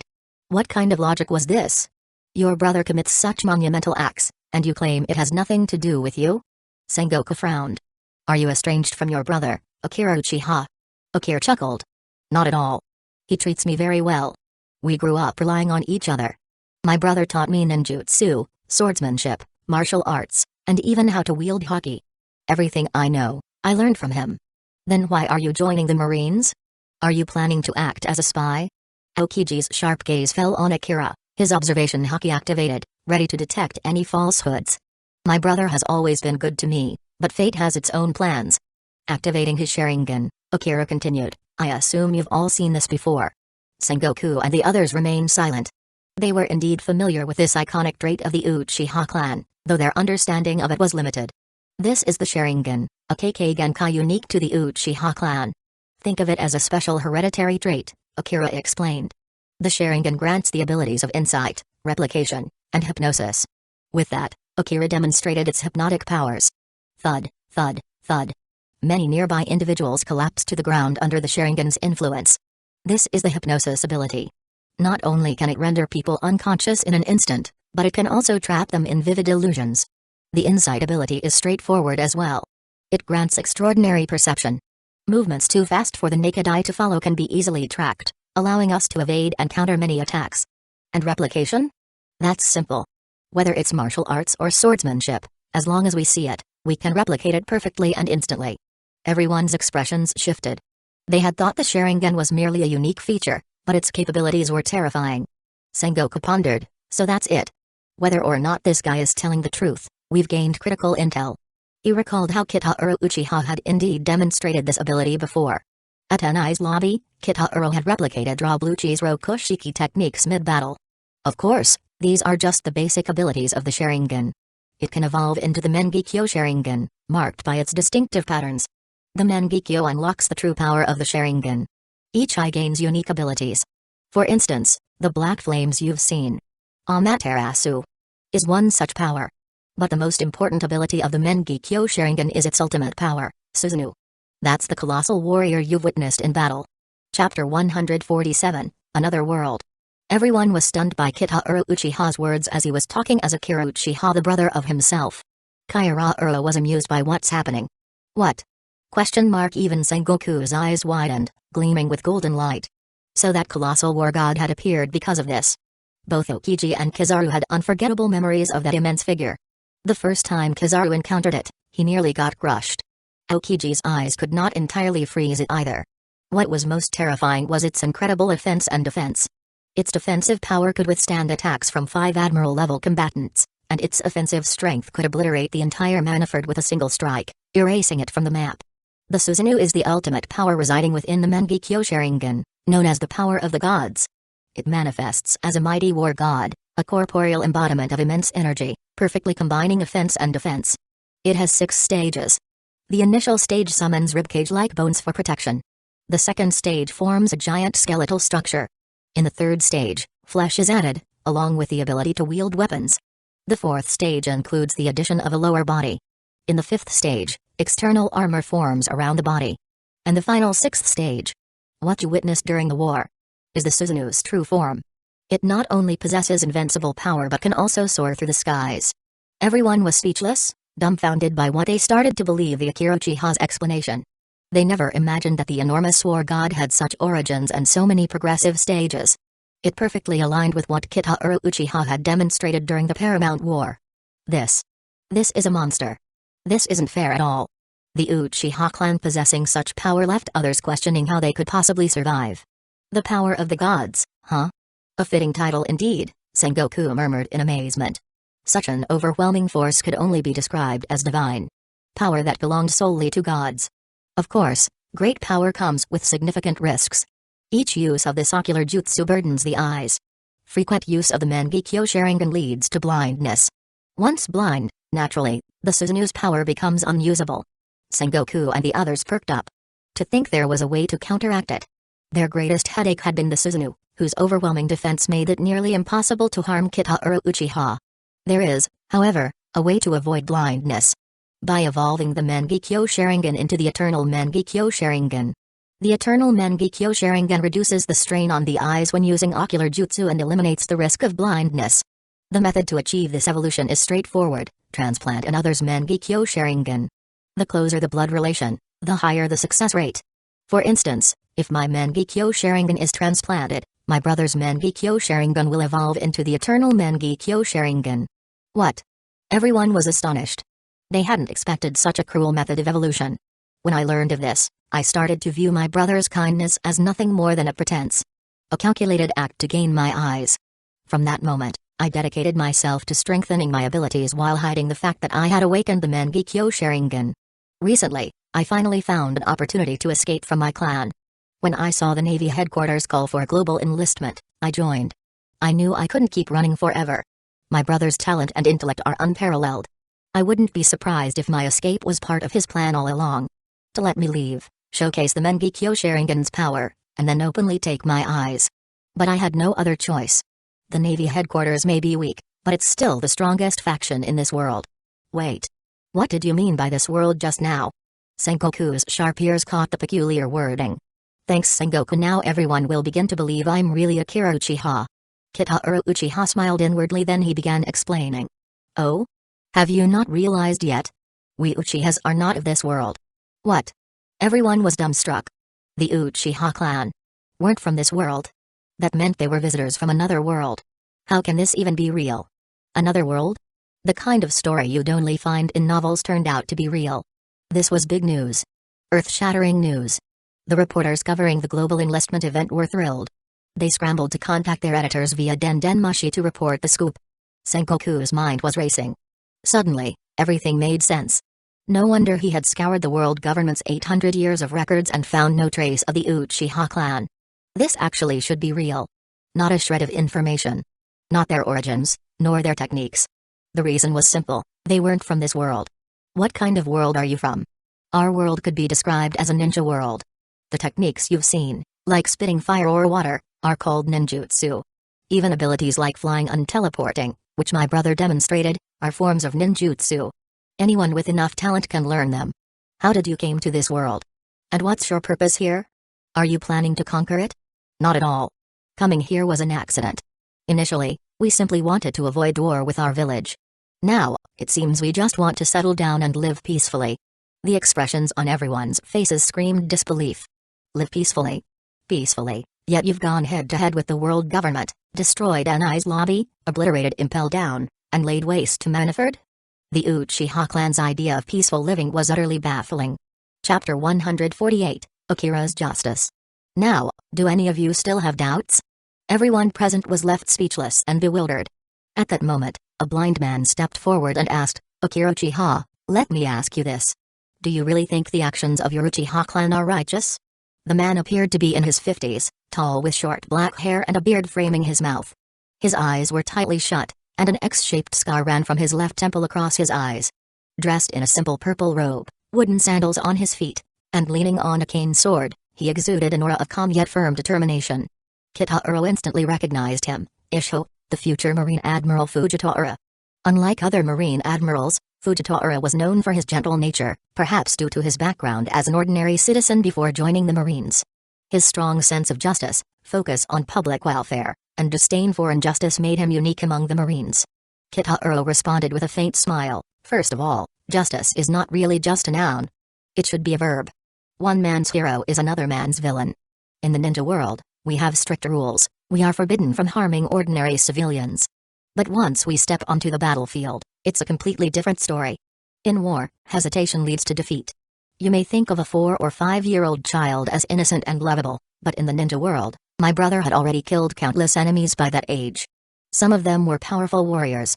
For us, fulfilling our missions is our way of survival, our fate. No matter who the target is, if it's part of our commission, we execute it without hesitation. Noticing the expressions of the crowd, Kitaro added, let me make this clear. We don't accept just any mission. The blind man interrupted sharply, but Kitaro Uchiha, he accepted a commission from Whitebeard. That much is undeniable. Yes. Kitaro Uchiha worked for Whitebeard. He even helped vicious pirates escape. There's no excuse for that. Absolutely. The voices of protest grew louder. Kitaro, still having disguised perfectly as Akira, a balanced boy, spread his hands and replied nonchalantly, you'd have to ask my brother about that. But honestly, I don't think he did anything wrong. When such massive profits are on the table, and you have the ability to deliver, who wouldn't take the job? Our clan still hasn't found a solid foothold in this world. So, you admit it? Fujitora pressed. Your Uchiha clan is nothing more than a profit-driven group that disregards justice. Kitaro just chuckled. What do you think we ninjas are? At our core, we're an assassination guild. We take on jobs to eliminate targets, protect clients, pull weeds, and even find lost cats. We do it all. Pull weeds? Find lost cats? The crowd was stunned. Assassination and protection made sense, but the rest? Kitaro shrugged. In our ninja villages, our primary role is similar to the Marine headquarters. We're military special forces funded by our country. Beyond that, we take on missions from nobles and other nations to supplement our funds. It's a livelihood. Inevitably, conflicts arise with competitors. In my eyes, the fight between Marines and pirates is no different from rival businesses battling over territory. Of course, there are exceptions. Those truly evil pirates who slaughter civilians. We deal with them too. As for the justice you mentioned, he continued, I can't say what it means to you, but for me, justice is simple. Living without regret. Fujitora's expression hardened. Then how do you justify your brother's actions? Destroying Manafort plunged the world into chaos. Pirates have attacked innocent civilians on an unprecedented scale. Lives and property are in ruins. All because of him. Is it because you're from another world that you don't care about the people here? Kitaro sighed, visibly annoyed. Akira won't deny that my brother's actions, Kitaro, caused collateral damage. But stop blaming others for everything. If there were no pirates, wouldn't the world be more peaceful? Isn't it the Marines' duty to protect the people? He added, just because we're from another world doesn't mean we disregard the lives of those here. The Uchiha clan is a clan of love. Compared to most people in this world, we're far kinder. For instance, on Amazon Lily, our clan has coexisted peacefully with the Kuja warriors. Some of us have even married into their tribe. To me, any intelligent, communicative being is no different from a human. So don't assume the worst about us. Kitaro's voice softened. Even though my brother plans to take my eyes, I still respect him deeply. He led the Uchiha clan out of despair. And even if he takes them, he'll leave me with other eyes. I won't go blind. Oh? So, you admire him? Of course. Kitaro grinned. In the Uchiha clan, there isn't a single person who doesn't admire my brother. Kitaro Uchiha is our hero. Humphrey. Fujitora scoffed. As you said, one man's hero is another man's villain. With that, he turned and walked away, clearly unwilling to continue the conversation. Kitaro didn't bother to argue further. Their values were too different, there was no point. Meanwhile, Sengoku and the others had gained a clearer understanding of the enigmatic Uchiha clan. The good news? This clan wasn't inherently evil. Kitaro Uchiha had helped the mayor of Water 7 before, and Shizue Uchiha had even fought a celestial dragon on Sabati Archipelago to protect an innocent girl. The bad news? For the Marines, this clan was a massive threat. Their activities directly undermined the Marine headquarters. Although nothing was confirmed yet, Sengoku was starting to believe that the man before him truly was Kitaro Uchiha's younger brother, Akira Uchiha. Chapter 149, Navy Akira. I have to believe otherwise. Why would you reveal so many critical secrets about the Uchiha clan? Whether you're Kitaro Uchiha or Akira Uchiha, since you've chosen to participate in the global recruitment process, you must abide by its rules, Sengoku declared firmly. Of course. That was always my plan, Kitaro replied with a faint smile. Enough chatter. Everyone, disperse and prepare for the test. Sengoku commanded. The gathered crowd moved swiftly to the testing grounds, eager to begin. Meanwhile, newspapers around the world went into overdrive, publishing explosive headlines, revealing the secrets of the mysterious Uchiha clan. Shocking. The Uchiha clan are interdimensional travelers. Kitaro Uchiha has a twin brother, Akira Uchiha. The source of the giant war god's power lies in the Uchiha clan's eyes. Unveiling the secrets of the Sharingan. The other world is a ninja world. The Uchiha clan, a clan of love. These sensational stories reignited global curiosity about the enigmatic Uchiha clan. At the testing site, Kitaro was pretending as Akira, preparing for the challenge. The first test will evaluate both speed and endurance, Sengoku announced. Participants will run a lap around Manafort, approximately 200,000 meters. The first 100 to finish will pass the first round. What? Only 100? Someone shouted. There are thousands of us here. That's not even a tenth. Sengoku explained, you are all elites selected from across the world, but we're recruiting only the best of the best this time. Even if you fail, don't worry. You'll still be granted the rank of ensign in the Navy. But for those who pass the first round, the rank of at least Marine Major awaits. Marine Major? Hearing this, many participants couldn't hide their excitement. A Marine Major's rank wasn't just respectable. It commanded authority and prestige. Complaints were replaced with determination, and everyone was eager to give it their all. Ready. Begin. Sengoku bellowed, and the crowd surged forward like a tidal wave. Yet, one person remained motionless. Kitahuro Uchiha. Aren't you going to run? Sengoku asked, frowning at the sight of Kitahuro standing still. Kitahuro smirked. There's no rush. Let them run ahead, otherwise, it wouldn't be fair. Arrogant. Sengoku muttered, displeased. His memories of Kitahuro Uchiha's calculated demeanor resurfaced. The same air of arrogance, the same slow escalation of power that made the Navy look like fools performing in a clown show. If that's how you see it, I'll make my move, Kitahuro said nonchalantly. With a sudden burst of speed, Akira shot forward like a blur. How fast? Kizaru commented, his eyes glinting with intrigue. The Uchiha clan members are all speed demons. But Akira is the brother of Kitahuro, so it's even more. Sengoku turned to Kizaru and Aokiji. You two have encountered him the most. What do you think? Could he be Kitahuro Uchiha in disguise? Kizaru shrugged. I couldn't say. I'm not exactly familiar with him. Aokiji, frowning, responded thoughtfully, I can't be sure. Most of what he said seems genuine, but we can't trust him completely. That said, we've gained valuable intelligence on the Uchiha clan, and that's a significant win for us. Sengoku nodded in agreement. I've been analyzing Kitahuro's movements recently. According to reports, he's been busy eradicating bandits in the territories he took over from Whitebeard. His forces are consolidating their hold, with only about 300 of Whitebeard's original crew remaining. Meanwhile, Akira has been aboard Navy vessels in the West Blue, far from the New World.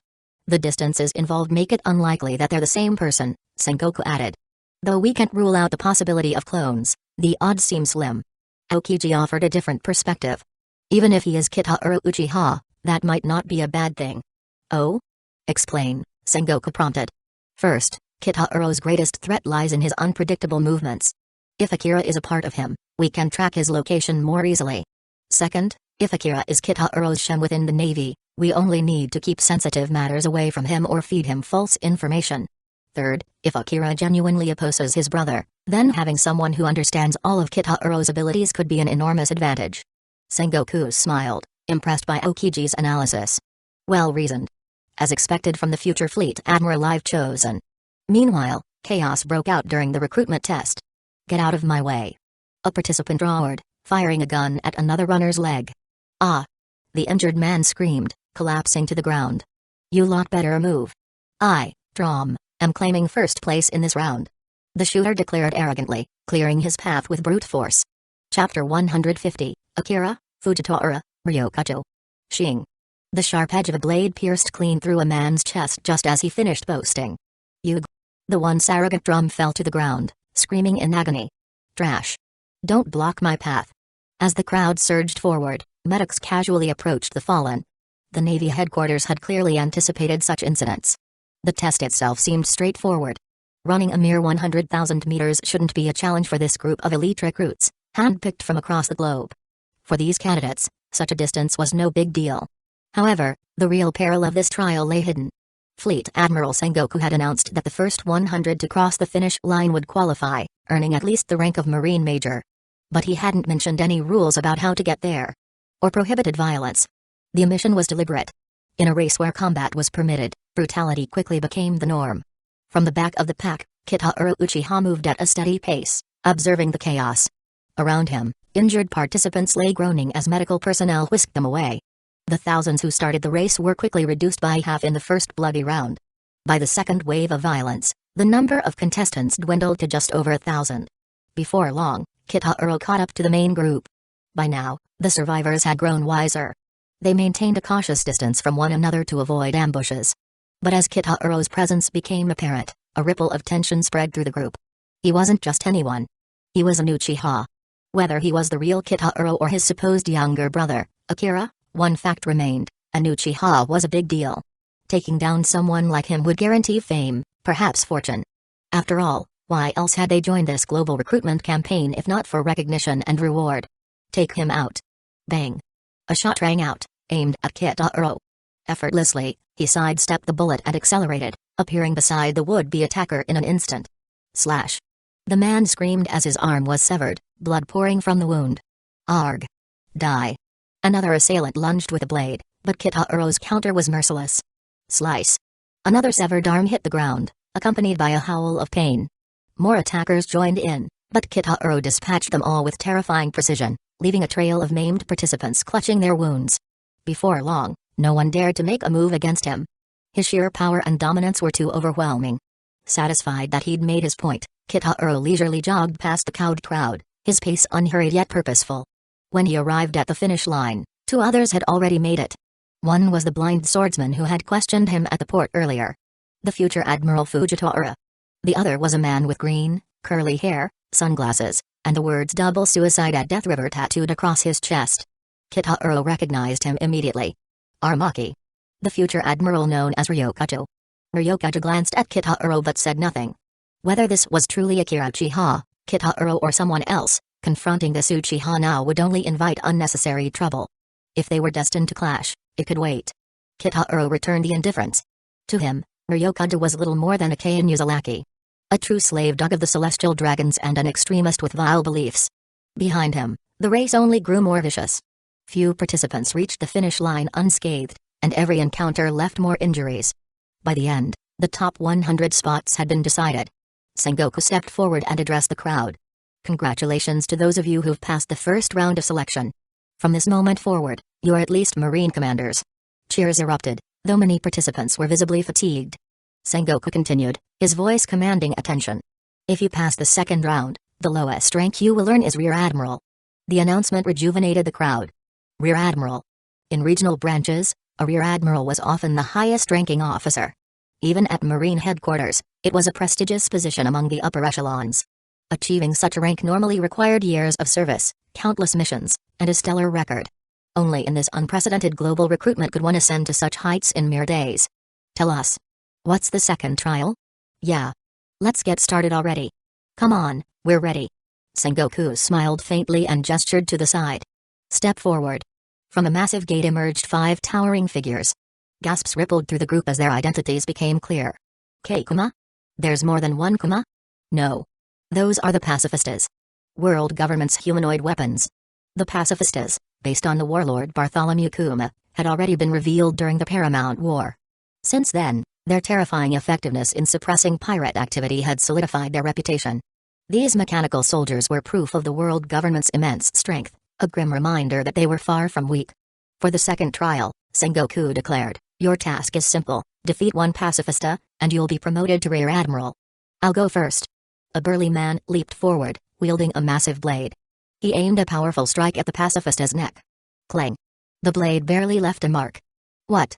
The pacifista retaliated with a single punch. Boom. The man flew backward, screaming in pain, before slamming into a wall. Blood poured from his mouth, and his body crumpled to the ground like a broken doll. Take him away, Sengoku ordered coldly. Medics rushed to the fallen contestant, placing him on a stretcher and carrying him off. Behind them, more medics stood ready for the next casualty. Sengoku scanned the group. Who's next? Chapter 151, Pacifistas. The atmosphere fell silent. The person who had just stepped up had shown decent strength, yet they were defeated in a single move. The power of this pacifista was astonishing. While the newspapers had mentioned their might, witnessing it firsthand made the oppressive force of these machines truly palpable. Is there no one else? Sengoku scanned the crowd. In truth, the idea of global conscription had been proposed by Akainu, and the 5 elders had approved it. Sengoku himself had little regard for those who joined the Navy driven solely by personal gain rather than graduating from the Naval Academy with a sense of duty. To people like that, justice was just a word, far removed from their true motivations. However, the 5 elders had approved the plan, and the Navy headquarters had indeed suffered significant losses. Combined with the growing number of pirates, the influx of fresh recruits was undeniably necessary. Justice isn't innate. It must be cultivated. But to rise to the top, one needs strength to match their ambition. Otherwise, how could they compare to the hardworking Marines who risked everything to capture pirates and earn their promotions? Is there no one? Didn't you all aspire to become Rear Admirals? Can none of you defeat even a single pacifista? If so, what's the point of your recruitment? We might as well produce more pacifistas instead. I'll go. Provoked by Sengoku's words, someone stepped forward to challenge a pacifista. Yet after a few brief exchanges, they too were carried away on a stretcher. Then came the next challenger, who soon met the same fate. One by one, several others tried and failed, each overwhelmed by the pacifista's sheer strength. It was only now that they began to realize how terrifyingly powerful the world government's secret humanoid weapons truly were. Damn it.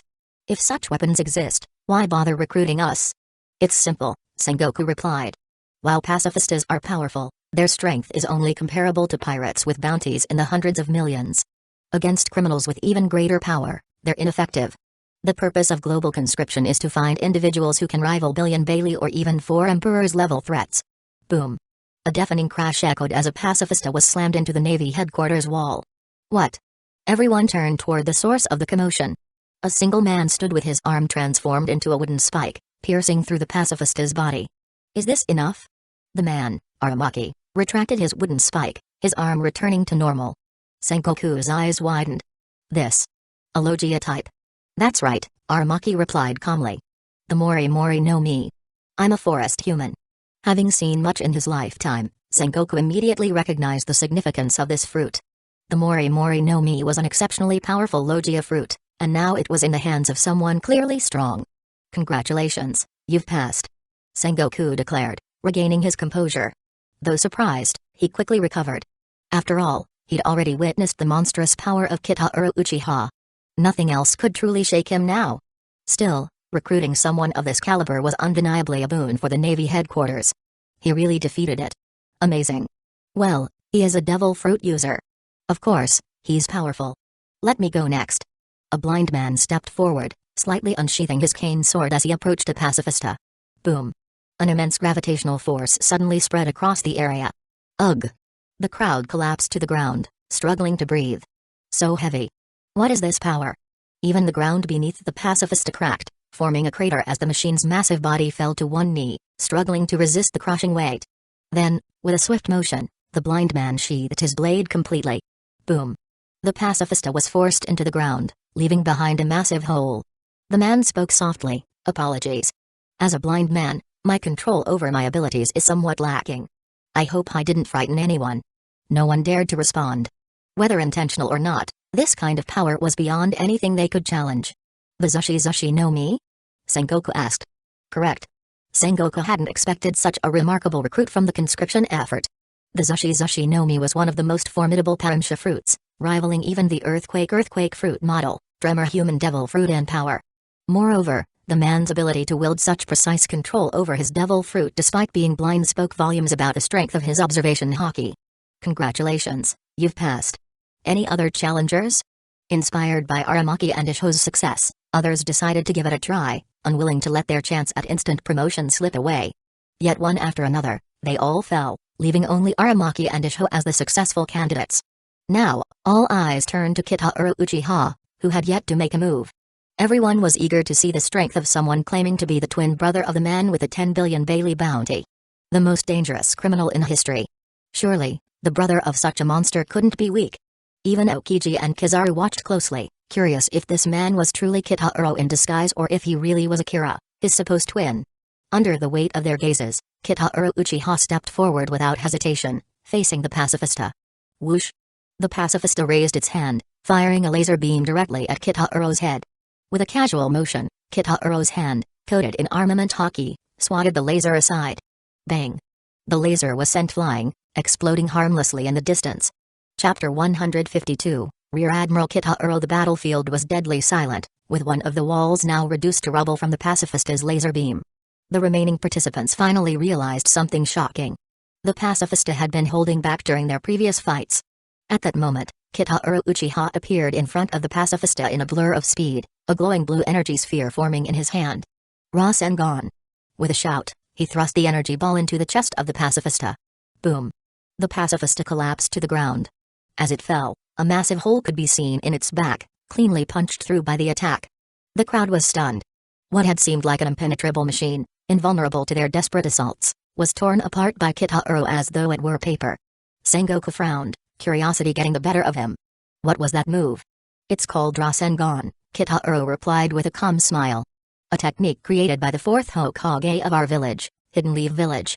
You might not be familiar with the term Hokage, but in your naval structure, it's akin to a fleet admiral. The Flying Thunder God Jutsu and Sage Mode that my brother uses? Those came from him as well. Flying Thunder God? Sage Mode? Sengoku asked, intrigued. The Flying Thunder God Jutsu is a teleportation ability. Sage Mode. Well, it's a state that amplifies the user's physical capabilities and greatly increases the power of their techniques. Can you use them too? Kitaro shook his head with a rueful smile. I'm afraid not. Despite being my brother's twin, our talents are leagues apart. I barely managed to learn just one of them. He suddenly closed his eyes, and a transformation began. 2 white horns sprouted from his forehead, and intricate markings resembling makeup appeared on his face. Sage Mode. Aokiji observed him keenly. Akira Uchiha, your Sage Mode seems different from Kitaro's. Of course. My brother learned his Sage Mode from Mount Mayabaku, one of the 3 great sacred grounds. I, on the other hand, trained at Rechi Cave. The revelation sparked whispers among the crowd, though Kitaro remained unfazed, speaking with a touch of pride. Rechi Cave was where I first mastered this art. My teacher, Orochimaru, was also my guiding light after graduating from the academy. Kitaro's calm narrative seemed almost nostalgic as he continued. Orochimaru-sama was a genius without peer in the ninja world, and I sought him out as my teacher deliberately. He is the best mentor anyone could have. He paused and shrugged.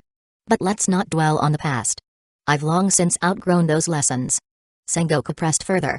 Why not learn the same Sage Mode as your brother? Was he unwilling to teach you? Kitaro laughed softly. You underestimate my brother. He would teach me anything I asked. The issue isn't with him. It's with me. Some techniques are beyond my reach, either because of my limits or because they're simply not meant for me. The spectators exchanged uneasy glances, sensing Kitaro's understated power. Sengoku's expression darkened as he asked, Akira Uchiha. Do you not want to kill your brother, Kitaro? Kitaro tilted his head, amused. Why would I want that? Why? Sengoku's voice carried disbelief. Because he wants your eyes, of course. He might want my eyes, Kitaro said with a shrug, but not my life. Why should I want his? You don't desire his eyes either? Nope. Kitaro's denial was swift and absolute. Why not? Don't you need them to awaken the eternal Mangekyo Sharingan? Kitaro's gaze turned sharp as he studied Sengoku, Aokiji, and Kizaru. A sly smile crossed his lips, making the 3 admirals shift uncomfortably. You don't think what you've seen from my brother is his full strength, do you? The 3 exchanged uneasy glances. What are you implying? Sengoku demanded. Exactly what I said. My brother, Kitaro Uchiha, is the pinnacle of the ninja world. What you've seen. That's just a fragment of his power. A mere tip of the iceberg. Sengoku's expression tightened as Kitaro continued.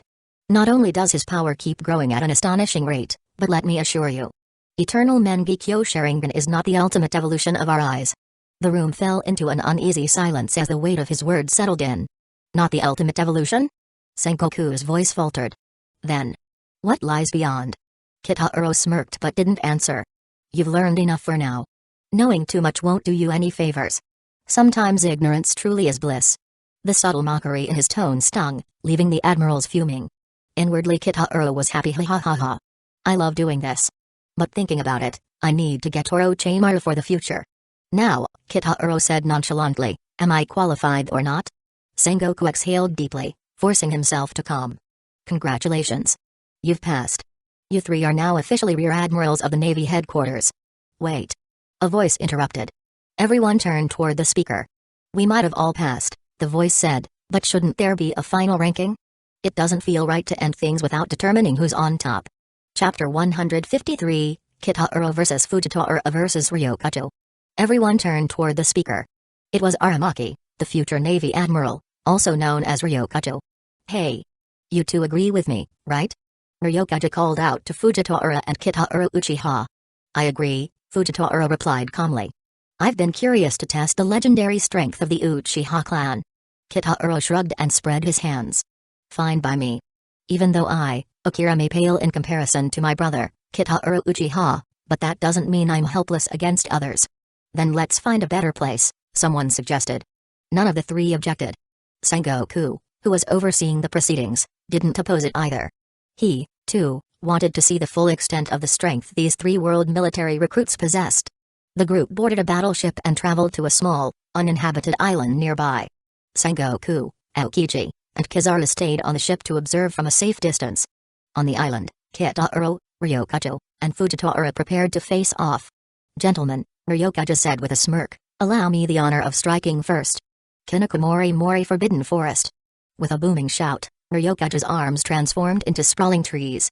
From the barren ground, vibrant flowers bloomed, and towering trees grew at an incredible rate, forming massive fists. I ate the Mori Mori no Mi, becoming a forest human. I embody life itself, the very balance of nature. The massive wooden fists surged toward Fujitora and Kitaro. Fujitora, ever composed, drew his blade and blocked one effortlessly. Kitaro raised a single hand, stopping the assault without breaking a sweat. I'm just getting started. Ryokage roared. His body transformed into a massive tree-like figure, towering dozens of meters high. Thick vines sprouted from his form and lashed out in all directions, targeting both opponents. Boom. Boom. Boom. The relentless onslaught forced Fujitora and Kitaro to stay on the move, dodging the vine strikes. Fujitora slashed through some of the vines with precision. Not bad for a blind man, Ryokage muttered, annoyed at Fujitora's agility. Your observation haki must be exceptional if you can evade my attacks so effortlessly. Hey, Fujitora chuckled. I may be blind, but my heart sees just fine. Fujitora leapt back, landing gracefully on solid ground. He assumed a striking pose, gripping his sword firmly. Hum. The blade emitted a dark purple glow as Fujitora channeled immense gravitational energy into it. Gravity Blade, Raging Tiger. With a powerful swing, Fujitora unleashed a massive wave of horizontal gravity. The force obliterated the incoming vines and crushed everything in its path, leveling the terrain. Boom. The gravitational attack struck Ryokage's enormous tree-like form, forcing him back. Cracks formed in his wooden body as pieces splintered and fell away. Meanwhile, Kitaro seized the opportunity to leap onto a nearby rocky hill. His hands moved rapidly through a series of seals. Fire style, Majestic Destroyer Flame. A torrent of flames burst forth from Kitaro's mouth, sweeping across the battlefield like an ocean of fire. The fiery wave consumed Ryokage's forest, reducing it to ash. You think fire is my weakness? If I had such an obvious flaw, what would be the point of fighting? Ryokage sneered. Bokurin. Firebreak Forest. He conjured a new set of trees resistant to flames, effectively neutralizing the attack. Suddenly, the ground beneath both Kitaro and Ryokage trembled. Boom. A crushing gravitational force bore down on the battlefield, pinning Ryokage and Kitaro in place. Gentlemen, Fujitora said calmly, sheathing his sword. Let's not forget there are 3 of us in this fight. The immense gravity shattered the rocky hill beneath Kitaro, forcing him to leap away. Ryokage reverted to his human form and stumbled as a massive hole opened beneath him. Crash. Kitaro emerged from the rubble, his hand glowing with a swirling ball of energy. Giant Rasengan. He hurled the massive chakrosphere toward Fujitora, who responded swiftly. Gravity Blade, Raging Tiger. Fujitora unleashed another wave of gravity, clashing directly with the giant Rasengan. The resulting explosion rocked the island, sending shockwaves in every direction. As the smoke cleared, sharp wooden spikes erupted from the ground, growing rapidly. Fujitora leapt into the air, using his gravity powers to hover above the chaos. Kitaro dodged gracefully, leaping from one spike to another. Fools. You can't defeat me. I am nature itself. Ryokage bellowed, his frustration mounting. Humans can never overpower nature. Is that so? Fujitora said, smiling faintly. He sheathed his sword once more and pointed it toward the sky. Hum. A purple gravitational ripple shot into the heavens. Moments later, a deafening roar filled the air as a fiery meteor streaked toward the island. A meteor? Ryokage shouted in disbelief. On the ship, Aokiji's eyes widened. This old man. His power is incredible. Terrifying, as always, Kizaru muttered, his voice tinged with mock amusement. Chapter 154, Massive Rasen Shuriken Sengoku's expression grew serious as he turned his gaze to Kitaro Uchiha, unsure how the young Uchiha would handle the situation. Kitaro sighed in exasperation. Hey. This is supposed to be just a sparring match. Do we really need to take it this far? What a shameless move. Pulling down a meteor to flip the table. That was outright cheating. Hee, Fujitora chuckled lightly. Since I'm sparring with a member of the legendary Uchiha clan, it's only right to take this seriously, don't you agree? In the blink of an eye, the enormous meteor plummeted from the heavens. Damn it. Ryokage was the first to bear the brunt of the assault. His massive tree-form body disintegrated upon impact, burning and crumbling to ash in an instant. Fujitora, crouched low, summoned layers of gravitational rings above his head. This time, he applied reverse gravity, shattering chunks of the meteor as they neared him. Meanwhile, Kitaro conjured a massive Rasengan, its relentless spinning obliterating any piece of the meteor it touched. Boom. The meteor's impact unleashed a cataclysmic explosion, its shockwaves rippling outward and annihilating everything in their path. Moments later, as the smoke cleared, the battlefield was revealed. At the center of the island, an unfathomably deep crater remained, its edges jagged and scorched. The only intact areas were the spots beneath Kitahuro and Fujitora. They now stood on narrow columns of earth, elevated above the wreckage. As expected of someone from the legendary Uchiha clan, Fujitora remarked, his voice calm yet filled with admiration. Even a meteor can't seem to faze you. Deep within the crater, a single seed sprouted, blossoming into a flower from which Ryokada regenerated. That damned blind old man. Ryokada roared in anger. How dare you pull something like that? Green energy surged from the crater, causing trees to erupt forth.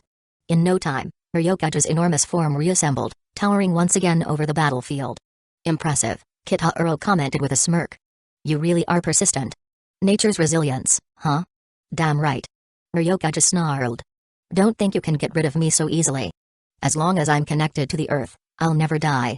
With that, he controlled a swarm of vine-like branches, which shot toward Kitahuro and Fujitora like spears. Fujitora sliced through the oncoming branches with precise strikes, though they regrew almost instantly. Kitahuro, on the other hand, leaped gracefully into the air, shouting, Tempest Kick. A sharp energy slash cleaved through Ryokada's torso. Slash. Arg. Ryokada cried out, his massive form bisected. Got you. Kitahuro remarked. But to his surprise, the severed halves of Ryokada's body sprouted vines that reconnected and healed the damage within seconds. TCH. So, that's not even your real body, huh? Kitahuro muttered, narrowing his eyes. Fine. If you want to flip the table, I'll show you how it's really done. With a burst of chakra, Kitahuro propelled himself higher into the sky. As he hovered midair, a Rasengan materialized in his hand, growing rapidly in size. Within moments, it expanded to a staggering diameter of over 20 meters, radiating blue and white energy. To amplify its power, Kitahuro infused it with wind-style chakra, causing it to spin like a massive shuriken. Hey, hey, hey! Aokiji exclaimed from the sidelines. Isn't that thing a bit too dangerous? Feeling the overwhelming energy, Sengoku, Kizaru, and Aokiji all wore grim expressions. From above, Kitahuro shouted, You think you're the only ones who can flip the table? Let me show you what real table flipping looks like. Wind-style, supermassive Rasen shuriken. Fujitora, sensing the attack's sheer power, grew serious. Gravity blade, raging tiger. He unleashed a fearsome wave of horizontal gravity, aiming to counter the Rasen shuriken. Boom. The gravitational force clashed with the Rasen shuriken, but it was overwhelmed in an instant. Ryokado, now in his humanoid form, pressed his hands to the ground, commanding a forest of massive, Haki-infused trees to rise and intercept the attack. Crack. The trees shattered on contact with the Rasen shuriken, reduced to dust in mere moments. Not good. Fujitora's expression shifted. He slashed at Ryokado with his gravity blade, sending the other admiral hurtling away. Meanwhile, Fujitora used reverse gravity to propel himself out of harm's way. The Rasen shuriken struck the massive crater left by the earlier meteor strike. Kaboom. The resulting explosion was akin to a nuclear detonation. A colossal sphere of wind energy expanded outward, engulfing the entire island in seconds. The shockwave generated an enormous tsunami, its towering waves hurtling toward the distant Navy warships. Ice Age. Aokiji immediately froze the approaching tsunami, saving the ships from destruction. After a long moment of chaos, the sea calmed once more. Phew. Suddenly, a piercing laser from Kizaru's finger shattered the remaining ice, clearing the view ahead. What they saw left everyone in stunned silence. The island. It's gone. The vast ocean stretched endlessly before them, with no trace of the island that had once stood there. The Navy soldiers aboard the ships were trembling. Some had experienced the summit war at Manafort and remembered the devastation caused by Kitahuro's older brother. Now, they were witnessing history repeat itself. Only this time, it was Kitahuro himself who had annihilated an island. Do both brothers have a hobby of destroying islands? Whispered one terrified soldier. Chapter 155, Nearly Killed Future Admirals. Wow. So terrifying. Both Kitahuro Uchiha and Akira Uchiha are really brothers, both are absolutely terrifying. Kizaru maintained his usual casual demeanor, though his voice betrayed a hint of genuine fear. So scary. He muttered. And honestly, the display of power truly was frightening. Aokiji, on the other hand, looked grim. That guy Kitahuro. He wasn't really using his full strength before. Their prior encounters with Kitahuro Uchiha flashed through his mind. During the first clash, even though he and Kizaru suffered minor setbacks, they had managed to force Kitahuro into a retreat. In their second encounter during the war, Kitahuro faced off against 3 admirals simultaneously. Technically, they hadn't lost, but breaking through his defenses had proved almost impossible. For hours, the 3 of them attacked relentlessly. They finally managed to breach the colossal, impenetrable Susanoo, only for Kitahuro to restore it as if nothing had happened. It wasn't until all 5 admirals' power level combined their efforts that Kitahuro activated the fully powered Susanoo. Only then did they begin to comprehend the sheer terror of his true strength. Did they lose? Undoubtedly. The Navy's headquarters, Manaford, had been utterly destroyed under their watch. How could that not count as a loss? However, it wasn't a crushing defeat. Despite their loss, the combined strength of the admirals was enough to put up a fight against Kitahuro. But now, their biggest headache wasn't whether they could defeat him. It was whether they could even stop him from leaving. Especially after all 5 of their attacks missed entirely. And now, Akira Uchiha, the so-called brother of Kitahuro Uchiha, had unleashed a technique so devastating that, while it might not erase Manaford Island from the map entirely, it could still obliterate every structure on it. In other words, if Kitahuro had chosen to use this move during the war, with over 100,000 people present at Manaford, he could have wiped out everyone. The admirals might have survived, but anyone below the rank of vice admiral would have been annihilated. The mere thought sent chills down Aokiji's spine. His mind replayed Akira's chilling words. Did you think that was Kitahuro Uchiha's full strength? Akira had claimed that everything he knew had been taught to him by Kitahuro. If that devastating attack had been a technique Kitahuro also knew, and one he could potentially wield even more skillfully, then during the Paramount War, the Navy would have suffered catastrophic casualties. Even the admirals might not have made it out alive. Sengoku, wearing a similarly grim expression, had clearly reached the same conclusion. They had fought with everything they had, yet Kitahuro had never been serious. This realization made them feel like fools, mocked and belittled. They were the Navy's finest, Fleet Admiral Sengoku, hero of the Marines Garp, Admirals Akainu, Aokiji, and Kizaru. Each one was a powerhouse, unrivaled in their own right. Yet even their combined might hadn't been enough to force Kitahuro to reveal his full strength. Something's wrong. Sengoku's expression darkened further as a new thought struck him. Could Aramaki and Isho have been killed by that last attack? Most casualties wouldn't face Sengoku, but Aramaki and Isho were different. They were 2 of the world's top-tier fighters. Losing them would be a significant blow to the Navy's future strength, especially in the face of a future confrontation with Kitahuro. Find Aramaki and Isho immediately. They must not die. The lookout quickly scanned the sea with his telescope and shouted, "Found them. Over there." The group turned in the direction he pointed. A small wooden boat bobbed on the waves, green vines rapidly growing from it and forming a larger vessel. Aramaki, the forest human, stood aboard, his expression a mix of fear and disbelief as he gazed at the vanished island. He muttered to himself, "The island we fought on. It's gone. If I'd still been there, I would have disappeared with it." A shudder ran through him as he remembered how the blind old man had shoved him off the island at the last second. That small act had saved his life. From the sky, another figure approached, flying on a sword. It was Isho, the future Fujitora. Using anti-gravity, Isho had propelled himself into the air to evade Kitahuro's devastating attack. It was the first time he had used his own gravity powers on himself this way. Gazing down at the vanished island, Isho murmured, "The Uchiha clan. What a terrifying lineage." He descended toward the Navy warship, realizing that the battle had concluded. The outcome was clear as day. Their combined attacks had been no match for Akira's technique. The island's obliteration was proof of their defeat. Even with more strategies up his sleeve, Isho knew he had no counter to such overwhelming destructive power. Back on the sea, Aramaki's wooden ship sprouted a yellow chrysanthemum at its stern, which dipped into the water and spun like a motor, propelling him toward the Navy warship. Meanwhile, Kitahuro walked calmly across the sea's surface, heading toward the ship as if strolling on solid ground. Witnessing this, many were stunned. Someone walking effortlessly on the ocean was unimaginable for most. For Kitahuro, it meant the entire sea was his battlefield. An immense advantage, especially against devil fruit users who were cursed by the sea.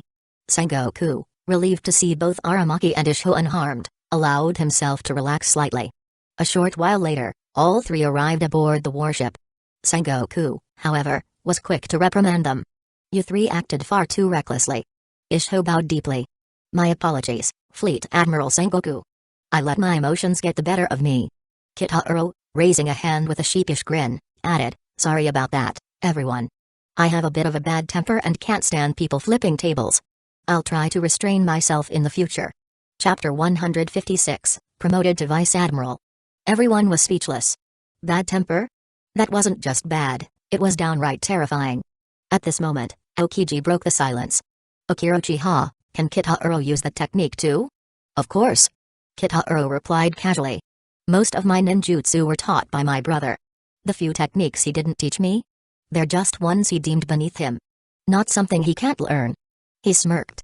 The only things my brother can't use are bloodline techniques that require specific KK Genkai. But honestly, it doesn't matter. Our clan's Sharingan is the strongest KK Genkai in the shinobi world. Hearing Kitahuro repeatedly refer to my brother, the surrounding onlookers couldn't help but feel convinced that he was indeed Akira, Kitahuro Uchiha's twin brother. Otherwise, if he were Kitahuro himself, wouldn't it be absurdly shameless to keep saying such things? Sengoku turned his gaze to the future Admiral Ryokazu. Aramaki, what's your take on this? Aramaki's expression soured. He was the one who suggested settling things between the three of them, yet he ended up the most battered. If not for Fujitora pushing him at the last moment, he might have perished on that island. Humphrey. I lost this time. But don't think I'll lose forever. Next time, I'll settle the score. Ryokazu said stubbornly. This battle had shown him the terrifying strength of the Uchiha clan. Kitahuro's attacks were relentless. Not just destroying the seeds he relied on but obliterating the very ground they would grow in. And then there was Fujitora. The old man's meteor summoning had genuinely shaken him to the core. Fujitora spoke humbly. Old man accepts defeat too. The Uchiha clan truly lives up to its reputation. For someone as young as you to wield such power, Akira Uchiha. I can hardly imagine just how strong your brother, Kitahuro, must be. My brother's strength? It's on a level I can't hope to match, Kitahuro admitted nonchalantly. That's why I had to seek the world government's help in the first place. At this, Sengoku addressed the three of them. The three of you are immensely powerful. In this era of rampant piracy, your decision to join the Navy is a blessing not only to us but to the world. On behalf of the Navy, I officially welcome you all. However, since this is a recruitment through the world conscription, prior achievements can't be considered. Your ranks will be determined purely by strength. All three of you are on par with admirals, but since the admiral slots are filled, your initial rank will be vice admiral. Becoming an admiral requires competition. The Navy is filled with experts just a step below the admiral level. To rise, you'll need to surpass them. Kitahuro shrugged. Fair enough. Makes sense. Jumping straight to admiral would definitely cause some unrest. Sengoku thought to himself, not just unrest. There's already plenty of dissatisfaction over you skipping straight to vice admiral. Military promotions weren't that simple. Strength was one thing, but service and accumulated achievements were just as critical. Fujitora nodded. I have no objections. As long as it allows me to carry out justice, it's enough. Seeing the other two agree, Ryokazu had no choice but to acquiesce as well. Bring the vice admiral coats. 3 naval soldiers stepped forward, each holding a pristine new coat. None of the 3 hesitated as they draped them over their shoulders. Kitahuro marveled at the surreal experience. Who would have thought he'd one day wear a Navy uniform and hold the rank of vice admiral? Returning to Navy headquarters, Sengoku announced before the entire assembly that Akira, Isho, and Aramaki had joined the Navy as vice admirals through world conscription. The news sent shockwaves across the world. The revelation that Kitahuro Uchiha had a twin brother, Akira Uchiha, was astonishing enough. But for Akira to join the Navy as a vice admiral? It was beyond belief. The very next day, Kitahuro issued a public response. Kids grow up. It's natural for them to rebel. If he wants to play Navy, let him. This short, dismissive statement was dripping with Kitahuro's trademark arrogance, likening the Navy to a child's game and showing complete indifference toward his brother's actions. When asked about the Mangekyo Sharingan's rumored need for a sibling's eyes to evolve into the eternal Mangekyo, Kitahuro scoffed. As if I'd stoop so low.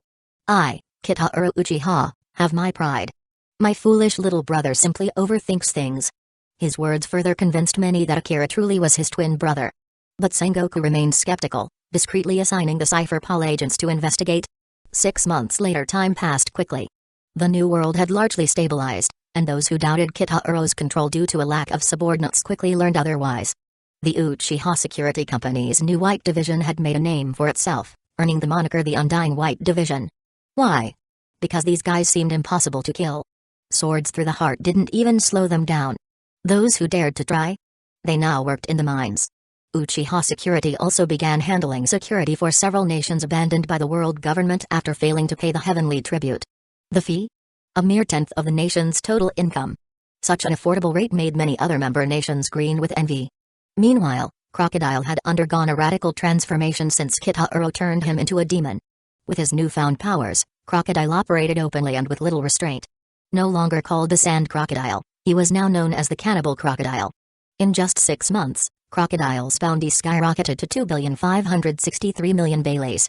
Many now viewed him as a strong contender for the vacant 4 Emperor's position. Pirates flocked to his banner, and his influence in the New World had become a formidable force. Chapter 157, Lazy Life at Manaford. At Manaford, Kitahiro Uchiha had fully embraced his life as a marine. While Fujitora and Ryokaja roamed the seas, capturing pirates and earning glory to spread their names across the 4 seas, Kitahiro's days consisted of lazing around and doing nothing. He ate well but didn't catch a single pirate. This lack of action drew plenty of criticism from others in Manaford. Many believed Kitahiro didn't deserve his position as a vice-admiral, accusing him of being a freeloading slacker. Kitahiro, however, couldn't care less. Today, as he lay on the roof of Manaford headquarters, basking in the setting sun, a sharp voice interrupted his peace. "Akira.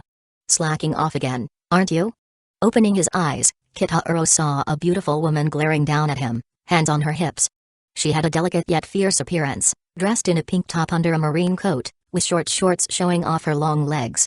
Her impressive figure made her outfit appear ready to burst at any moment.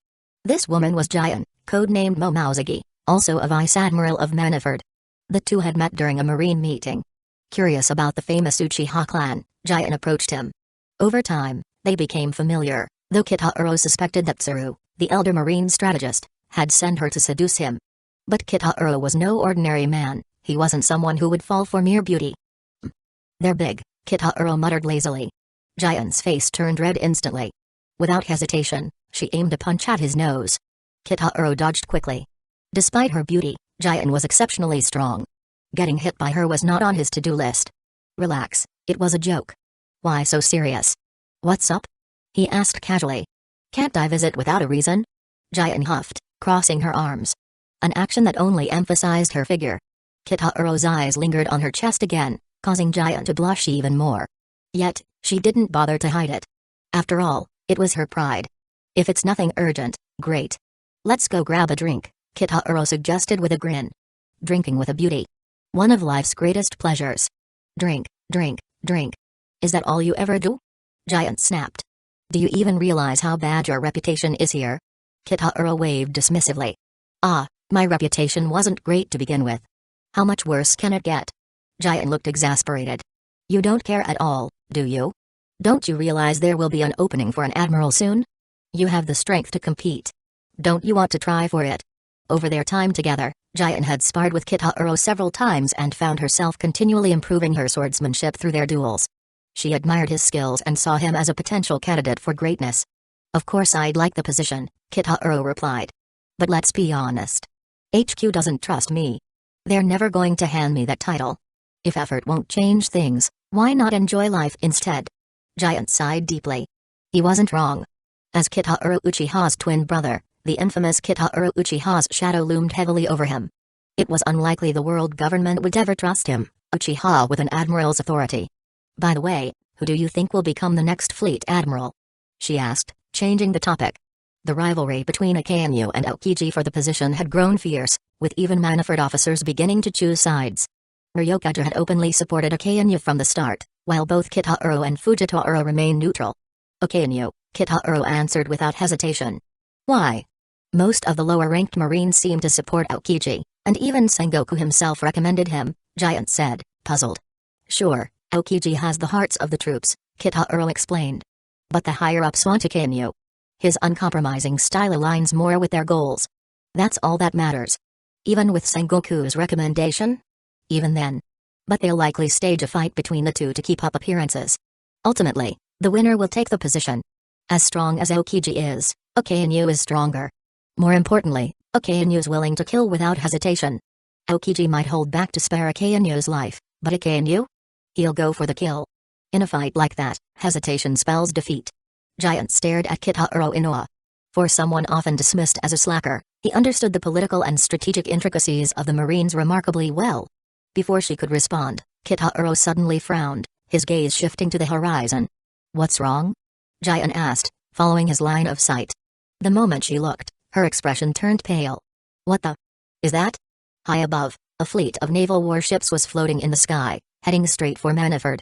The piercing sound of alarms filled the air. Marines spilled out of the buildings, staring skyward in shock. What's going on? Warships? In the sky? Could it be Kitahiro Uchiha? Is he here to destroy Manaford? Chapter 158, Golden Lion Shiki. Sengoku ascended to the highest terrace of Marine headquarters. As soon as Jian, the Marine Vice Admiral known as Momouzagi, Pink Rabbit, saw him, she leaped down from her post. Fleet Admiral Sengoku, could it be Kitahiro Uchiha? Sengoku's face was grim. No. Kitahiro Uchiha isn't the kind of man who resorts to theatrics like this. The only person capable of such a feat is another man. The survivor of the Pirate King era, a rival of Guldy Roger, and later defeated by him. A man who was once captured by the Marines, only to sever his own legs and escape from impel down. Golden Lion Shiki. He's been absent for a full 20 years. Now, with a new era unfolding, has even this guy lost his patience? Sengoku's expression darkened further, his fists clenched. Just as the turmoil surrounding Kitahiro Uchiha was starting to settle, this troublemaker had to show up. Can't he wait 6 more months? I'd like to retire in peace. Suddenly, a warship in the sky came into view directly above Marine headquarters. Under the pull of gravity, it began plummeting toward them. Ah! It's falling. What do we do? This is it. Is Marine headquarters going to be destroyed again? Whoosh! Kitahiro Uchiha leaped into the air. It's Vice Admiral Akira Uchiha. A low hum resonated as a massive white sphere of energy formed in Kitahiro's hands. Wind-style, giant Rasen Shuriken. With a powerful throw, the spiraling projectile soared toward the falling warships. Boom! The enormous wind sphere detonated like a nuclear explosion, swallowing all the descending warships in an instant. The terrifying shockwave obliterated everything in its radius, reducing the area to ruins. Wah! The gale force winds knocked the Marines below off their feet, forcing them to shield their faces. So this is Vice Admiral Akira Uchiha's Rasen Shuriken? What incredible destructive power! Moments later, fragments of broken timber began raining down from the sky. We're saved. Vice Admiral Akira Uchiha, you're amazing.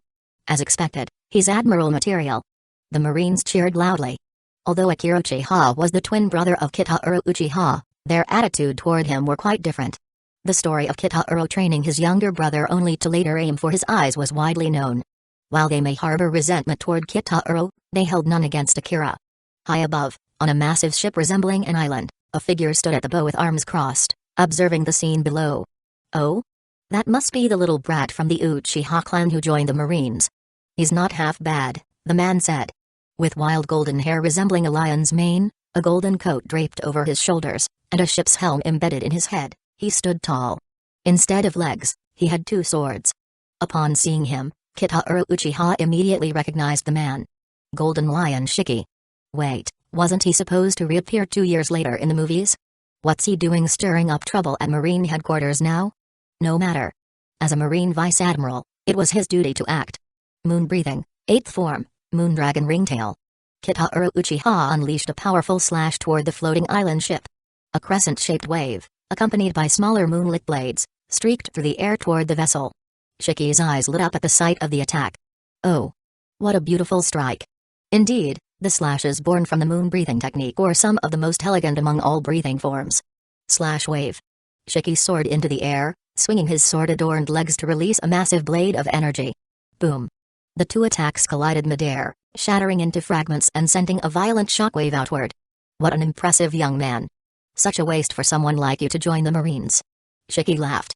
Golden Lion Shiki. What are you doing here? Sengoku transformed into his massive Buddha form, roaring at the pirate. Golden Lion? Isn't he the legendary pirate from 20 years ago? He's still alive? The older Marines recognized the name. Shiki had been a contemporary of Roger and Whitebeard. A pirate of legendary stature. Captured and imprisoned in Impel Down over 2 decades ago, he'd escaped, severing his own legs in the process. Time had passed, and those once rookie Marines were now Vice Admirals. Sengoku, you're old and useless now. To let a brat push you around proves that the Marines have grown weak. It's time for me to take over this world once more. This is just a warning. Next time, I'll wipe you out for good. Jahahaha. Shiki laughed maniacally as his ship ascended higher into the sky. Kitahiro Uchiha landed gracefully on the roof of the marine fortress. Sengoku, returning to his normal form, wore a grim expression. He had assumed Shiki was here for another rampage like the one 20 years ago. Back then, It had taken both him and Garp working together to subdue Shiki, and even then, half of Marine headquarters had been destroyed. With Shiki's powers, this headquarters could disappear from the ocean at any moment. The destruction of the old Manafort had already emboldened pirates everywhere, weakening the Marines' grip on the new world. If the current headquarters was destroyed again, the Marines' reputation would be utterly shattered. Report. Fleet Admiral Sengoku, we have urgent news. Shiki has issued a pirate summons through the newspapers.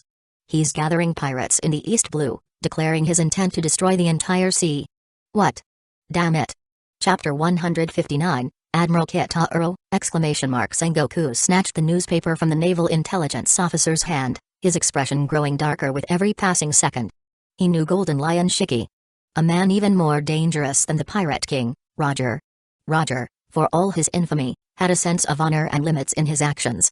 Shiki, on the other hand, was a ruthless tyrant, driven by ambition and unconstrained by morality. When Shiki declared he would destroy the East Blue, he meant every word. Lives meant nothing to him, and he had no qualms about following through on his threats. This man had lain low for 20 years, hidden and anonymous. Sengoku knew he must have been planning something monumental. A man like Shiki could never be content with a quiet, uneventful life. Now that he had resurfaced, there was no doubt. He had returned with an even greater, more sinister plot. Akira Uchiha. Jian. The two of you are to depart immediately for the East Blue and try to capture Golden Lion Shiki. Sengoku ordered sharply. Yes, sir.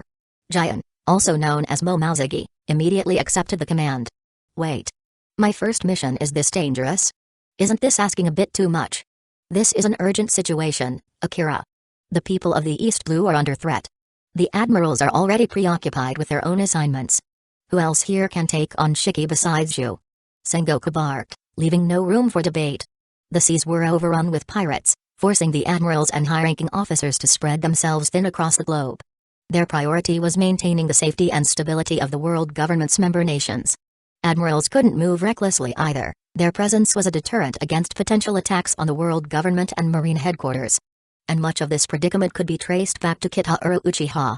His battle against 5 of the world government's top forces had become a terrifying legend, leaving even the celestial dragons in Mage trembling with fear. Their panic led to the implementation of a new rotation system. At least one admiral would always be stationed in Mage, while the other 3 rotated through monthly assignments. For instance, Okainu was stationed there this month, Aokiji the next, and Kizaru the month after that. This system, however, placed an even greater strain on the already overburdened marine headquarters. The only solace came from new recruits like Aramaki, Isho, and Kitauro Uchiha disguised as Akira, who had bolstered their ranks. Aramaki and Isho were both fervently capturing pirates, which was undoubtedly a good thing. Kitauro, on the other hand, had been stationed at marine headquarters, doing absolutely nothing. Yet, in Sengoku's view, even his inaction was a relief. It kept him out of trouble. But this time, there was no other choice. If Kitauro didn't step in, the East Blue could be devastated. Ugh. Fine. I'm too kind-hearted for my own good.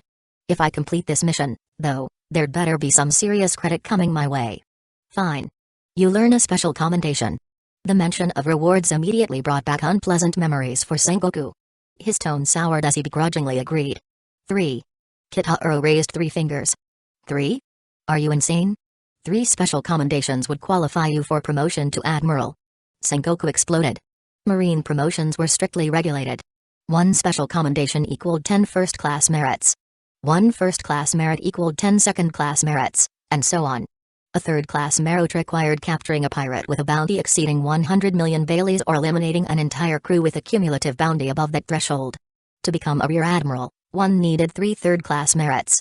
For vice admiral, 3 second-class merits. For admiral, 3 special commendations, along with unparalleled strength, were required. Kitauro certainly had the strength to qualify as an admiral. With sufficient merit, he could be promoted immediately if a position opened up. Blocking his promotion would undermine the Marines' rules and shake morale. A fractured spirit among the ranks could lead to chaos. Kitauro smirked. Then why do you think I'm asking for 3? Sengoku froze. This sly brat. He'd been planning this all along. Could it be that his apparent laziness was just a front? From the beginning, he'd been eyeing the admiral's seat. He'd assumed Kitauro was uninterested in advancing, given his lack of activity. But now it was clear. Kitauro simply didn't care about minor accolades. 2. The most you're getting is 2 special commendations. Sengoku ground his teeth as he reluctantly made the counter-offer. He wouldn't have allowed it if the situation weren't so dire. Kitaro's grin widened. Deal. Damn it, you Uchiha brothers are all bloodsuckers. Sengoku growled, furious at being outmaneuvered again. The bad memories he mentioned? Those came from Akira's elder brother, Kitaro. During a crisis in Mary Ijo's, he demanded a staggering 5 billion baileys. In the end, he only took 2.5 billion, but the damage he'd inflicted on Marine headquarters far exceeded that amount. Repairing the headquarters alone would cost well over 25 billion baileys. Kitaro adopted a sheepish, modest expression. Oh, you flatter me. Compared to my brother, I'm still far behind. That wasn't a compliment. Sengoku roared in exasperation. Enough. Get out of here. I don't want to see your face. Every time Sengoku looked at Akira's face, which was identical to his brother's, he felt an inexplicable surge of frustration. That face had brought him no end of trouble. Understood. Mission accepted. Kitaro saluted before leaving with Giant. They boarded Giant's ship for the mission. Though Kitaro had been assigned his own ship, it had sat unused in the harbor, gathering dust. He hadn't recruited any subordinates either, and there wasn't time to do so now. Akira, so you really do want to become an admiral? Giant asked as they set off. She had assumed Kitaro's half-year of apparent idleness meant he had given up on competing for the position. Of course. I joined the Marines to become an admiral. A Marine without ambition isn't a real Marine. But mark my words, being an admiral isn't the end goal for me. I, Akira, a man of bright future. Chapter 160, Pink Rabbit. Kitaro Uchiha now carried an energy entirely unlike his previously laid-back demeanor, his current confidence and ambition making him irresistibly captivating. Caught in his charm, Giant, Momozagi, found herself momentarily lost in admiration. With a playful flick to her forehead, Kitaro snapped her out of it. Hey! What's that little head of yours thinking about? Staring at me like that? Don't tell me you're falling for me. Ow! Giant yelped, jolted from her trance. She turned bright red at his teasing. Why, you are spouting nonsense. As if I'd ever fall for you. I'm only here because I was assigned to keep an eye on you. Wow, not even trying to hide it anymore? Kitaro smirked, pretending to clutch his chest in mock hurt. I'm heartbroken. You're the only one I know in the Navy, and you wound me like this. With her hands on her hips, Giant replied smugly, I've never hidden it. My mission is to monitor you and gather intel about Kitaro Uchiha and your clan. Simple as that. Oh? Monitoring and not seduction? That's a bit disappointing. Kitaro sighed theatrically. At that, Giant's fists tightened. He chuckled. You know, I'm not that strong-willed. Especially when it comes to beautiful women like you. Try hard enough, and you just might get more intel out of me than you bargained for. Humphrey. Initially, Giant had indeed accepted this mission from Tsuru, aiming to keep tabs on Akira while gathering information about his older brother, Kitaro, and the mysterious Uchiha clan. After all, a woman could often lower a man's guard more easily than brute force. But after spending time with Kitaro disguised as Akira, she discovered his undeniable charm, full of unexpected brilliance, and despite herself, her heart had started to waver. The Navy warship crossed the Red Line via the lift system, descending into the first half of the Grand Line. This was one of only two routes connecting the Grand Line to the New World, the other being the underwater passage through Fishman Island. Once in the Grand Line, the warship sailed straight for the calm belt, leveraging the Navy's Sea Prism Stone technology to mimic the sea's natural currents and avoid detection by Sea Kings. Unfortunately for Kitaro and Giant, they were anything but lucky. Hey! Are you cursed or something? How are we attracting this many Sea Kings? Kitaro quipped after slaying yet another massive creature. Giant, equally exasperated, shot back, you're the unlucky one. I've never had this happen before. The moment you came aboard, the attacks started. It's definitely your fault. Fine, fine. Blame me. What's with that tone? She snapped, glaring at him. Before they could argue further, another colossal Sea King erupted from the water. With fluid teamwork, they swiftly dispatched the beast. But the next moment, a monstrous Sea King, even larger than the last, lunged at Giant from behind. Her expression paled. She was midair with no footing, unable to evade in time. Just as disaster seemed inevitable, Kitaro intervened. With a perfectly timed giant Rasengan, he hurled it into the creature's gaping maw, obliterating its head in a thunderous explosion. Giant found herself cradled in Kitaro's arms, trembling like a frightened rabbit. Standing on the ocean's surface, he gazed at her tenderly. Unable to resist, he leaned in and gave her a quick kiss on the lips. Frozen in shock, Giant's face turned crimson. You. Yes, I kissed you. Because you're cute, Kitahuro admitted with a grin. You're shameless. Maybe, but I only act this way towards someone I like. I wouldn't bother with someone I didn't care about. And since you're here to spy on me, consider the kiss part of my payment for saving you. You're insufferable. Giant's heart pounded uncontrollably. Despite rejecting countless suitors before, took a cake known as chitin among them. She had never felt this flustered. When they returned to the warship, Giant quickly disentangled herself from Kitahuro's arms. Vice Admiral Momazagi. Are you okay? Her subordinates asked, visibly shaken by her near-death encounter. All's well, she reassured them, brushing off their concern. I was just caught off guard. Thanks to Vice Admiral Akira, I'm unharmed. Thank you, Vice Admiral Akira. You're amazing, sir.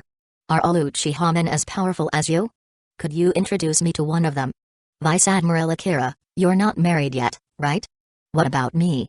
Initially hesitant around the infamous Akira, the female crew quickly warmed to him, many even boldly flirting. Overwhelmed by their enthusiasm, he glanced helplessly at Giant. All right, enough. Giant barked, stepping in to rescue him. You're proud Navy soldiers. Where's your discipline? The crew immediately quieted, but Giant's flushed cheeks betrayed her own inner turmoil. Chapter 161, Fallen Giant. What's this? Vice Admiral Giant, are you planning to keep all the fun to yourself? Giant treated her subordinates exceptionally well. They had endured life and death battles together, forming bonds akin to sisterhood. As a result, their conversations were free of formality and barriers. With her hands on her hips, Giant huffed, so what if I am? Oh. The group of women burst into playful cheers at her bold declaration. Giant stole a quick glance at Kitahuro Uchiha. Noticing the faint smile on his face, she felt slightly reassured. He wasn't rejecting her. Still, since she had already spoken her mind, there was no turning back now. She thought to herself, you bastard. You kissed me, so you're naturally responsible for me. In truth, after spending half a year alongside Kitahuro Uchiha, Giant had already developed feelings for him. She was the type to love boldly and unabashedly. Since she liked him, there was no need to deny it. When it came to relationships, all it took was breaking the ice, and everything else would follow naturally. Over the next few days, as the ship sailed, Kitahuro Uchiha and Giant's interactions blossomed into something more romantic. Hugs and kisses became a regular part of their time together, though anything more intimate was off the table for now. Too many eavesdroppers on the warship. Having won Giant's affection, Kitahuro Uchiha felt at ease. In his past life, he'd never had a girlfriend. This time, he planned to live boldly, courting more women, marrying more wives, and fully enjoying life's freedoms. The Navy's intelligence network was formidable. When the Golden Lion issued a pirate summons through the newspapers, countless pirates responded. While the exact location was unclear, they had identified the general area. On the third day of entering the East Blue, they encountered several pirate ships. When these pirate ships spotted the Navy's warship, they didn't even bother to evade. Instead, they sailed directly toward it, surrounding the warship. Hey, boys. Look what I found. A Navy ship filled with women. Ha ha ha. I've never tasted a Navy woman before. Wait, is that a pretty boy among them? Ha. Let's kill the pretty boy and take the women for ourselves. The women aboard the Navy warship were visibly irritated. If it weren't for Kitahuro Uchiha holding them back, they would have fired their cannons long ago, blasting the pirates out of the water before they even got close. Kitahuro Uchiha asked calmly, may I ask why you're here? Why? We're answering the Golden Lion's summons, of course. The Golden Lion will lead us to overthrow this world. Your Navy headquarters will be crushed again. Ha ha ha ha. The pirates erupted in wild laughter, their arrogance unshaken. In their minds, East Blue pirates were the weakest of all, with average bounties barely reaching 5 million Baileys. They assumed the East Blue Navy was equally feeble. And since this warship was crewed entirely by women, they felt even less inclined to take them seriously. Kitahuro Uchiha's sunny smile widened. Is that so? Well, thank you for the information. As a gesture of gratitude, I'll try to be gentle. Before the pirates could react, Kitahuro's figure vanished and reappeared on their ship. What the? Kill him. The pirates raised their guns and fired at him in unison. Standing calmly in place, Kitahuro moved his hands swiftly, deflecting all the bullets. Clink, clink, clink. The bullets fell harmlessly to the deck. No way. How is this possible? The pirates stared in shock as Kitahuro darted into their midst. Boom.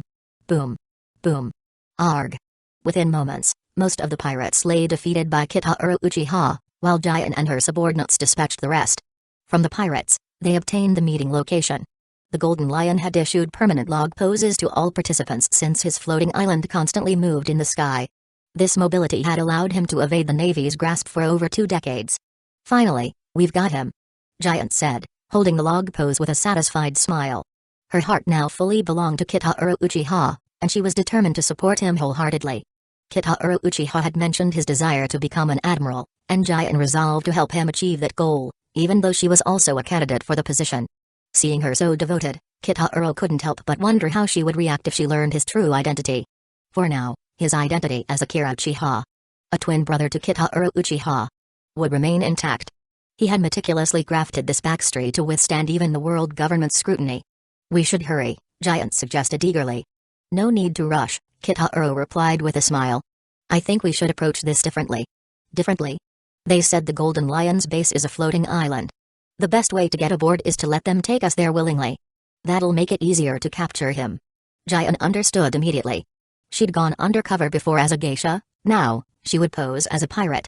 Disguising themselves as participants in the meeting was indeed the most practical plan. Soon, they changed into their new outfits. Kitahiro wore a sleek black suit, sunglasses, and a long black coat, exuding a cool, sharp vibe. Giant donned a black dress that accentuated her flawless figure. Her long, slender legs and commanding presence made her look like a glamorous crime boss. I must admit, these guys had good taste, Giant remarked with a smirk. Chapter 162, I'm already yours. Kitahiro draped a tailored women's suit jacket over Momauzagi's shoulders. Perfect? Now you look just like the boss's wife, he teased with a smirk. Hearing this, Momauzagi gave him an exasperated glare, but her heart swelled with joy. If he was the boss, and she was the boss's wife, didn't that mean she was truly his woman? Vice Admiral Akira is so handsome. And Momauzagi is absolutely stunning. The crew's cheers echoed around them. Alright, let's set sail. If we miss the Golden Lion's meeting, it'll be trouble, Kitahiro announced. Momauzagi turned to her subordinates and instructed, escort these pirates to the nearest Marine Branch prison. Afterward, catch up to us and wait for orders nearby. Vice Admiral Giant, let us come with you. One of the crew members pleaded. She shook her head firmly. The fewer people, the less conspicuous we'll be. Besides, this mission is to capture the infamous pirate Golden Lion. He's too dangerous. I can't let you take such a risk. Akira and I will handle this. With that, the two leaped onto the pirate ship and set sail toward their destination. Now alone on the ship with Momauzagi, Kitahiro's gaze heated as it landed on her. His intense stare was impossible to ignore. Momauzagi, catching his eyes, felt a mix of fear and anticipation. She knew exactly what he was thinking. Unable to hold back any longer, Kitahiro leaned in and kissed her deeply. Momauzagi responded, wrapping her arms around his neck as the waves rocked the ship beneath them. The ship's rhythmic sway echoed the storm of passion between them. By the time they reached their destination, the two had barely managed to compose themselves and redress. Momauzagi's cheeks glowed pink, her complexion radiant as if she'd been transformed. Her skin appeared more luminous, her beauty more striking. This wasn't just an illusion. Momauzagi had indeed become even more beautiful. Since absorbing Ms. Nkibutsuji's powers, Kitahiro's blood had gained unique qualities. His essence was practically supernatural, granting extraordinary benefits to those close to him. Even Boa Hancock, who was already stunning at 29, now appeared no older than 20 thanks to Kitahiro. Her newfound youth had erased any insecurities about her age.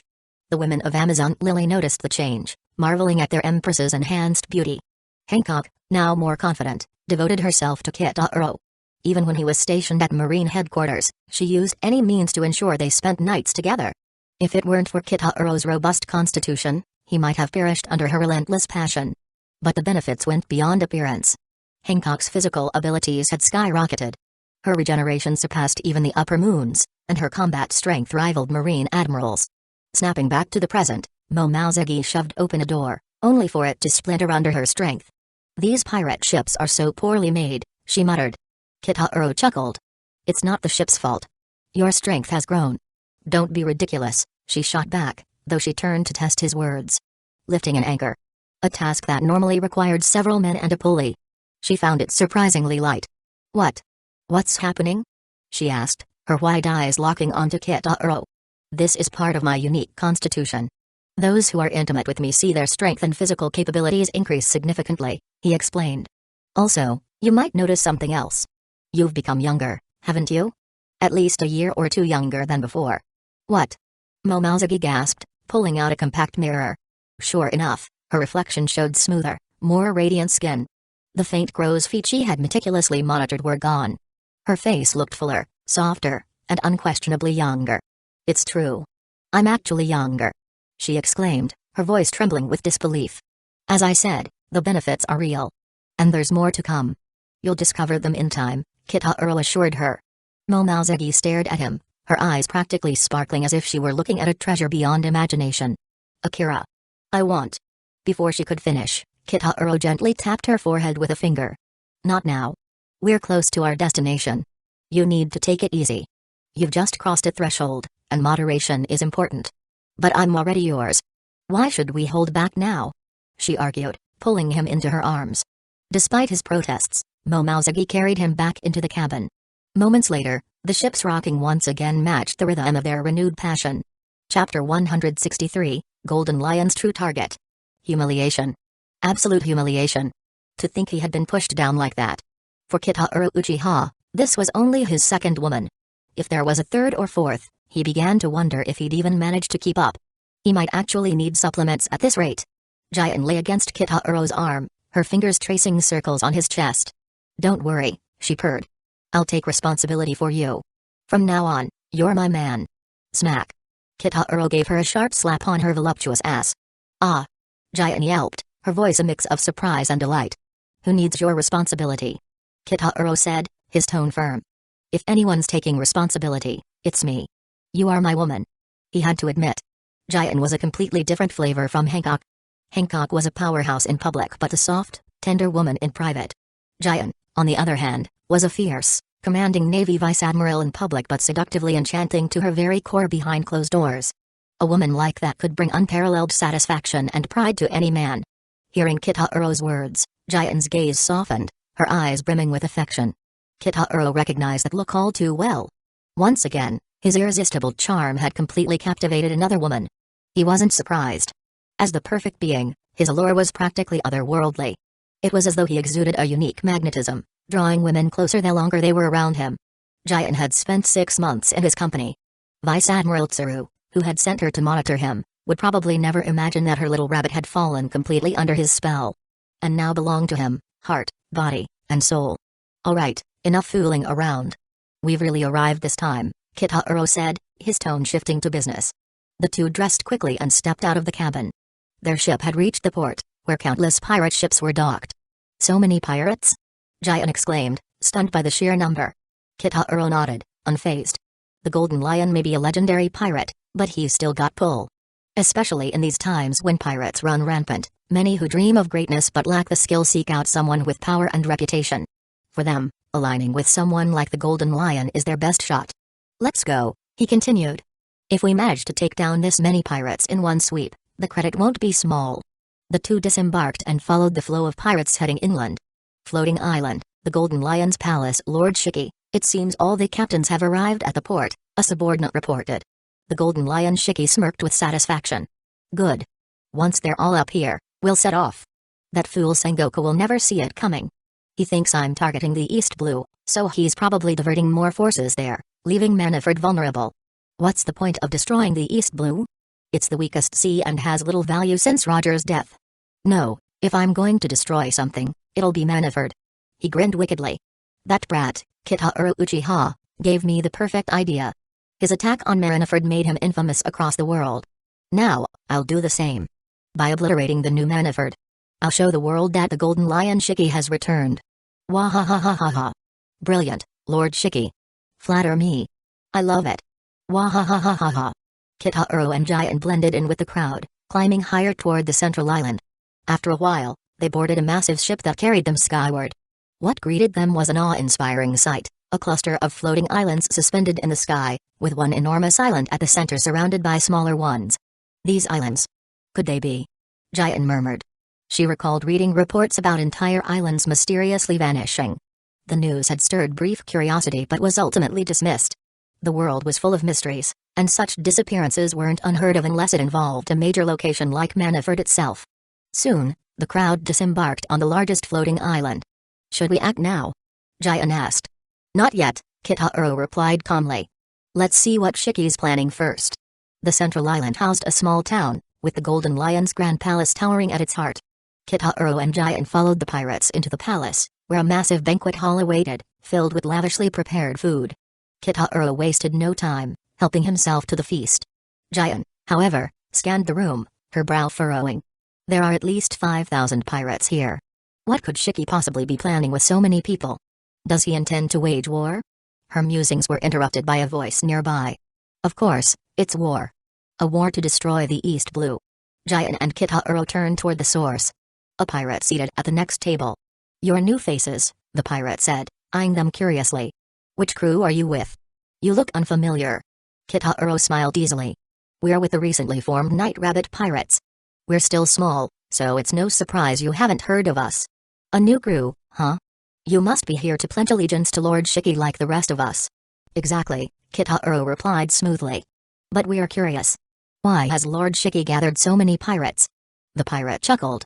You really are green, aren't you? Let me enlighten you. He began explaining Shiki's grand plan, including the monstrous creatures Shiki had been breeding and the attacks on islands reported in the news. Those attacks were his doing, and he intended to unleash the creatures on the East Blue, devastating it entirely and forcing the world government to its knees. After tonight's meeting, he plans to send the beasts to the East Blue, the pirate finished with a sinister grin. Giant couldn't hold back. That would lead to countless deaths. Don't sweat the details. It's all for the greater good. Making the world government surrender, the pirate replied dismissively. We've really joined up with a legend, huh? Another pirate chimed in. Suddenly, Kitahuro spoke up. No. Something doesn't add up. What do you mean? Kitahuro's eyes narrowed. This island. It's not heading toward the East Blue.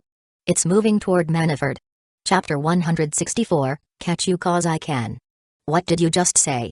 Stop spouting nonsense. You're just a rookie. What do you know? Come on, let's keep drinking. Cheers. The pirates returned to their revelry, feasting and drinking without a care. Giant lowered her voice and asked, Are you sure this island is heading toward the Navy headquarters? Kitahuro nodded. My observation hockey covers a large range, so I can sense movements below us. Although it's harder to feel them from this floating island, I can detect that these islands are accelerating slowly toward the Navy headquarters. He paused, then continued, If I'm right, this was his plan all along. To attack the Navy headquarters. The talk of targeting the East Blue was just a ploy to mislead Fleet Admiral Sengoku. Sengoku knows how much the Golden Lion hates the East Blue, so he'd naturally send a significant portion of the Navy's forces there. This would leave the Navy headquarters defenseless. Combined with the current state of chaos caused by pirates everywhere, the headquarters' defenses are already stretched thin. With this setup, the Golden Lion found the perfect opportunity to strike the new Maniford. If he succeeds, his reputation will skyrocket, and he'll attract even more pirates to his cause. It could give him enough momentum to become a dominant force in the world again. This old man is more cunning than I thought. Giant frowned. What should we do then? She was visibly worried. The original Maniford's destruction had severely damaged the Navy's reputation. It had taken months of effort to begin rebuilding their credibility. If the new headquarters were also destroyed, the Navy's reputation would plummet to the ground.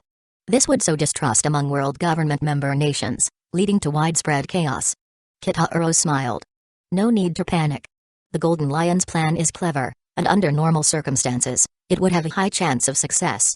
But there's one thing he didn't account for. Me. As long as I'm here, all his schemes will come to nothing. And honestly, this saves me the trip back. Giant felt a surge of relief at Kitahuro's confidence. Many people assumed the so-called Akira Uchiha was merely a shadow of his older brother, Kitahuro Uchiha. A lesser sibling overshadowed by his brother's brilliance. In Giant's eyes, Akira's strength, though not as overwhelming as Kitahuro's, was still on par with the Navy admirals. Giant suspected he was even hiding his true abilities, which might surpass that level. It will be shocking for her when she knows there is no Akira and he was Kitahuro all this time. After everyone had eaten and drunk their fill, the pirates were summoned to the Golden Lion's palace for a grand ceremony. Inside the grand hall, 81 pirate captains sat in 2 long rows. Each had a small table in front of them, with a bowl of liquor placed on top. The doors opened with a creak, and the Golden Lion strode confidently to his throne, sitting down with an air of dominance. It's wonderful to see so many brothers gathered here today, he declared. Tonight, we'll hold a ceremony to solidify our brotherhood. From now on, you will swear loyalty to me. Betrayers will not be forgiven. Make no mistake about that. And one more thing. The target for tonight has changed. We're not attacking the East Blue anymore. Our goal tonight is the Navy headquarters. What? The Navy headquarters? Gasps of shock echoed through the hall. Captain Shiki, the Navy headquarters is full of powerful fighters, especially the admirals. They're monsters. I know. Shiki laughed. If the headquarters were fully staffed, even I wouldn't dare to launch an attack. But right now, the Navy is stretched thin, with forces scattered everywhere to deal with pirate uprisings. Not long ago, I even took a little trip over the Navy headquarters to confirm my suspicions. Sure enough, most of their forces have been sent to the East Blue. Right now, aside from Fleet Admiral Sengoku, there's hardly anyone worthwhile left to defend the headquarters. This is our golden opportunity. If we destroy the new Navy headquarters, the entire world will tremble at our feet. Fear will spread across the globe, and countless pirates will join our ranks. With that momentum, we'll take the world by storm. Long live Captain Shiki! The pirates roared, swept up by his fervor. Pour the wine. Shiki ordered. A servant moved down the rows, filling each captain's bowl with liquor. Shiki stood, raising his own bowl. Brothers, we all know the story of how the original Navy headquarters was destroyed by some rookie who lucked into Whitebeard's scraps. The world hailed him as its strongest, but it was a fluke. With my abilities, I can lift the entire Navy headquarters into the sky and smash it down again. Just imagine the spectacle. Let the destruction of the Navy headquarters mark the start of our brotherhood. The Golden Lion Pirates are born today. Cheers to Captain Shiki! The pirates roared, lifting their bowls high. Suddenly, the palace doors swung open with a loud creak, silencing the room. Two figures stood silhouetted in the doorway. One man and one woman. Kitahiro Uchiha stepped forward, waving casually. Hey! Sorry to crash your party, everyone. Who are you? One pirate captain shouted. This is a private gathering. Didn't your captain teach you any manners? Rookies like you should wait outside. Ignoring the outburst, Kitahiro looked directly at the Golden Lion. Shiki, we meet again. Oh? It's you, Shiki said, recognizing the young man who had once shielded the Navy ships from his onslaught. What's this? Have you finally realized the Navy's a dead end and come to join my crew? If so, you're welcome here. The Navy is filled with short-sighted fools. They'll never trust you like I would. Join me, Akira Uchiha. I'll make you my right-hand man. Kitahiro chuckled. Thanks, but no thanks. I'm quite happy where I am. Actually, I'm here on orders from Fleet Admiral Sengoku. He smiled faintly. I'm Vice Admiral Akira Uchiha, here to catch you, Shiki. Chapter 165, Numbers? Capture me? Ka-ha-ha-ha-ha-ha. Golden Lion Shiki burst into laughter. Ha-ha-ha-ha-ha. The pirate captains joined in, mocking the bold declaration.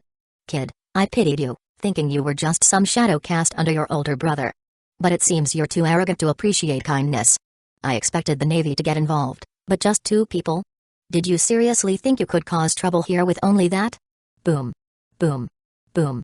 Suddenly, barriers around the surrounding rooms fell, revealing countless pirates clad in black, armed with swords and knives.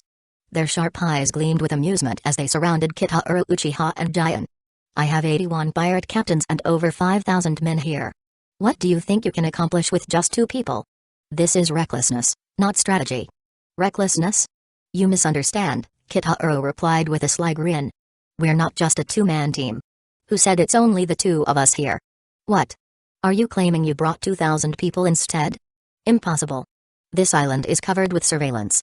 Any large group would have been spotted instantly. Well, you guessed it. 2,000, precisely. And while it's not quite 5,000, the quality speaks for itself. If necessary, they could handle not just 5,000, but 50,000. With a swift hand sign, Kitahiro declared, Shadow Clone Jutsu. Poof. Poof. Poof. In an instant, the palace was filled with thousands of identical clones of Kitahiro Uchiha, of course in the appearance of the disguised non-existing Akira Uchiha. What? Everyone froze in shock. Even Giant, wide-eyed, was left speechless. She had never seen this technique before. 2,000 Akiras? This is so amazing. With a smirk, Kitahiro asked, Now, does your 5,000 still seem like a big number? GRR. Even Golden Lion Shiki was taken aback. What is this ability? Cloning? A clone fruit? Attack. Kitahiro ordered calmly. Fire style, Grand Fireball Jutsu. In perfect unison, the clones formed hand seals. From each mouth erupted a massive, blazing fireball, about 2 meters in diameter. Boom. Boom. Boom. The combined power of 2,000 fireballs obliterated the palace in an instant. Ah! No.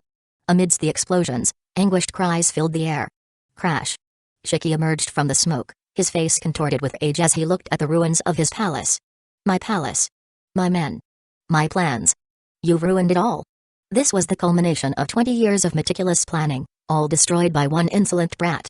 Shiki's fists clenched as he activated his devil fruit powers. Rumble. Two nearby mountains cracked and rose into the sky under Shiki's command. I don't care who you are. You dared to ruin my plans, so I'll crush you right here. With a furious roar, Shiki hurled the two mountains toward Kitahuro and Giant. Giant Rasengan.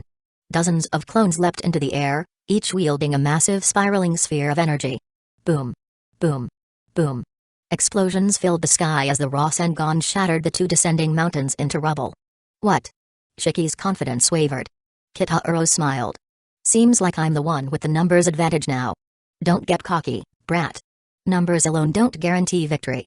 Let me show you my true strength. Shiki raised his hands, causing the ground beneath them to fracture and rise. Shishi Odashi, Chaimaki, Lion Menace, Earth Coiling. The shattered earth transformed into massive lion heads that roared as they surged toward Kitahuro and his clones like a tidal wave. Giant Rasengan. The clones fearlessly charged into the oncoming lions, smashing them apart with Rasengans. Under the relentless assault of nearly 2,000 clones, the massive lion heads crumbled in mere seconds. Damn it! Shiki growled, his face darkening. His ultimate attack had barely slowed them down. Take him down, Kitahuro commanded. Whoosh! Whoosh! The clones surged toward Shiki like a relentless tide. Don't underestimate me. Shiki bellowed. Zanpa, slash wave. Shiki swung his sword-like legs, unleashing a barrage of devastating slashes. Moonwalk.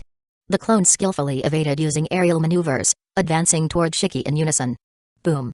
The ground below split from the force of Shiki's attacks, but the clones were undeterred. They closed in, raining punches and kicks upon him. Damn it! Shiki cursed, desperately dodging the relentless attacks. Never before had he been so humiliated. Chased and cornered by mere clones. Shishi, Senjindani, Thousand Slice Valley. Shiki retaliated with a flurry of kicks, sending waves of sword energy at the approaching clones. But the clones weren't phased. Moon breathing, sixth form, perpetual night, lonely moon. Incessant. In unison, they unleashed countless vertical slashes, a storm of blades that overwhelmed Shiki's attacks in an instant. Boom. Boom. Boom. The sheer volume of strikes obliterated everything in their path, forcing Shiki to flee in panic. Shiki breathed heavily, beads of sweat dripping down his face. Good thing I escaped. If I hadn't, I'd have been shredded to pieces. Chapter 166, Kitahuro's Clones vs. Shiki. Giant's eyes widened as her petite mouth gaped in sheer astonishment. She was utterly dumbfounded. If the sight of thousands of fireballs launching simultaneously wasn't already terrifying enough, the breathtakingly beautiful yet horrifying display of countless moon-style slashes left her at a loss for words. She couldn't help but imagine what would happen if she were struck by either the fireballs or those blade attacks. The answer was simple: she would die. The only question was how to? Burned alive or sliced to shreds. This. Akira. What are those? She stammered. These? Just my shadow clones, Kitahuro replied casually. If you've reviewed my brother's records, you might have seen this technique before. He's capable of creating clones as well. We both use the same ninjutsu, so this isn't particularly advanced. Giant's expression froze. This isn't advanced? Then what qualifies as advanced? I know about the shadow clone technique, Akira, she said. But your brother Kitahuro Uchiha only ever created a single clone, right? Kitahuro nodded. That's true. But just because he only created one doesn't mean that's his limit. In fact, I have no idea how many clones my brother can create. Probably because he has never needed to push himself that far. His words weren't an exaggeration. He now had been capable of summoning 2,000 clones for quite some time. However, the shadow clone technique wasn't without its drawbacks, and he seldom had reason to use so many at once. After devouring Mizn and gaining a massive chakra boost, even Kitahuro was uncertain about his new limits. Giant was utterly floored. So, during the Summit War, this demon Kitahuro Uchiha hadn't even used his full strength? The sheer depth of the Uchiha brothers' abilities was unimaginable. Damn it. Shiki the Golden Lion muttered under his breath, visibly shaken. He had narrowly avoided being obliterated earlier and was now on high alert. You brat, you've completely infuriated me. Now, let me show you the true power of Shiki the Golden Lion. He roared. Raising his arms wide, an immense energy surged around him. In an instant, colossal islands began to rise from the ground surrounding the main island. These floating land masses hovered ominously in the air, encircling Shiki like a deadly arsenal.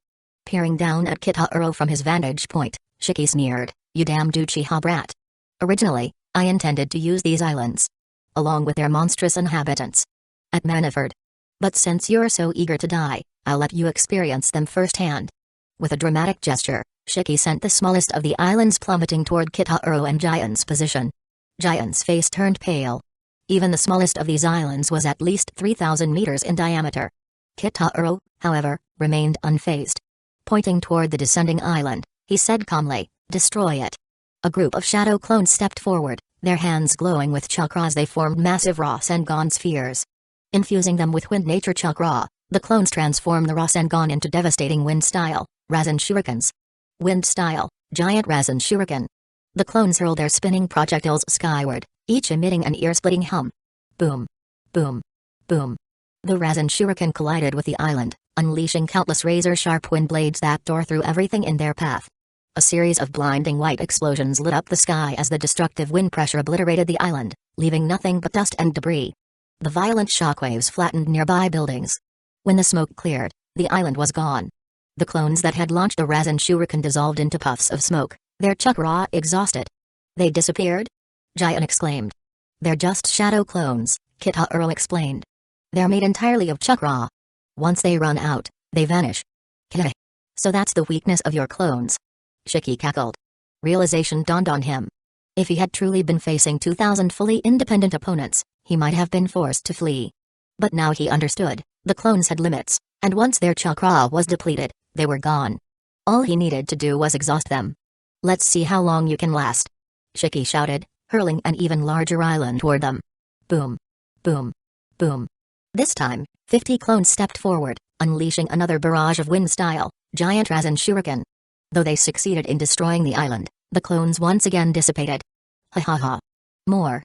Shiki's laughter grew maniacal as he sent an even larger landmass hurtling toward them.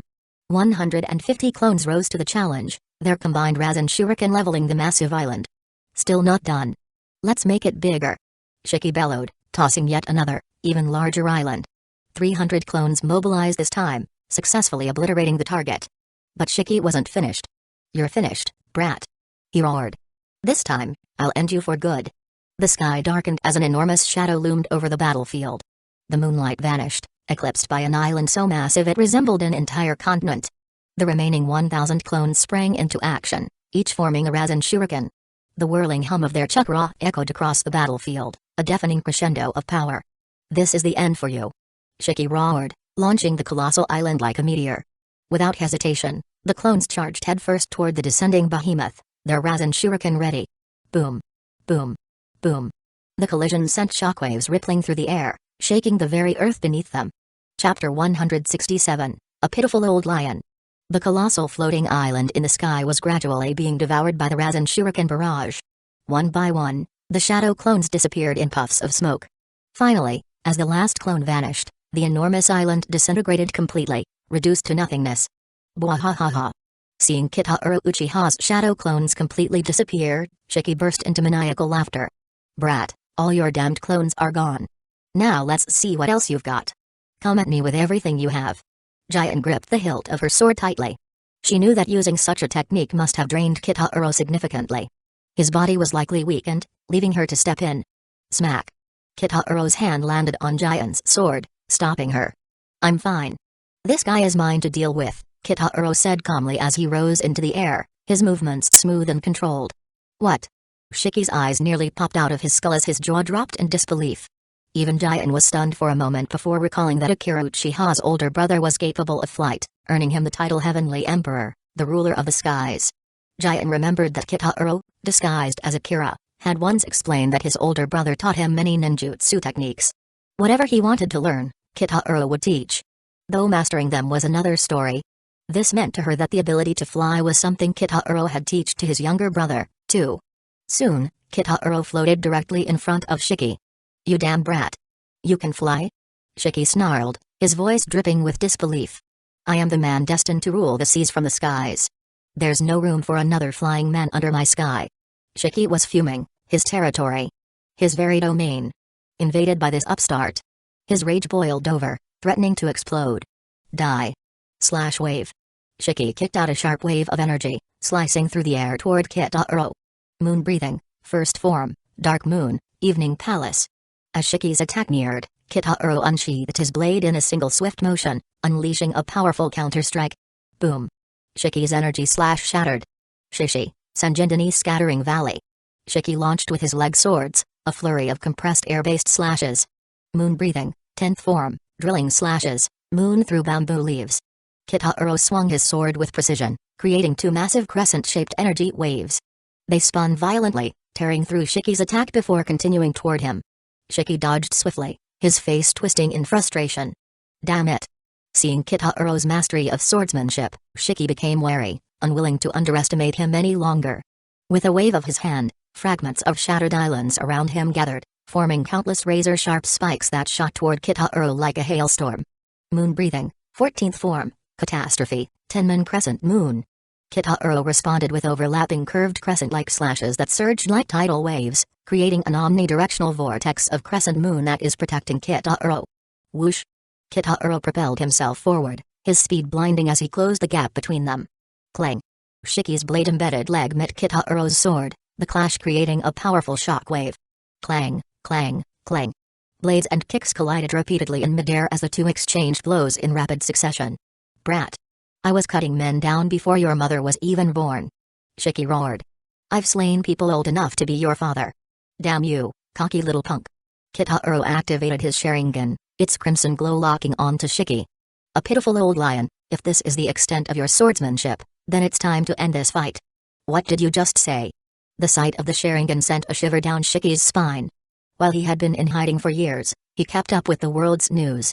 The Uchiha clan had risen to prominence, with their iconic red eyes often mentioned.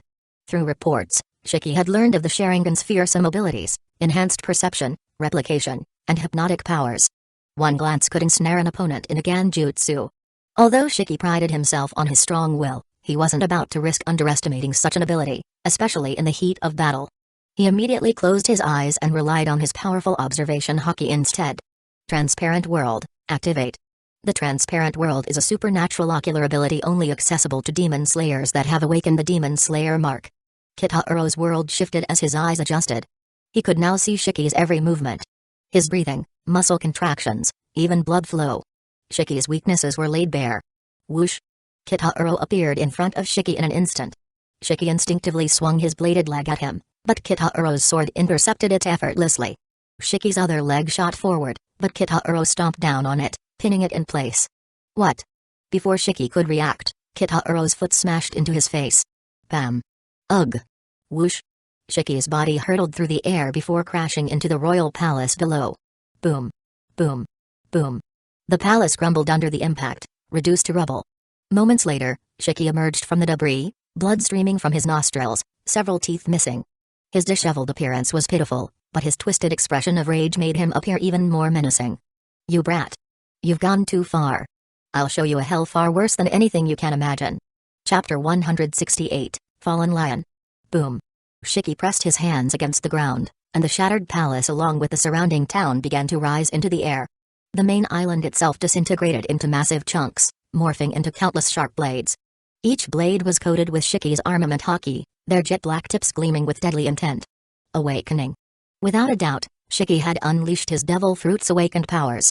Even the colossal floating island beneath them began to disassemble and transform. A feat only achievable through such an awakening. Wah! Help us, Commander. We're on your side. Rah! The pirates who had came to attend the grand assembly found themselves caught in the chaos, crushed by the relentless storm of blades. Blood sprayed from their mouths as they screamed and pleaded for mercy from Shiki. Even the monstrous creatures Shiki had created howled in agony under the pressure of his unleashed power. Shiki, however, was indifferent. These subordinates had feigned death the moment Kitaro Uchiha's shadow clones had attacked the headquarters earlier. Useless as they were, he didn't bother saving them. As for the monsters he had spent 20 years creating, he could simply cultivate new ones, and with his experience, it might only take 2 years this time. The priority now was simple: kill that brat, and kill him in the most painful way imaginable. You damned brat. I'll obliterate you until there's nothing left but dust. I am the true ruler of the skies. Only I can conquer this world. There's no way I'll lose here. Shiki directed the swarm of razor-sharp blades toward the floating figure of Kitaro Uchiha. So, The movies really can't be trusted, Kitahiro muttered. The strength Shiki displayed was leagues beyond his portrayal in the films. It wasn't even close. This man, who had once forced the Pirate King, Goldie Roger, into a corner, stood shoulder to shoulder with Whitebeard, and had made a name for himself before the likes of Big Mom and Kaido, was a completely different entity. The Shiki of legend had commanded the Flying Pirates and required both Sengoku and Garp to join forces to bring him down. Such a man could hardly be the same one defeated by a hockey-less Luffy in a film. Floating in the sky, Kitahiro began to transform. 2 jade-white horns sprouted from his head, and dark markings appeared around his eyes. Sage Mode, Richie Cave. A massive Rasengan, over 20 meters in diameter, formed in Kitahiro's hands.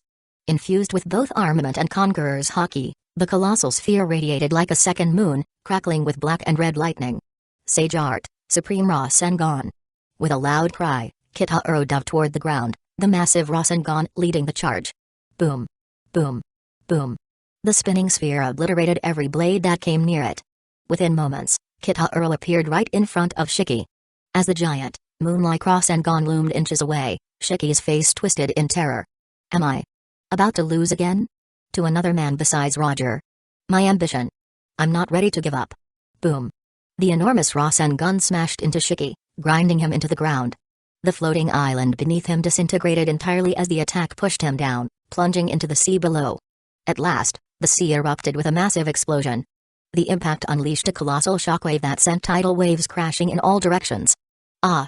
The island remnants grumbled, and Giant lost her footing, plummeting toward the sea. Whoosh! Kitahiro darted through the air, catching her just in time. Feeling his familiar presence, she exhaled in relief. The battle had shaken her to her core. Shiki, the Golden Lion, was indeed a legendary pirate. His strength rivaled that of an admiral, and his unique devil fruit abilities made him nearly untouchable. Only someone like Kitahiro, who could also fly freely, could possibly take him down. Giant's assessment wasn't wrong.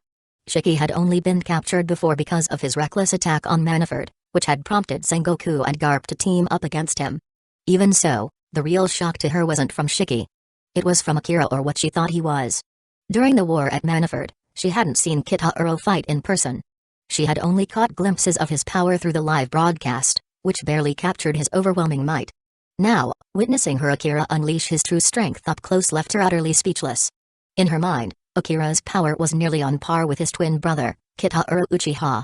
2 men of such monstrous strength from the same clan. What kind of terrifying bloodline was the Uchiha? Giant was amused. Kitahiro lightly patted Giant on the rear. All right, it's over now. You can stop clinging so tightly. Giant blushed furiously but tightened her grip even more. I won't let go. If you want hugs, you can have all you want later. I need to retrieve Shiki before Sengoku decides to back out of this deal. Besides, you can fly on your own now. Huh? Giant blinked, hesitating before releasing her grip. To her surprise, she found herself hovering midair. A quick test of her will confirmed it. She was flying. With childlike glee, she zipped around in the air like an excited bird discovering its wings for the first time. I can fly. I can fly. Kitahiro chuckled at the sight. He remembered his own excitement when he'd first learned the lightweight boulder jutsu from the 3rd Sushi Kage. Back then, he'd flown for hours before the novelty wore off. Landing on a large chunk of land. One of the floating island's remnants. Kitahiro found Shiki. The Golden Lion had washed ashore, unconscious and gravely wounded. Even in such a state, the legendary pirate hadn't succumbed to death. This spot isn't far from Manafort, Kitahiro said, hoisting Shiki onto his shoulder. With Giant in tow, he took to the skies, heading straight for the marine base. Chapter 169, a 100th time. Manafort Headquarters Observation Tower. That apostrophe S. The demon, Kitahiro Uchiha. Ha! No, it's Vice Admiral Akira Uchiha.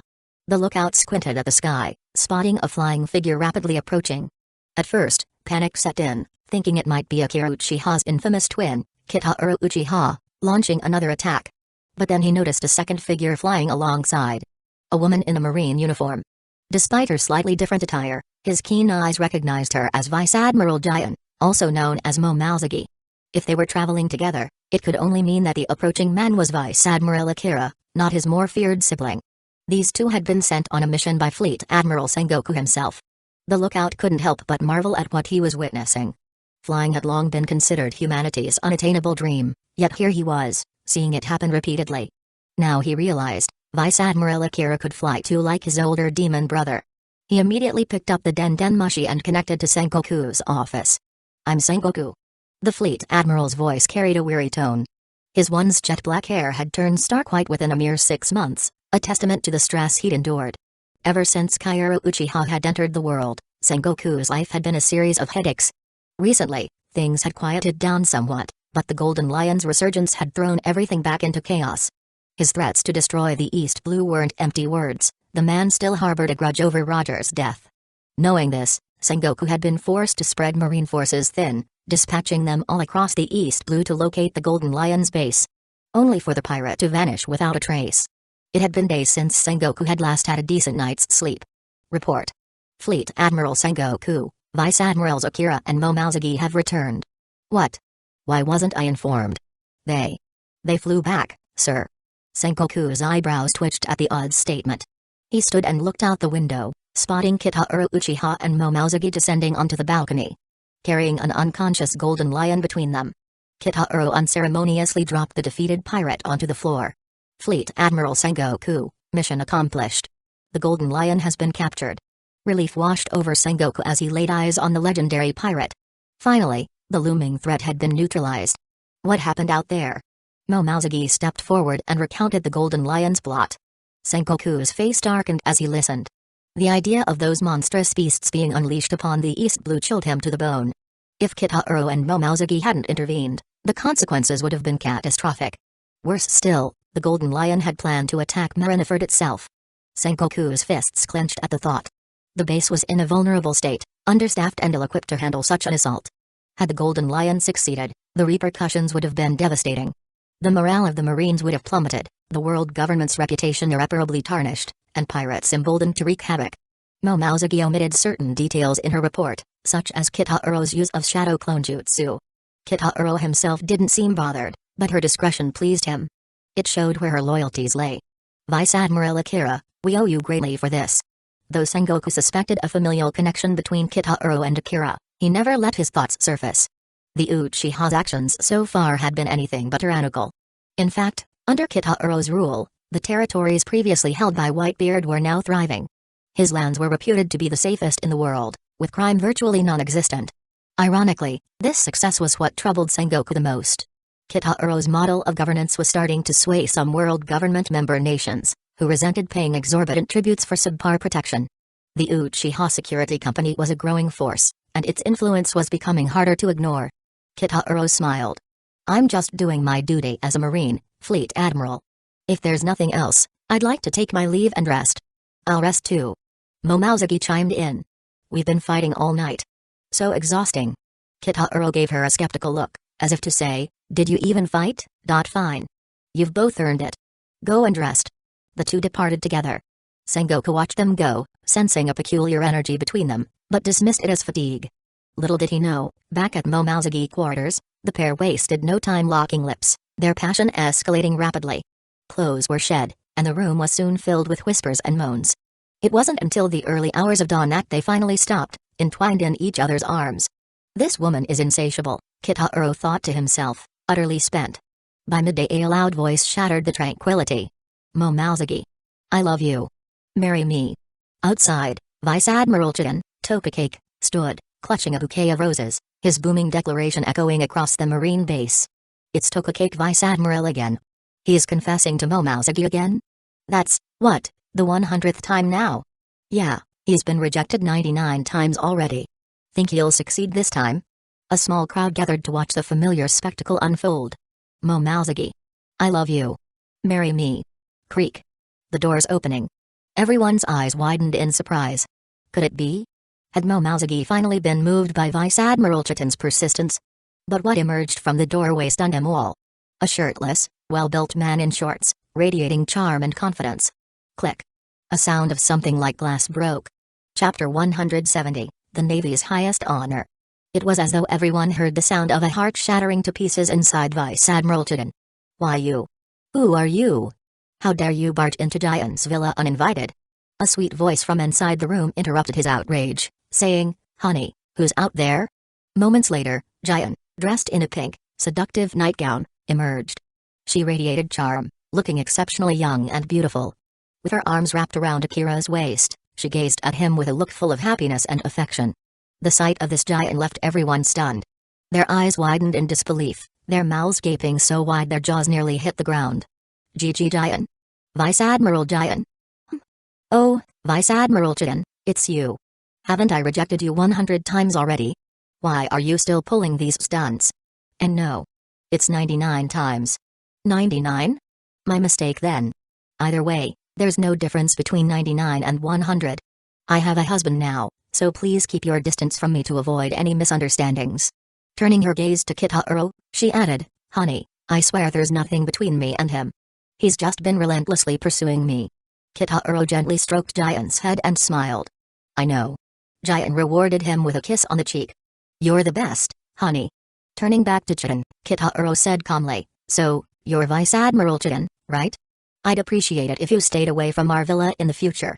I don't want any unnecessary rumors about Giant circulating around Marine headquarters. It could harm her reputation. Thank you for looking after Giant in the past, but we won't be needing your assistance anymore. With that, Kitahiro closed the door, leaving Chitin to process his words. Vice Admiral Chitin stood frozen before his eyes rolled back, and he collapsed to the ground. Vice Admiral Chitin. Quick! Get him to the hospital. While chaos erupted outside, Kitahiro and Giant shut the door and returned to their blissful, shameless little world. Who was that guy? Vice Admiral Giant called him her husband? I know. I've seen him before. He's Akira Uchiha, the twin brother of the most infamous criminal in history, Kitahiro Uchiha. What?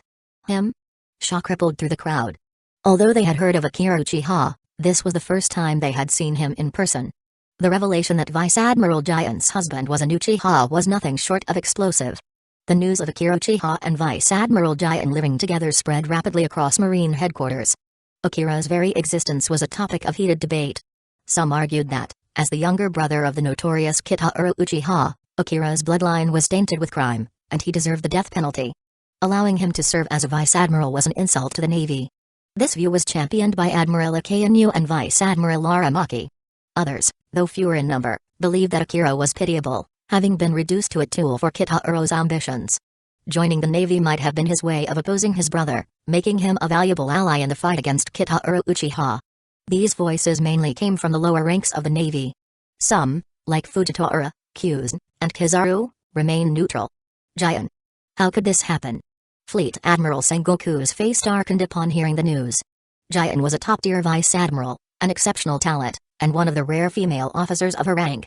Her potential as a candidate for admiral made her a prized asset. And now, she had been claimed by Akira Uchiha. This is my fault, Sengoku admitted, sighing. I sent Giant to monitor Akira Uchiha, hoping she could extract more information about the Uchiha clan. His background is far too mysterious. But I never expected that little girl to fall for him. It's too late to say anything now. Vice Admiral Tsuru also regretted sending Giant on that mission. Why worry so much, old woman? Isn't it normal for young people to fall in love? Garp, ever carefree, munched on a donut as he chimed in. Half a year had passed since Ace's execution, and he had finally begun to move past the pain of losing his grandson. Though their paths were different, Garp had always admired Akira Uchiha's tenacity. In fact, he couldn't bring himself to hate the Uchiha clan, especially after learning about the prosperity and security of the territories under Kitahiro's Uchiha Security Company. At least admit it. They've done a remarkable job maintaining peace in their regions, Garp added, his tone light-hearted. Still, he's Kitahiro's twin brother. Sengoku snapped. So what? I'm Dragon's father, Luffy's grandfather, and Ace's grandfather. Does that make me a criminal too? Garp glared at Sengoku, finally unleashing his pinned-up frustration. That's right, Sengoku relented. And this boy caught Golden Lion and saved Marine headquarters, restoring our reputation. He deserves recognition for that. Of course. That goes without saying. 3 days later, Marine headquarters was abuzz with activity as officers from across the globe returned for the quarterly awards ceremony. In the vast square, rows of Marines stood in formation as the honorees were called up. One by one, Fleet Admiral Sengoku personally pinned medals on their chests. Finally, the highest honor was announced, the Medal of Supreme Valor. And the recipient was Vice Admiral Akira Uchiha. Chapter 171, Who Gave You the Courage? When the news broke, many Navy officers were dumbfounded. What is going on? How come Vice Admiral Akira Uchiha suddenly received the Navy's highest honor? As Kitahiro Uchiha walked down the central red carpet toward the podium, the entire square fell silent. For many, this was their first time seeing the so-called Akira Uchiha in person. They had only heard stories about him before, never having encountered him face to face. Even within Navy headquarters, sightings of Akira Uchiha were rare. The stories they had heard weren't flattering either. Rumors claimed he was lazy, caught no pirates, and merely loitered at headquarters, a disgrace to the Navy. The recent incident with Golden Lion Shiki had yet to be made public. Not long ago, Vice Admiral Akira Uchiha and Vice Admiral Giant Momousagi had successfully captured the legendary pirate Golden Lion Shiki, thwarting his plans to destroy the East Blue. Thanks to their efforts, the East Blue was spared devastation and countless lives were saved. As recognition for his contribution, Vice Admiral Akira Uchiha was awarded the Navy's highest honor. The audience was encouraged to see Vice Admiral Akira Uchiha as a role model and strive to make greater contributions to the Navy. What? Golden Lion Shiki, that legendary pirate from the same era as Whitebeard, was captured? Wasn't he just in the papers a few days ago, rallying pirates? How was he caught so quickly? If the pirate in question is Golden Lion Shiki, then it makes sense for Vice Admiral Akira Uchiha to receive the highest honor. The crowd erupted into discussion. Even after 20 years, Golden Lion Shiki's name remained well known among the Navy. Fleet Admiral Sengoku approached Kitahiro Uchiha, pinning the golden medal, symbolizing the Navy's highest honor, onto his uniform. Sparse applause filled the air. Despite Kitahiro Uchiha's achievements, his identity remained a thorn in the side of most Navy personnel. Kitahiro Uchiha, however, remained indifferent, finding the situation somewhat amusing. He thought to himself that if he played his cards right, this undercover mission might even lead to him becoming the top figure in Navy headquarters. With Kitahiro Uchiha being the final recipient of an award, the ceremony concluded, and the attendees dispersed. Kitahiro and Giant headed to the dining hall to celebrate. Giant, too, had received a first-class merit medal for her role in capturing Golden Lion Shiki.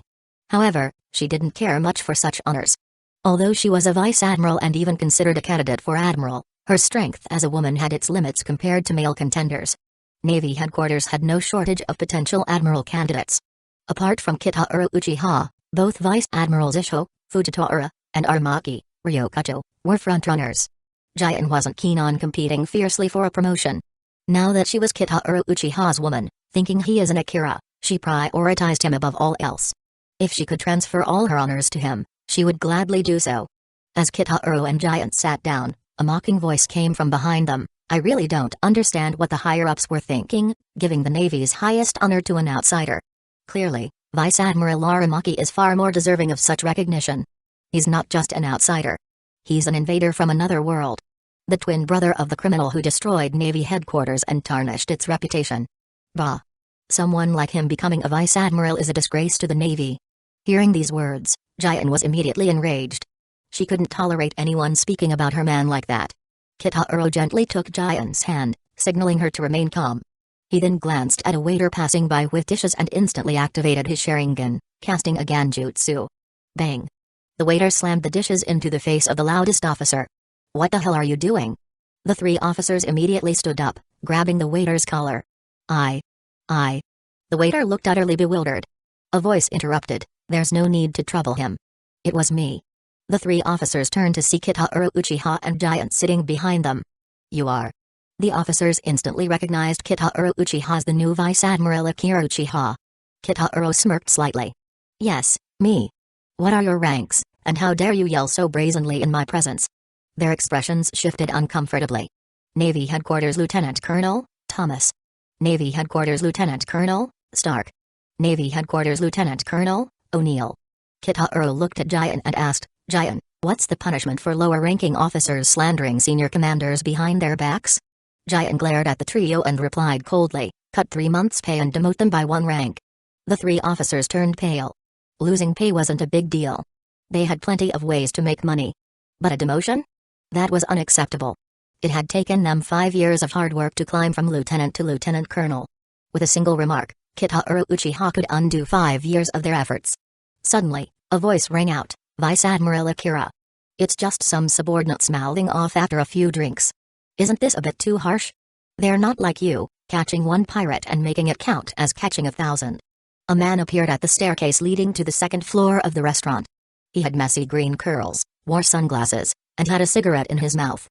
His chest bore the kanji for double suicide at Death River, and he wore the signature navy coat over his shoulders. At his waist hung a katana, and his pants were dark with floral patterns on one leg. It was Vice Admiral Aramaki, also known as Ryokucho, one of the Navy's rising stars. Vice Admiral Aramaki. The three officers immediately looked to Aramaki like he was their savior. After all, they were his subordinates. Kitaro glanced at Aramaki and said coolly, "Who gave you the courage to speak to me like that?" Chapter 172, Infinite Hell. What did you just say? Aramaki's eyes widened as he stared at Kitaro Uchiha upon hearing his words. What? Didn't understand? Let me repeat it for you. Who gave you the courage to speak to me like this? It's only been 6 months, and you've already forgotten the pain, huh? If I hadn't held back then, do you think you'd still be alive? Surely you don't actually believe it was luck that saved you, right? With my speed and your clunky moves, do you really think I couldn't have smashed your face in? Instead of being grateful for my mercy in sparing your life, letting you show off here, you come at me with this attitude? Are you asking for another beating? Kitaro's words sent shockwaves through the crowd. The truth about the final battle of the world draft had been suppressed by Sengoku to avoid affecting certain individuals' reputations. As it turned out, Vice Admiral Akira Uchiha had thoroughly defeated Vice Admiral Aramaki during the world draft.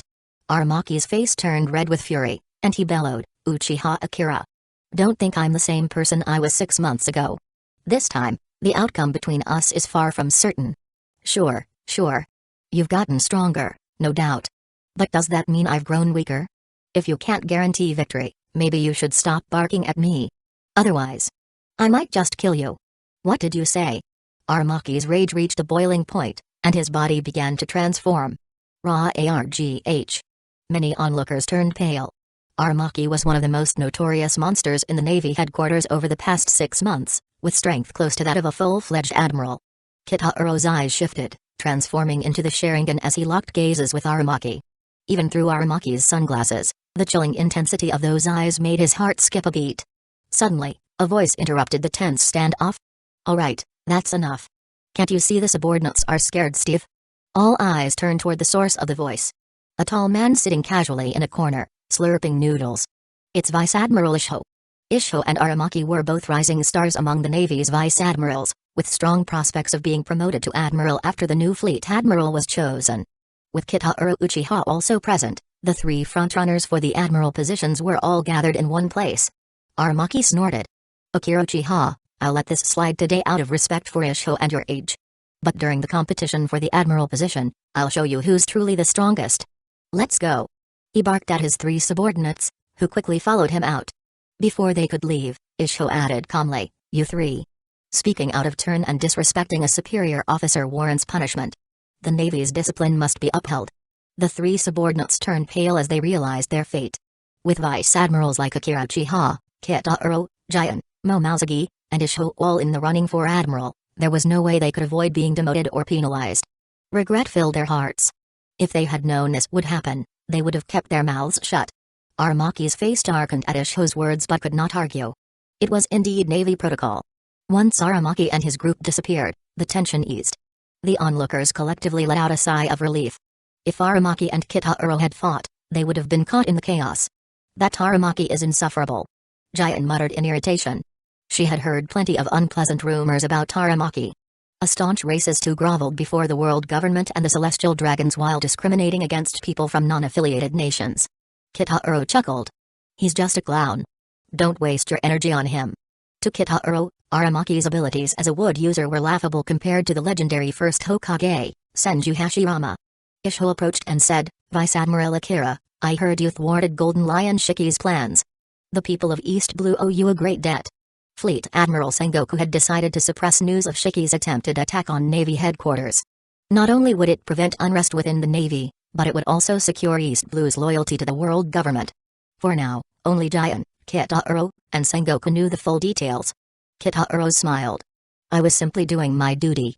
"Still, it seems we're now competitors," Isho said. "To change this corrupt world, gaining more power is essential." "Perhaps. But who's to say if only one admiral position will be open? Maybe there'll be 2. Isho frowned, puzzled by Kitaro's remark. With one admiral set to become the fleet admiral, shouldn't only one position remain? This minor incident spread quickly, highlighting the fierce competition for not only the fleet admiral role but also the admiral positions. A week passed in a flash. Jian was assigned a mission and departed after spending one last passionate night with Kitaro, leaving him thoroughly exhausted. "My goodness, I can't keep up," Kitaro muttered. No wonder so many married men complain. With a woman like her, even a rich man would run out of steam. Meanwhile, Golden Lion Shiki, after a symbolic trial on the rebuilt NI's lobby, was once again imprisoned in Impel Down 6th level. Eternal hell. Eternal hell. Since Blackbeard's rampage, Impel Down's once crowded 6th level had become eerily empty. This level had been home to monstrous pirates so fearsome that they had been erased from history. Here, prisoners either faced execution or eternal confinement. Their atrocities were so heinous that the government suppressed any reports of their existence, hiding their crimes even from newspapers. Blackbeard's attack had forced these criminals to fight each other, leaving the survivors to join his crew. As a result, Eternal Hell, once brimming with horrors, now held only a handful of prisoners, even after 6 months. Chapter 173, Reunion with the Golden Lion. Whoosh! At the entrance of the 6th level of Impel Down, known as Eternal Hell, a shadowy figure silently appeared. Several surveillance Dendenmushi turned toward the figure, but Kitaro Uchiha activated his Sharingan, casting a Genjutsu. Swoosh! All the Dendenmushi's eyes transformed into the distinct pattern of the Sharingan. Impel Down control room, huh? One of the guards monitoring the cameras frowned at the screens. "What's wrong?" his colleague asked, noticing his reaction. The guard pointed at the 6th level monitor. "I thought I saw a figure appear on the 6th level's camera just now." His coworker leaned in to inspect the footage closely. Despite the heightened security following the incident 6 months ago, with massive funds invested in acquiring advanced surveillance Dendenmushi to eliminate blind spots, no one appeared on the screens. "Where? There's nothing there. Did you drink too much again last night? Don't scare yourself." Maybe I did. Sorry." Kitaro Uchiha walked casually with his hands in his pockets. "Hey, kid. Let me out, and I'll tell you where my treasure is. It's a fortune I amassed after wiping out an entire nation. Enough for you to live 10 lifetimes. Brat. Free me, and you'll gain a fortune beyond measure. I've destroyed 2 nations. Follow me, and I'll make you rich beyond your wildest dreams. Let me out. Let me out. Release me, or I'll kill you." The 6th level of Eternal Hell still housed about 30 prisoners, even though its numbers had dwindled. The pirates clamored to convince Kitaro Uchiha, some tempting him with riches, others threatening him outright. Buzz. A wave of overwhelming conqueror's haki surged from Kitaro Uchiha, crushing down precisely on the pirates. Boom. Arg. Wah. The pirates slammed against the walls, coughing up blood and crying out in pain. "Conqueror's haki? Who are you? There's no way you're just a guard." The pirates were stunned. Such a powerful display of Conqueror's haki. It couldn't be anyone ordinary. Could it be red-haired Shanks? Their confusion didn't last long as they got a clear look at the intruder: black hair, a young and handsome face, a blue high-collared shirt paired with deep blue pants, and a red sash tied around his waist with a long sword hanging from it. The most striking feature was his crimson eyes, marked by 3 tomoe, radiating an aura of malevolence and power. It's you." One pirate recognized Kitaro Uchiha instantly. Sweat poured from his forehead, and his face twisted in terror. Who was he? Many pirates had no idea who Kitaro Uchiha was. He's the strongest man in the world. The Emperor, Kitaro Uchiha. What? The revelation sent shockwaves through the remaining pirates. While not all of them stayed updated on current events, the name Kitaro Uchiha was impossible to ignore. As the world's strongest man, Kitaro Uchiha's reputation was colossal, drawing admiration and envy in equal measure. Many pirates once dreamed of claiming his head to gain fame and fortune. Yet now, seeing him in person, they were overwhelmed. The raw, unrelenting power of his conqueror's haki made them reconsider their ambitions. Why is he here? Confusion spread among the prisoners. Why would a man with a 10 billion beras bounty, a supercriminal wanted by the world government, casually stroll into Impel Down? "Lord Kitaro. Please free me. I'll be your loyal dog forever. Just give the command, and I'll bite anyone you point to." Some prisoners quickly realized the futility of resistance and prostrated themselves, begging for freedom. After all, if even Impel Down couldn't stop him, he was clearly unstoppable. Kitaro Uchiha ignored their pleas and continued walking. The remaining pirates, seeing their desperation unacknowledged, grew hostile. "You bastard. I begged you, and you ignored me? Fine, don't blame me for what happens next." Squelch. A bolt of blue lightning materialized, piercing straight through the head of the pirate who had shouted. He collapsed, lifeless, before finishing his sentence. The other pirates froze, terror etched on their faces. Those who had considered screaming for help abandoned the idea immediately. They were prisoners of eternal hell. Death was always a looming possibility, but they weren't eager to meet it today. Kitahiro Uchiha's cold gaze swept across the room, and none dared to meet his eyes. He continued forward without a hint of compassion. The prisoners confined to the 6th level were the worst of the worst. Monsters who had committed heinous crimes. While Kitahiro Uchiha didn't consider himself a hero, he also refused to be categorized as a villain.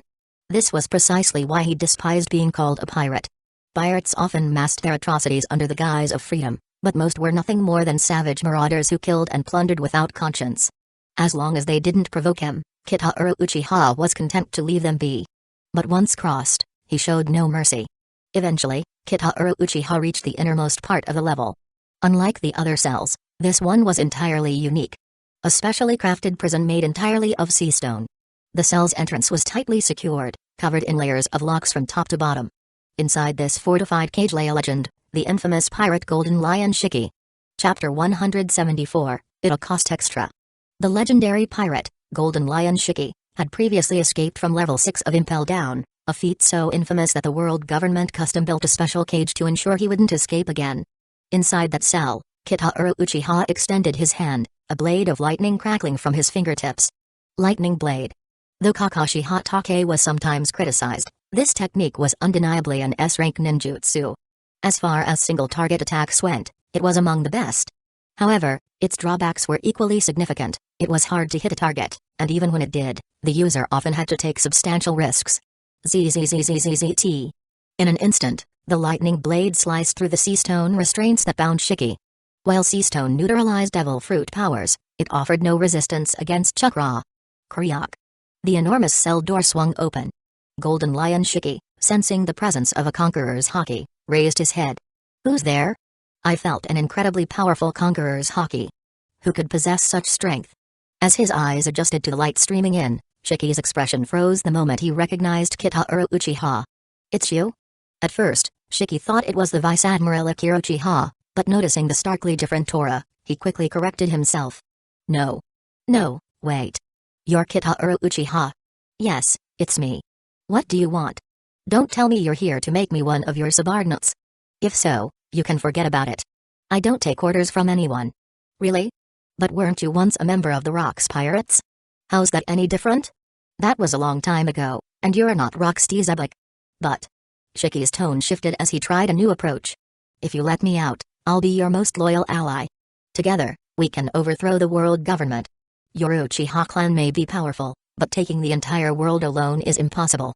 If we join forces, we could split the world in two. What do you say? Shiki's pride wouldn't allow him to become someone else's subordinate, but he was desperate to escape. His last escape from Impel Down relied on the guards' negligence. They'd only shackled his legs with sea stone, leaving his hands free. In an act of brutal determination, Shiki had severed his own legs to regain his freedom, utilizing the powers of the float fruit to maneuver without them. This time, however, things were different. He was trapped in a custom-designed, pitch-black cell with no apparent means of escape. Seeing Kitahiro Uchiha walk freely in and out of this prison reignited Shiki's hope. This might be his only chance to escape, and he wasn't about to let it slip away. What do you think? Not interested. What? Shiki was stunned by Kitahiro's curt rejection. Without another word, Kitahiro's lightning blade severed the chains binding Shiki. Grabbing hold of the Golden Lion, Kitahiro vanished into thin air. The remaining prisoners in level 6 erupted in chaos. Someone, help. Prison break. Guards. Golden Lion Shiki is escaping. Stop him. Within moments, guards flooded the corridor, and their faces turned pale when they saw the open cell door. Quick. Report this immediately. Golden Lion Shiki. Shiki has escaped. The blaring of alarms echoed throughout Impel Down. Marine Headquarters Fleet Admiral's office. What did you just say? Reporting, Fleet Admiral Sengoku. The Golden Lion was taken by Kitahiro Uchiha. Kitahiro Uchiha. Sengoku roared, his face dark with fury. That name again. For the past 6 months, Kitahiro had been unusually quiet, leading Sengoku to believe he had turned over a new leaf. But now, this. Golden Lion Shiki had only been imprisoned for a few days, and Kitahiro had already made his move. Worse, no one had even noticed when Kitahiro infiltrated Impel Down. How had he managed this? And what was he planning to do with Shiki? Someone, bring me Vice Admiral Akira Uchiha, now. Shortly afterward, Kitahiro entered Sengoku's office. You called for me, Fleet Admiral? What's the matter? Sengoku's expression was grim. Akira, just now your brother, Kitahiro Uchiha, broke into level 6 of Impel Down and freed Golden Lion Shiki. Kitahiro raised an eyebrow. What? My brother? He freed the Golden Lion? How did he manage to infiltrate level 6? Tell me everything you know. Sengoku's frustration was palpable. Kitahiro's ability to bypass every layer of defense was terrifying. If he could come and go as he pleased, then Impel Down's security might as well not exist. Well, to be honest, that's my brother's secret, Kitahiro replied. A pretty crucial one, too. I can't just share it casually. You're asking me to betray my twin brother. So, it'll cost extra. Sengoku's face darkened. A few days ago, he'd developed a slight admiration for Kitahiro, as Akira, after he helped capture Shiki. Now, any goodwill he'd felt was utterly gone. These damn Uchihas. They were all insufferable.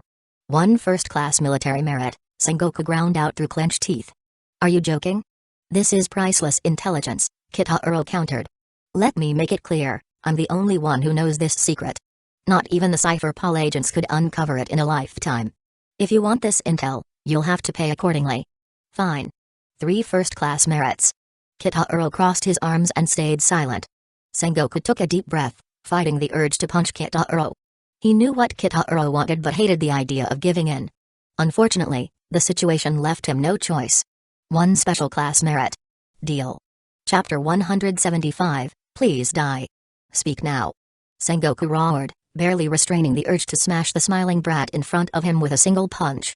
He felt that Kitahiro Uchiha and Akira Uchiha, both brothers, were nothing short of the most infuriating troublemakers he had ever encountered. That technique is called the Flying Thunder God Jutsu, Kitahiro explained nonchalantly. It was created by the second Hokage of Hidden Leaf Village, Senjudobi Rama. Hidden Leaf Village is the place we came from earlier. It's now led by the third Hokage, an old schemer with a penchant for manipulation. I'm not interested in that, Akira Sengoku interjected coldly. Alright, Kitahiro continued, shrugging. My dear brother, Kitahiro learned Flying Thunder God Jutsu from the 4th Hokage. The jutsu's key feature is its reliance on a coordinate system. It uses a unique energy from our world to leave markers at specific locations. By activating the jutsu, he can instantly teleport to any place where he's left a marker, he added, smiling slyly. Since my brother managed to infiltrate the 6th level of Impel Down, it means he left one of those markers there. Sengoku's eyes lit up. Finally, he understood the secret behind Kitahiro Uchiha's seemingly limitless mobility. It wasn't true freedom of movement. He had simply left markers at specific locations beforehand. But even so, the ability of this so-called Flying Thunder God Jutsu was absurdly overpowered. So, are you saying that if Kitahiro Uchiha leaves markers all over the world, he could essentially appear anywhere at any time? Sengoku pressed. It's not that simple, Kitahiro replied, waving a hand dismissively. Using the Flying Thunder God Jutsu consumes a massive amount of chakra, especially if the target being moved is large or the distance is far. The range for sensing markers is also limited, which directly affects how far he can teleport. I don't know my brother's exact range, but I'd say spanning half of the New World seems feasible. The hope that had momentarily flared in Sengoku's heart was extinguished like a bucket of ice water. Half of the New World wasn't much different from the whole world. If Kitahiro could simply teleport multiple times, he'd effectively have the entire world within his grasp. Do you know where he's left markers? Sengoku asked, his voice low and strained. Kitahiro spread his hands helplessly. I wouldn't know that. Here's the thing. Anywhere my brother walks, he can leave a marker if he wants to. Sengoku's face turned ashen. Kitahiro Uchiha had even visited the world government headquarters. Could it be? No, it was almost certain. With his personality, he would definitely have left a marker there too. Defeated, Sengoku slumped into his chair. There was no way to stop Kitahiro Uchiha. The entire world might as well be his playground. No wonder the 6th level of Impel Down, despite its impenetrable defenses, had failed to contain him. It must have been a shadow clone of Kitahiro who left the marker there beforehand. That brat. Just how deep did his plans run? Sengoku, known as the strategist, suddenly felt like nothing more than a fool when compared to Kitahiro Uchiha. What is his goal in capturing Shiki the Golden Lion? Does he plan to recruit him as a subordinate? Sengoku asked, trying to shift focus. Uchiha Security Company had already become a force even greater than the four emperors. Although Kitahuro had released most of the Whitebeard pirates' fleet, he retained 300 core members. Essentially Whitebeard's main combat force.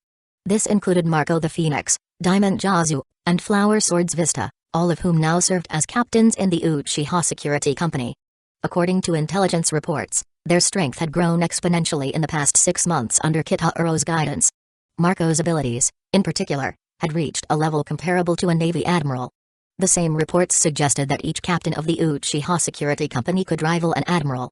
While that might be an exaggeration, it was clear that Kitahuro's words weren't to be taken lightly. Even excluding Kitahuro himself, having 5 individuals at admiral-level strength meant the Uchiha Security Company could already challenge the world government head-on. No wonder the world government's attitude toward the company had shifted to one of avoidance. Far more cautious than even with Whitebeard in the past.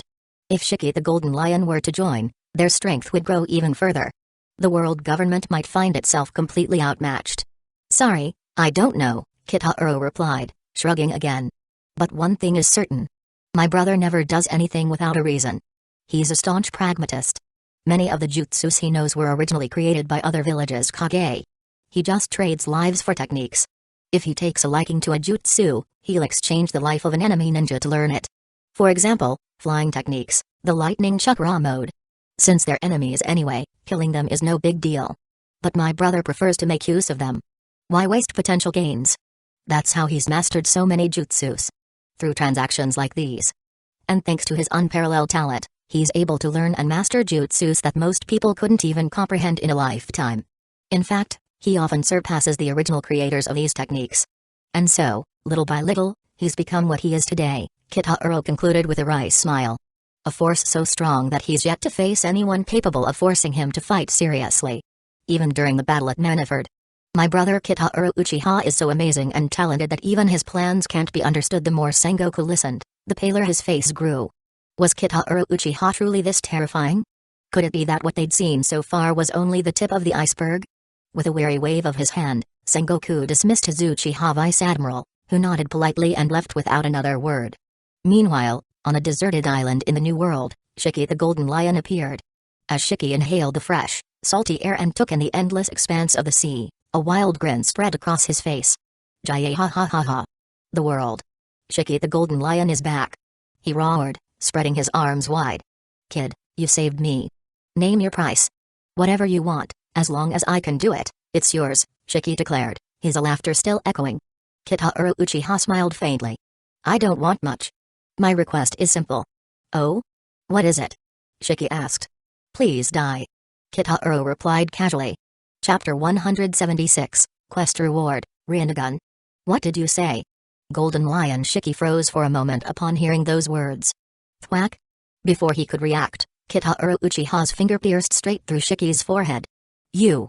Shiki's eyes widened in disbelief as he stared at Kitahuro. He couldn't comprehend it. Why would the one who saved him suddenly kill him? If Kitahuro wanted him dead, why not finish him off in the depths of Impel Down instead of going through all this trouble? Shiki had so many questions, but it was too late. His consciousness faded, and he plunged into eternal darkness. Kitahuro pulled his finger out of Shiki's forehead. A small, gaping wound remained, but shockingly, it began to heal slowly. That was because Kitahuro had left a few drops of his own blood in Shiki's brain. Soon, Shiki's body began to transform. His nails elongated into sharp claws, and his already tall stature grew even larger. Miraculously, his severed legs started regenerating. In no time, a demonic figure of Shiki stood before Kitahuro. Shiki knelt on one knee, bowing. "Master." Kitahuro nodded in satisfaction. The Shiki standing before him now was no longer the same person as before. This Shiki was a demon, entirely under Kitahuro's control. A creature that Kitahuro could obliterate with a mere thought. The extent of the celestial dragon's power remained unclear to Kitahuro, but he knew it was formidable. The strength of the Uchiha clan alone wasn't enough to oppose them, he needed additional power. This world was home to countless unique races. Surely, creating a new demon clan wasn't too much to ask. To that end, Kitahuro ensured these demons retain their predatory nature. To him, Shiki and Crocodile were like Hancock's man-eating panther. A means to an end. After all, this world was filled with scum that could serve as sustenance for these demons. However, Kitahuro had no intention of creating demons as indiscriminately as Mage. He sought only elites like Shiki. Truth be told, he had considered taking Shiki's devil fruit powers for himself but ultimately decided against it. Training another awakened devil fruit user would be too time-consuming. Instead, he opted to use his own blood to enhance Shiki. Despite his age, Shiki's enhanced physique could surpass that of younger individuals.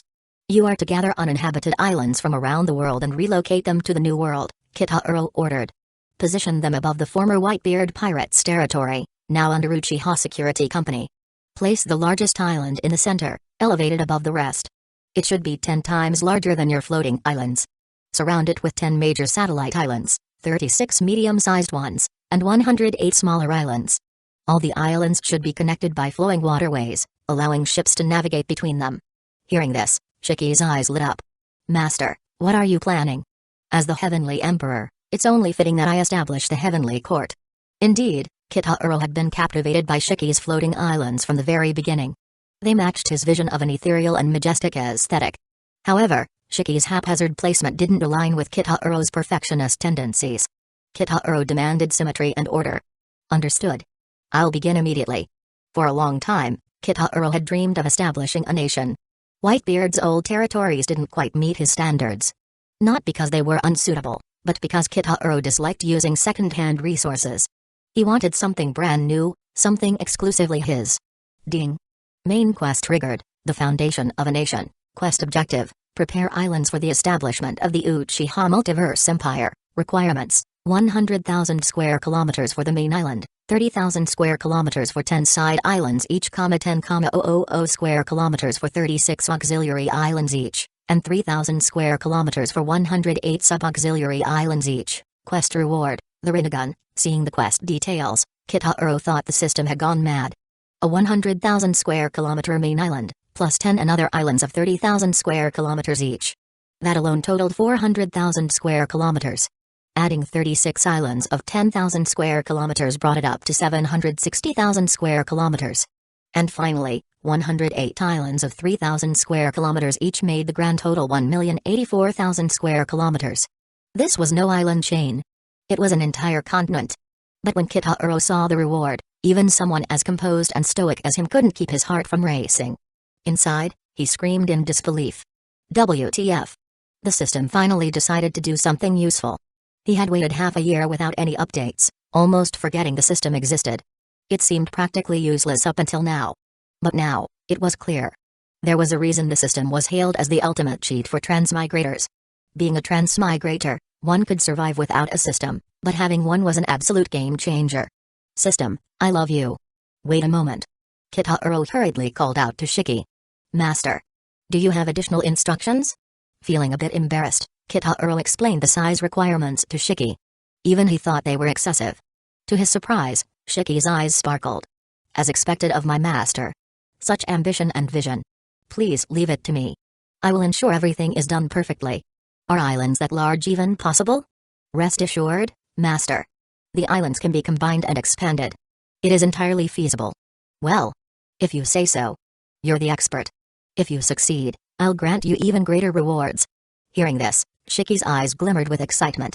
He instinctively licked his lips, eager to obtain more of Kitahuro's blood and its extraordinary power. I will not disappoint you, Master. Everything will be handled flawlessly. Chapter 177, The Birth of a New Uchiha. Looking at the confident expression on Shiki, the Golden Lion, Kitahuro Uchiha couldn't help but feel a bit uneasy. He wondered how exactly this man planned to create a 1.08 million square kilometer landmass. Still, it wasn't his concern to overthink. As someone new to this world, Kitahuro had to admit that Shiki was the expert here, someone who had traveled far and wide. If Shiki said it could be done, then it probably could. All Kitahuro needed to do was wait patiently. Perhaps soon, he would finally awaken the Rinnegan. The Rinnegan. A legendary power in the Naruto universe. Even though Kitahuro had mastered countless jutsu and possessed immense strength, the Rinnegan stood above all as the ultimate force, a power he had long yearned to obtain. Unfortunately, Hashirama Senju was indirectly killed by Madara Uchiha, and the infamous White Zetsu were merely flawed imitations of Hashirama's cells. Their power wasn't enough to evolve Kitahuro's eternal Mangekyo Sharingan into the Rinnegan. But now, he finally had a chance to obtain it. How could he not be excited? With a swish, Kitahuro Uchiha returned to Amazon Lily. He had been away for half a month, and Boa Hancock was likely growing anxious from the wait. Sure enough, As soon as Kitaro arrived, Hancock's eyes lit up the moment she saw him. Kitaro had previously mentioned being busy with matters at Manafort and might take a while to return. Her displeasure had been evident then, and she had waited ever since.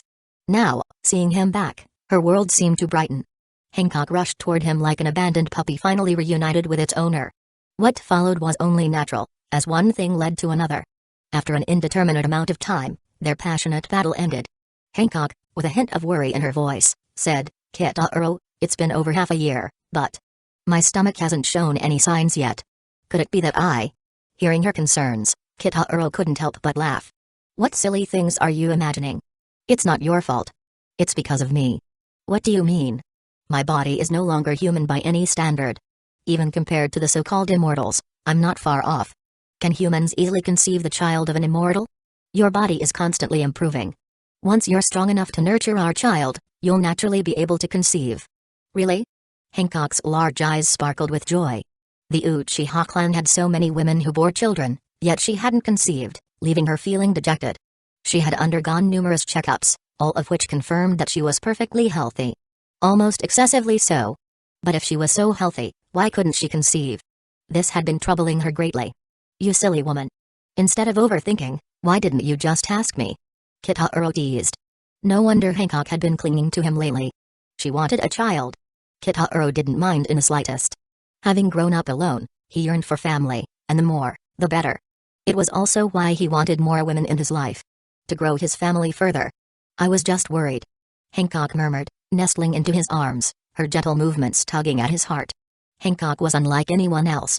She was a perfect blend of beauty, sensuality, cuteness, and charm. Conquering such a goddess was every man's dream.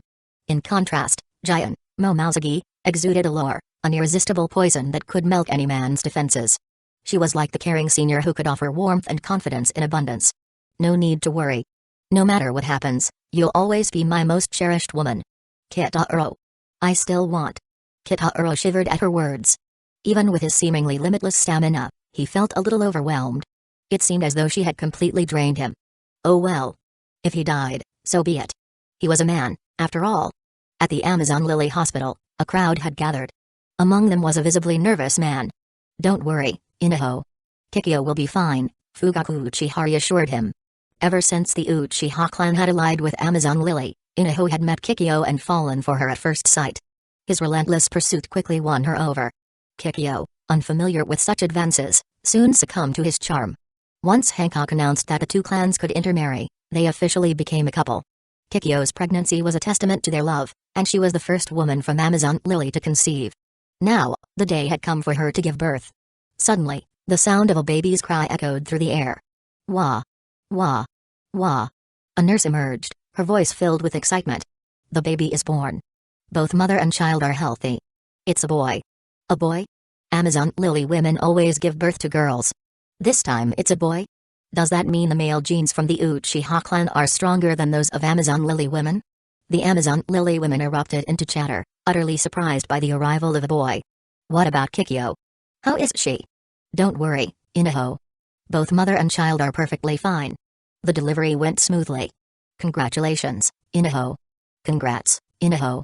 You're a father now." Everyone offered their heartfelt congratulations to Inaho. "Thank you. Thank you all so much." Inaho, Uchiha orphan raised by the clan after his family was killed in the war, was overwhelmed with emotion. Now, he finally had a family of his own. Lord Kitaro and Lady Hancock have arrived. "Lord Kitaro. Lady Hancock." The crowd greeted them warmly as Kitaro and Hancock approached. Smiling, Kitaro turned to Inaho and said, "Congratulations, Inaho." Chapter 178, Mining the Red Line. Inaho Uchiha knelt down excitedly before Kitaro Uchiha, bowing deeply. "All of this is thanks to you, President." Kitaro Uchiha helped Inaho up. "What are you doing?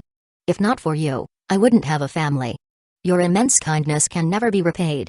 I am willing to give my life for you without hesitation," Inaho said, his voice filled with emotion. Back when the Uchiha clan was on the brink of rebellion, Inaho had prepared himself to sacrifice everything for the clan. Knowing how harsh a ninja's life was, he had never planned to bring children into the world. But fate surprised him when Kitaro Uchiha helped him carve out a new path. Thanks to Kitaro, he now had a family. An extraordinary blessing that left him willing to die for Kitaro without a second thought. You're being too dramatic, Kitaro replied. We're family. Brothers. This is what I should do. Enough standing around here, go check on Kikyo. Only then did Inoho remember that in his excitement, he'd completely forgotten about Kikyo. He hurried into the room. Lady Boa Hancock. Kikyo said as she spotted the Empress entering. She tried to rise and bow. Hancock smiled gently and stopped her. Don't get up. You need to rest now. Turning to Kitaro, Inoho said, President, please hold the child first. Kitaro didn't hesitate. He cradled the newborn, fully understanding Inoho's intention. In the ninja world, there was a saying, the first person to hold a child would influence their temperament.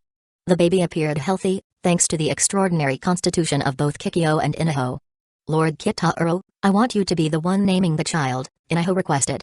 If that's what you want. Kitaro thought for a moment. Since this is the first child of our Uchiha clan in this world, let's call them Shinsei. Uchiha Shinsei.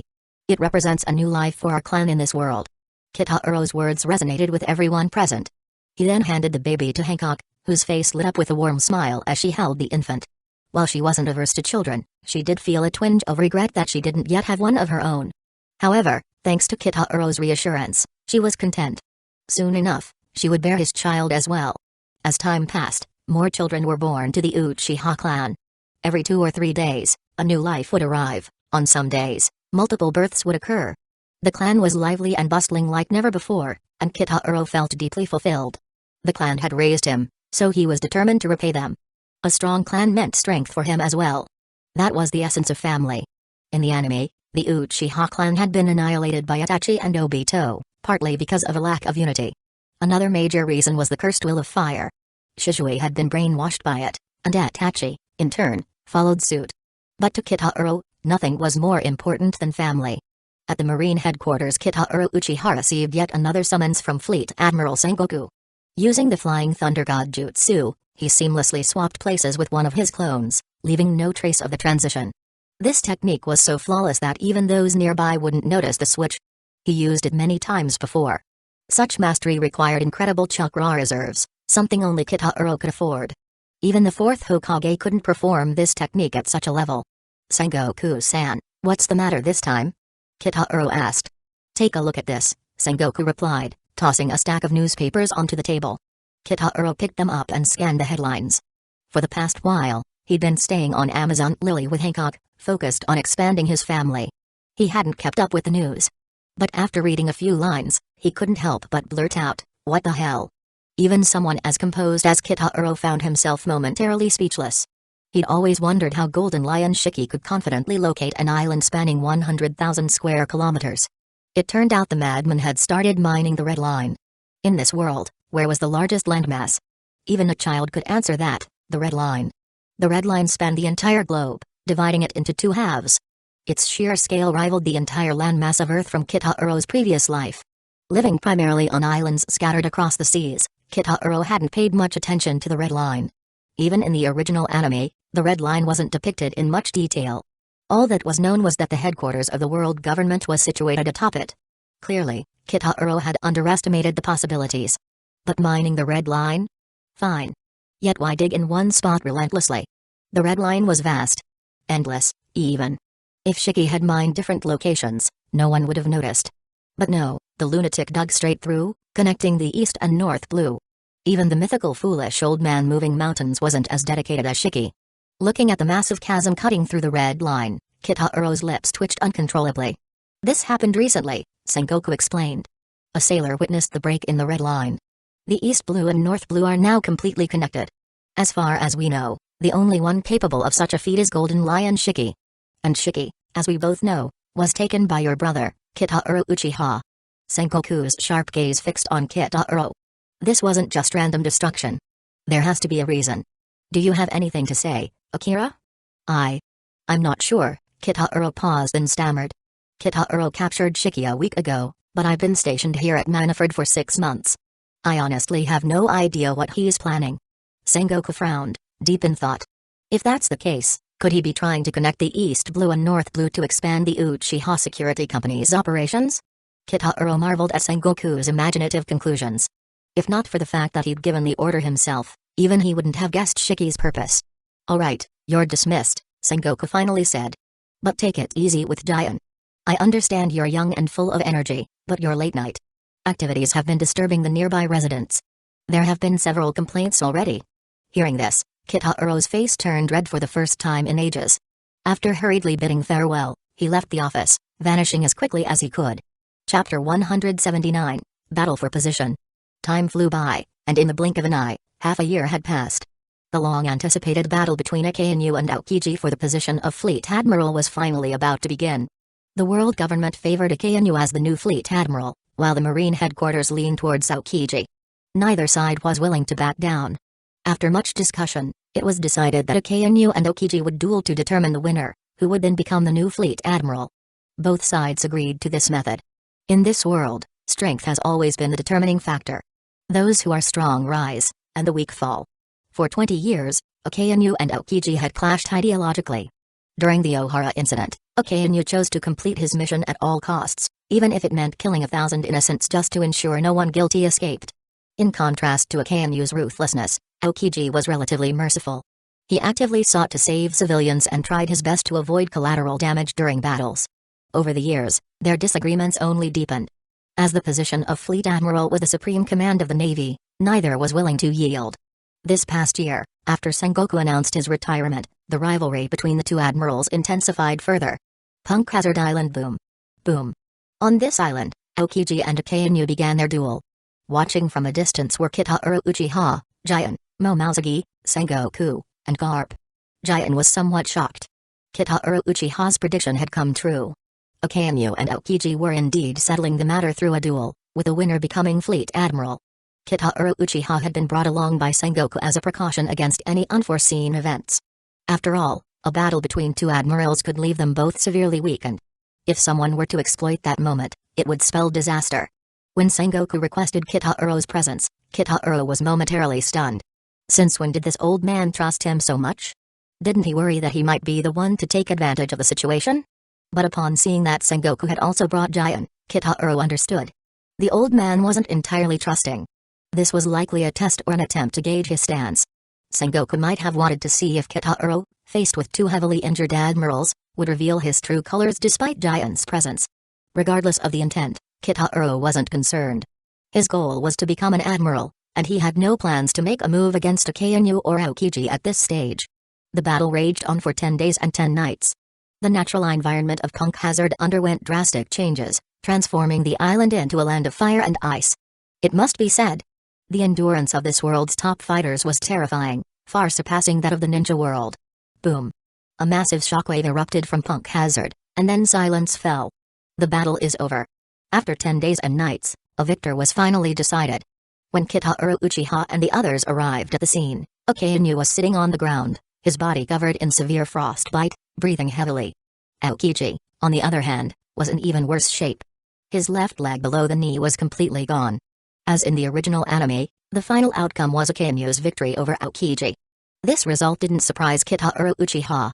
From his previous sparring matches with both Akainu and Aokiji, he had already noticed that Akainu's strength surpassed Aokiji's. Particularly Akainu's offensive power. It was strong enough to break through even the initial form of Kitaro's Susanoo after just a few punches. Kyuzen.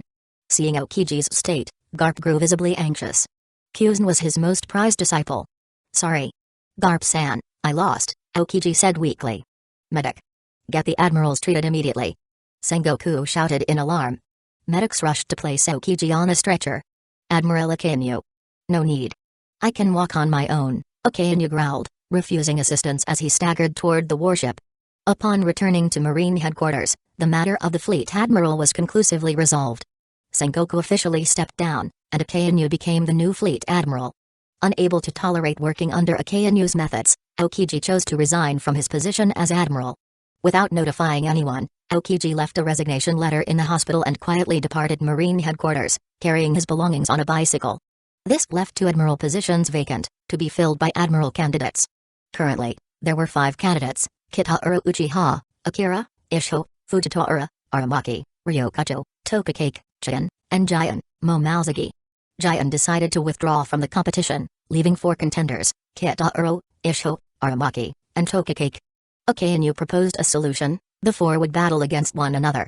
Each contender would face the other three in separate matches, and the one with the most victories would become the new admiral. No one objected to this decision. After all, in this world, strength determines everything. If there are no objections, we'll draw lots, Akainu announced, bringing out a box for the participants. I'll go first. Aramaki immediately stepped forward, not giving anyone else a chance. He quickly reached into the box and pulled out a small ball with the name Akira Uchiha written on it. Aramaki turned to Kitahuro with a grin. Perfect? Akira Uchiha, this time I'll repay the humiliation you brought me a year ago.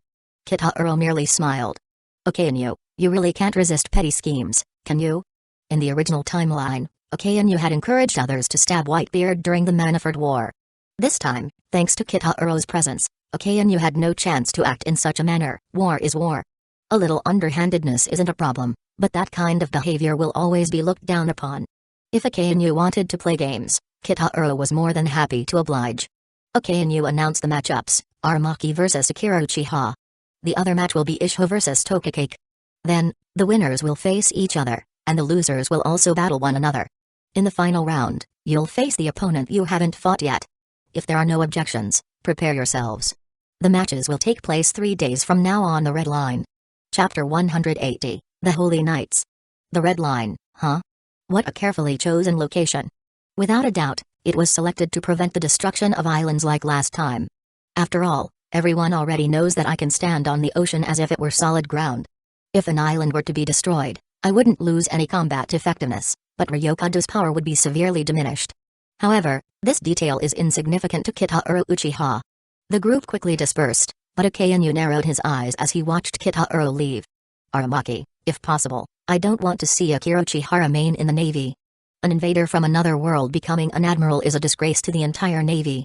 As Akainu spoke, molten magma dripped from his hand, melting the box that had been used for drawing lots. Within it were 3 identical balls, each inscribed with the name Akira Uchiha. If Sengoku harbored suspicion toward Akira Uchiha thinking he is Kitahuro Uchiha, Akainu's stance was pure hostility whether he was Akira or Kitahuro. The Uchiha clan, an invasive species from another dimension, was an abomination far worse than pirates. Such a bloodline needed to be eradicated from this world entirely. My brother Akainu, rest assured. Over the past year, I've absorbed the essence of many powerful pirates. My strength is far beyond what it once was. This time, I'll ensure that he disappears from this world forever, reduced to nothing but nourishment for my growth. Darling, I know Akainu all too well, Giant said softly as they walked away from the Fleet Admiral's office. He'll never allow you to become an admiral without resistance. I know, Kitahuro replied calmly. But even as the Fleet Admiral, he can't do much about me right now. My military achievements are more than sufficient, and he's only just taken the position himself. He has to play by the Navy's rules. As for any underhanded schemes, Kitahuro's Sharingan glinted momentarily. No amount of trickery can withstand absolute strength. Akira Uchiha's record of achievements included capturing the Golden Lion, Shiki. Though Shiki later escaped, that wasn't Kitahuro's responsibility. Shiki had been broken out of Impel Down by none other than Kitahuro himself.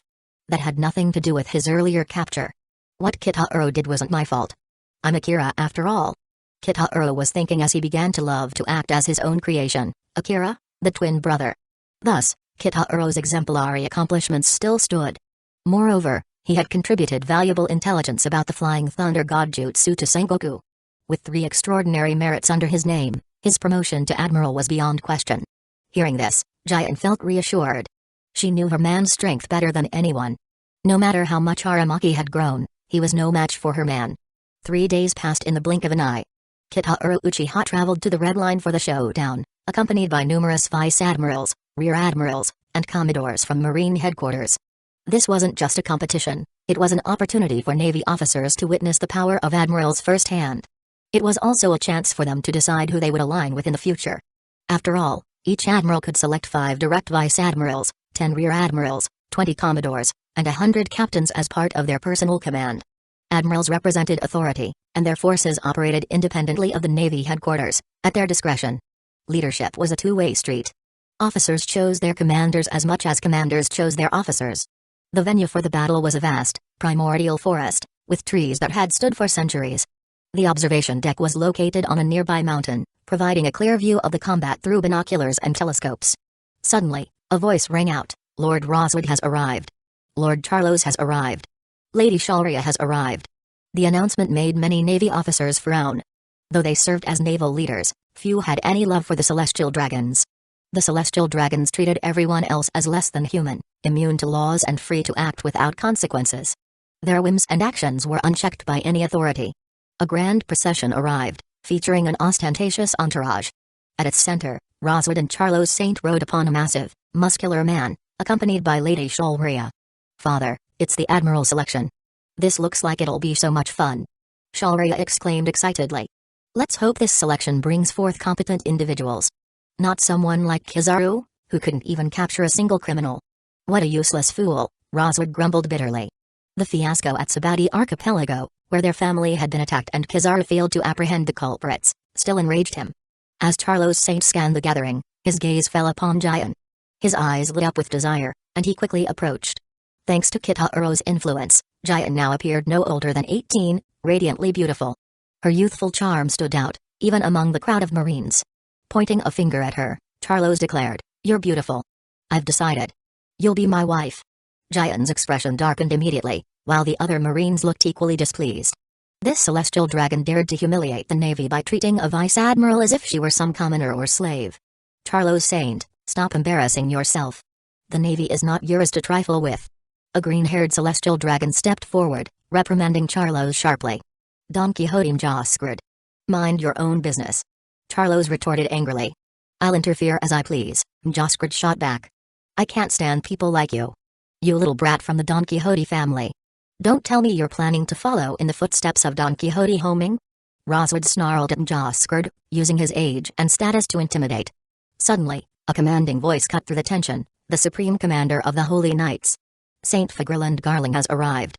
Chapter 181, The Fight Begins. At these words, everyone present fell silent. Soon, a towering yet elegant elder emerged.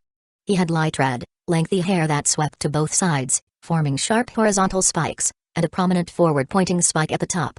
His full beard connected with his sideburns, culminating in a large pointed tip beneath his chin. Together, his hair and beard resembled an elaborate crescent moon pointing forward.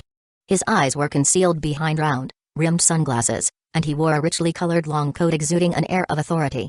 This was none other than the Supreme Commander of the Holy Knights, Saint Figurland Garling, a legendary figure who once dominated the battlefield of God's Valley. Among the naval officers present, many were aware of the Holy Knight's existence. A group tasked with protecting the Celestial Dragons. They rarely made appearances, only mobilizing for significant incidents.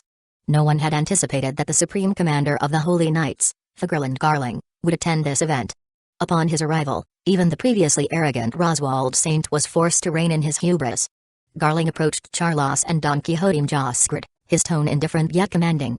"Move aside, brats." Neither Mjascred nor Charlos dared to utter a word, promptly stepping aside.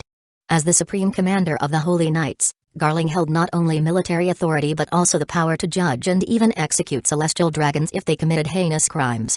His presence was no trivial matter. After brushing past the two, Garling took his seat at the most prominent vantage point. Shortly after, Kitauro Uchiha and Ryokato Aramaki entered the battlefield. Seeing Kitauro's face, Sharia Palace's expression froze for a moment before twisting into shock. "Father. That man. Isn't he the one who attacked us on Sabati Archipelago?" Roswold Saint's face darkened as well. Fury bubbled over as he shouted at the assembled Marines, "What is the meaning of this? What are Sengoku and Akainu thinking? How dare they allow someone who assaulted celestial dragons to become a Marine Admiral? Where's the respect for the celestial dragons?"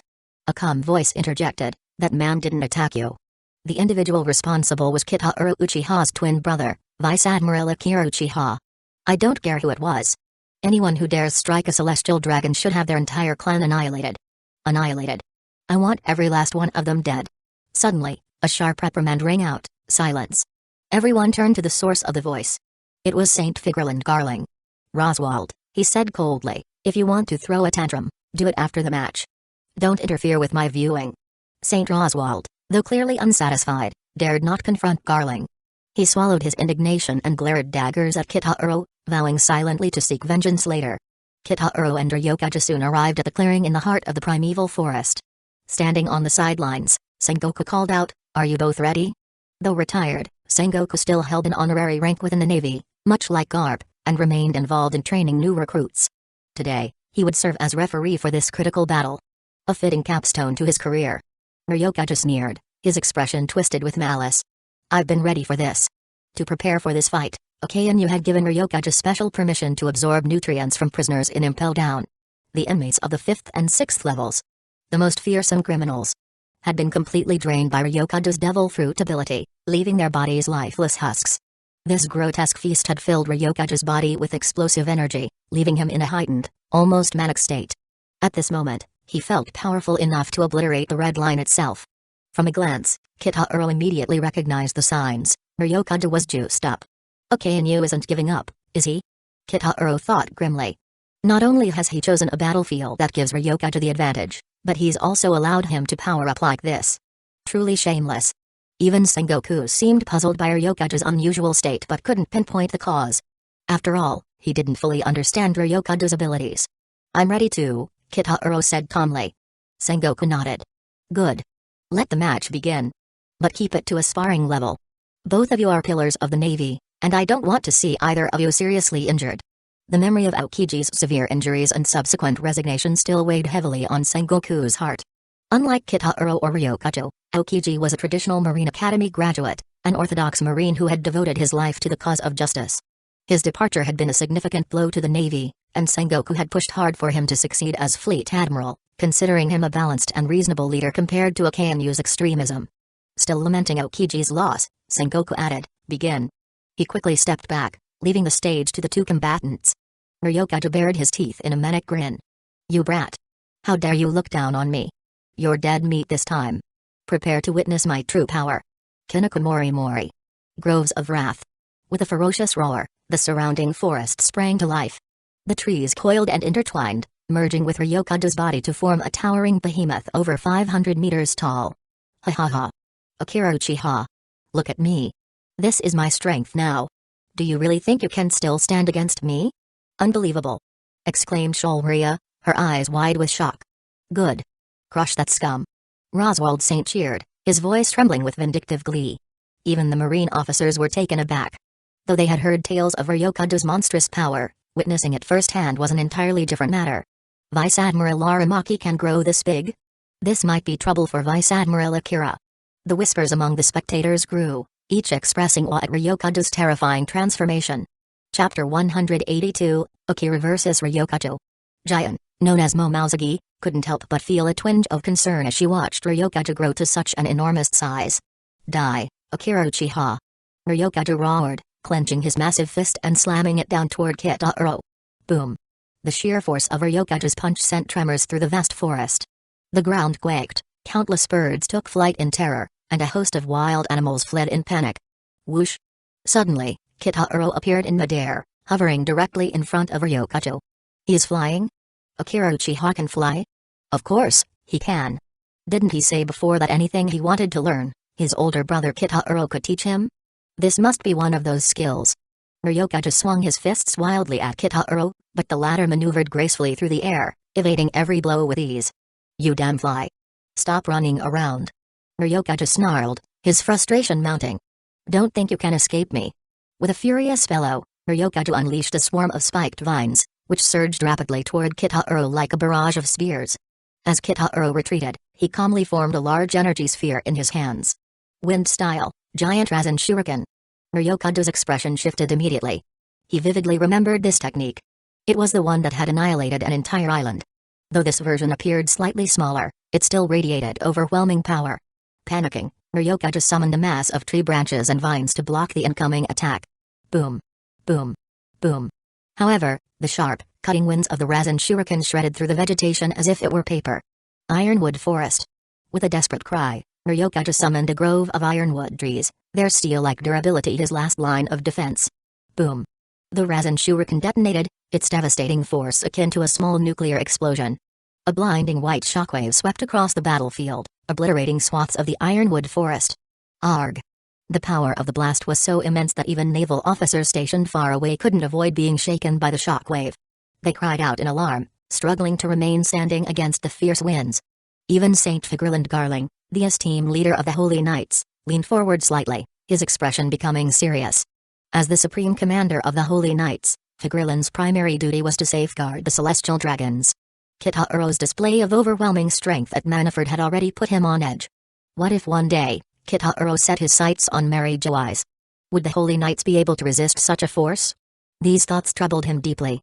When Akira, Kitaro's younger brother, joined the Navy, the world government's 5 elders had to approve it.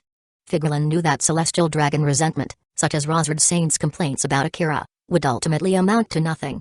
As the smoke from the explosion cleared, the battlefield came into view. Vast stretches of the forest had been torn apart, leaving a wide open area in the center. Ha ha ha ha. Akira Uchiha, your attack was blocked. Now, you're finished. Ryokage's laughter echoed across the battlefield, his excitement palpable. Unfazed, Kitaro replied calmly, "Oh? Not bad. You've improved. But do you think that was all I've got? Bring out everything you've got. I'll crush it all. I'll show you what despair truly means."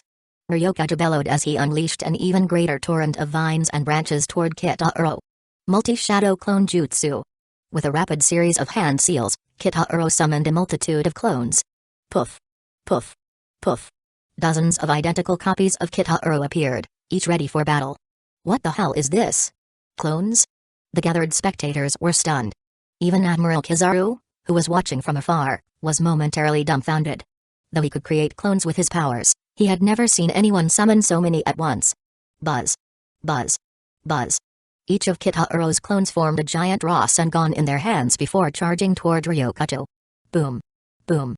Boom. Boom. Boom. The Rasengans smashed through Ryokage's massive vines, crushing and obliterating them. The relentless assault pushed Ryokage's attacks back, leaving him visibly shaken. It's useless. Ryokage roared defiantly. No matter how many clones you summon, they'll never overwhelm my sea of trees. With a furious cry, Ryokage unleashed an even greater wave of vines, determined to overpower Kitaro. Buzz. Hovering in the air, Kitaro raised one hand. A massive Rasen shuriken, over 20 meters in diameter, began to form, emitting a high-pitched, resonating hum. It's huge. The sheer size of the Rasen shuriken left everyone in awe. The previously powerful giant Rasen shuriken paled in comparison to this monstrosity. Its destructive potential was beyond comprehension. Even Ryokage began to sweat profusely. The last time Kitaro used this technique, it had completely obliterated an island. The memory alone gave Ryokage nightmares. Ironwood Forest. Ryokage slammed his massive arms into the ground, summoning an enormous wall of ironwood trees as his final defense. Wind style, supermassive Rasen shuriken. With a mighty shout, Kitaro hurled the massive Rasen shuriken at Ryokage.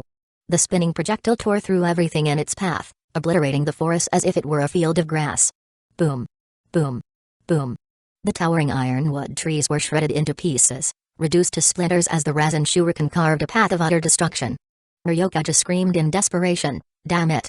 Stop it! You have to hold it back." Chapter 183, A True Divine Clan. The Ryokage pushed his powers to the limit, producing an ever-increasing amount of ironwood, all coated with armament hockey for reinforcement. Finally, through sheer determination, the wind-style, giant Rasen shuriken began to slow down before erupting in a thunderous explosion. Boom. Go. A terrifying force akin to a nuclear blast detonated.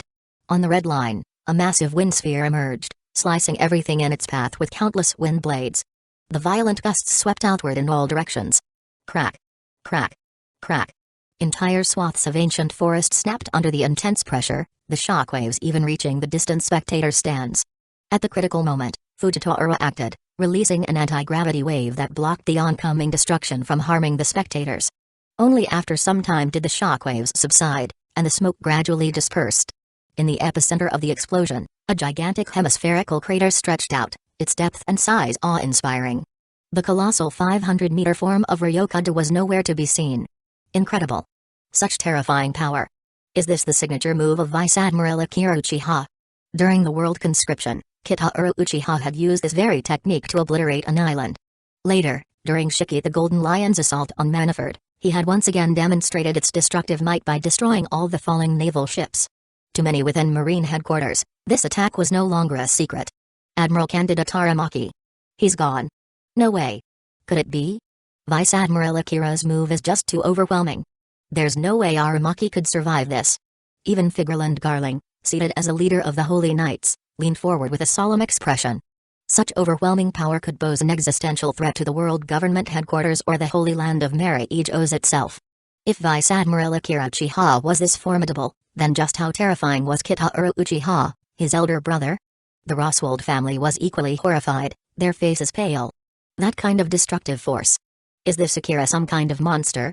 If such an attack landed on them, their entire family would be obliterated in an instant. Damn that wooden fool. He actually got taken down so easily. Suddenly, near the edge of the massive crater, a small flower sprouted from the ground. The delicate bloom quickly grew, blossoming into a massive bud that opened to reveal a figure, Ryokaja himself. Having witnessed this devastating technique before, Ryokaja had taken precautions, planting seeds deep into the ground beforehand. This was also why he chose the Red Line as the battleground. No matter how powerful Kitahiro Uchiha's attack was, it couldn't possibly destroy the entirety of the Red Line. Ha. Ha. Ha ha ha ha. Akira Uchiha. That move of yours is useless against me now. Ryokaja laughed triumphantly. He had finally withstood the infamous Rasen Shuriken. No longer would it haunt his nightmares. Having overcome it, he believed he could now easily defeat Kitahiro, Akira. His body began to grow once more. As a Logia Devil Fruit user, Ryokaja already possessed immense power. By absorbing nutrients from prisoners before the battle, he was now brimming with energy. His Mori Mori no Mi, forest fruit, allowed him to draw sustenance from any material, granting him a unique advantage. While others grew fatigued, he only grew stronger. Admiral Candidate Aramaki is still alive. Of course. Admiral Candidate Aramaki is a Logia user with the forest fruit. As long as he stands on the Red Line, he can't be killed. Over the past year, Ryokaja had tirelessly captured pirates, showcasing his strength and gaining respect from many. As a monster-level Admiral Candidate, he had no shortage of admirers. However, Vice Admiral Momouzagi, Giant, remained unfazed.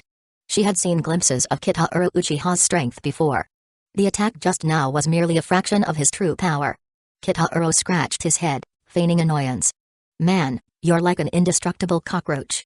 What a hassle. Though he could unleash endless massive Rasen shurikens, doing so might terrify the spectators. Something he wanted to avoid. Alright then, let's use this move. Super Expansion Jutsu. Kitahiro's body began to grow at an incredible rate, and in an instant, he transformed into a towering giant, standing over 10 kilometers tall. Everyone present was dumbfounded, including Momouzagi herself. So huge. How did Vice Admiral Akira get so big? This is insane. Every spectator was left speechless, their faces filled with disbelief. Even Vigriland Garling rose from his seat, his eyes wide as he stared at the colossal Akira. Fleet Admiral Sengoku, too, was dumbfounded. Today had been a day of endless surprises. First, there was Kitahiro's shadow clone jutsu, Akira's, with each clone possessing strength surpassing most vice admirals. This alone made Kitahiro a one-man army. Now, he had grown to such an unimaginable size. Size alone was a tremendous power multiplier, and with Kitahiro's already formidable strength, his destructive potential had become unfathomable. Just how much of his power had he been hiding? A horrifying realization dawned on Sengoku. Akira had mentioned that all his techniques were taught to him by his elder brother, Kitahiro Uchiha. In other words, everything Akira could do, Kitahiro could do as well. Back then, when Marineford faced Kitahiro Uchiha, they had been fighting a monster far beyond their comprehension. Sengoku sighed, a mix of defeat and relief washing over him. So all along, during his confrontation with Marine Headquarters, Kitahiro Uchiha had been holding back. The thought made Sengoku both rueful and oddly comforted. So, this is the power of the Uchiha clan, a true divine clan. Chapter 184, The Power of Moon Breathing. Ever since Kitahiro Uchiha, as Akira, publicly revealed that the Uchiha clan hailed from another world, many people began worshipping them as deities, referring to them as the clan of gods. While this might sound like an exaggeration, the people witnessed the overwhelming power of the Uchiha clan firsthand. To them, this title seemed fitting. According to some rumors, both four emperors Big Mom and Kaido of the Beasts were planning to form alliances with the Uchiha clan through marriage. If such unions were to happen, it would give birth to a superpower far surpassing even the legendary Rocks era. It's said that the world government has already dispatched Cypher Pol Zero agents to prevent this from happening. I used to think Little Urs was already massive. But compared to Vice Admiral Akira Uchiha, he's practically a child. This is the first time I've ever looked up to someone at this angle. Could it be that Vice Admiral Akira is actually a member of the giant race? Several giant marine vice admirals muttered among themselves, feeling conflicted. Joining him seemed increasingly appealing compared to serving under those little humans. Though giants never openly admitted it, they harbored some disdain for humans due to their small stature. Kitahuro Uchiha's enormous size gave them a sense of kinship. Perhaps the ancestors of the giant race had been this massive? Meanwhile, the supposed future Admiral Ryokado's expression was grim. Kitahuro Uchiha's endless array of techniques was overwhelming. Don't think that getting bigger will let you defeat me. The larger you are, the easier you are to hit. Ryokado commanded a swarm of vines and tree spikes to pierce Kitahuro, attempting to drain the nutrients from his colossal body. Moon breathing, 7th form, mirror of misfortune, moonlit. Kitahuro stood still, calmly drawing his colossal blade, which stretched over 500 meters. With a single, effortless swing, a series of massive slicing shockwaves tore through the ground, heading straight for Ryokado. Swish, swish, swish. The vines and spikes Ryokado sent were all severed. Slash. Even Ryokado's body was cleaved apart by the strikes. The sheer destructive power of Kitahuro's attack left the onlookers stunned. The enormous gashes on the ground resembled massive canyons. Multiple ones, no less. Did his strikes grow stronger with his increased size? How can someone this enormous still move so fluidly? This is insane. The crowd was horrified. Typically, beings as large as Little Earths became clumsy due to the immense gravitational forces acting on their bodies. Yet, Kitahuro showed no signs of sluggishness. The speed of his blade was as swift and precise as when he was normal-sized. If this battle were taking place on an island, his previous attack would have split it into several pieces. A monster. Even Ryokado couldn't suppress his fear. But with so many spectators, including the celestial dragons, he couldn't afford to lose. It's useless. I am nature itself. Vines sprouted from Ryokado's sliced body, intertwining and rapidly mending his injuries. Oh, really? Then let's test that out. Moon breathing, 10th form, drilling slashes, moon through bamboo leaves. Kitahuro unleashed 2 jagged, elliptical crescent-shaped slashes surrounded by countless smaller crescent-shaped cuts. The attacks spun like buzzsaws, tearing through the ground as they charged toward Ryokado. Ironwood forest. Ryokado conjured a dense forest of iron-hard trees for defense. Boom, boom, boom. The crescent blades ripped through the ironwood like grass, slicing everything apart. Slash. Gah. Ryokado screamed in agony as his enormous body was split in 2. Moon breathing, 14th form, catastrophe, 10-man crescent moon. Kitahuro unleashed a barrage of vortex-like slashes, raining down on Ryokado. Boom, boom, boom. Slash, slash, slash. Arg. The ground was relentlessly torn apart by the ferocious attacks, and Ryokado's body was repeatedly dismembered. Moon breathing, 16th form, Mbo, half moon. Raising his blade high, Kitahuro swung it down, creating an arc-shaped slash that descended from the sky like a thunderbolt, striking Ryokado. Boom. The terrifying impact obliterated the ground around Ryokado, leaving massive craters in its wake. Gah. Ryokado's massive body was reduced to fragments. Amid the debris, a tiny seed sprouted, gathering the shattered wood into itself. In moments, Ryokado regenerated his enormous body once more. Roaring at Kitahuro, Ryokado shouted, "It's useless, Akira. No matter how many times you cut me down, as long as I'm on the red line, I can regenerate endlessly. You'll never defeat me." Kitahuro frowned. "You really don't know when to quit, do you?" Irritated, Kitahuro muttered to himself. Couldn't this idiot tell he'd been holding back? Swish. The color of Kitahuro's blade changed to a deep crimson. A niche iron blade infused with his armament haki, making it appear like molten steel. Assuming a draw stance, Kitahuro's aura erupted. Buzz. A terrifying wave of Conqueror's haki surged from his body, locking onto Ryokado's true form with pinpoint precision. Og. See Conqueror's haki? Ryokado froze in terror, unable to move. Boom. The ground beneath Kitahuro shattered as the entire red line trembled. In the blink of an eye, Kitahuro appeared directly in front of Ryokado. Instant transmission? The giant marine vice-admirals were dumbfounded. How could someone of Kitahuro's size use instant transmission, a technique from the Navy's 6 styles? This had to be a joke. With both hands gripping his enormous blade, Kitahuro brought it down with world-splitting force toward Ryokado. Wait. I surrender. Chapter 185, Power is Always Respected. Whoosh, a massive blade stopped mere inches from Ryokado's forehead.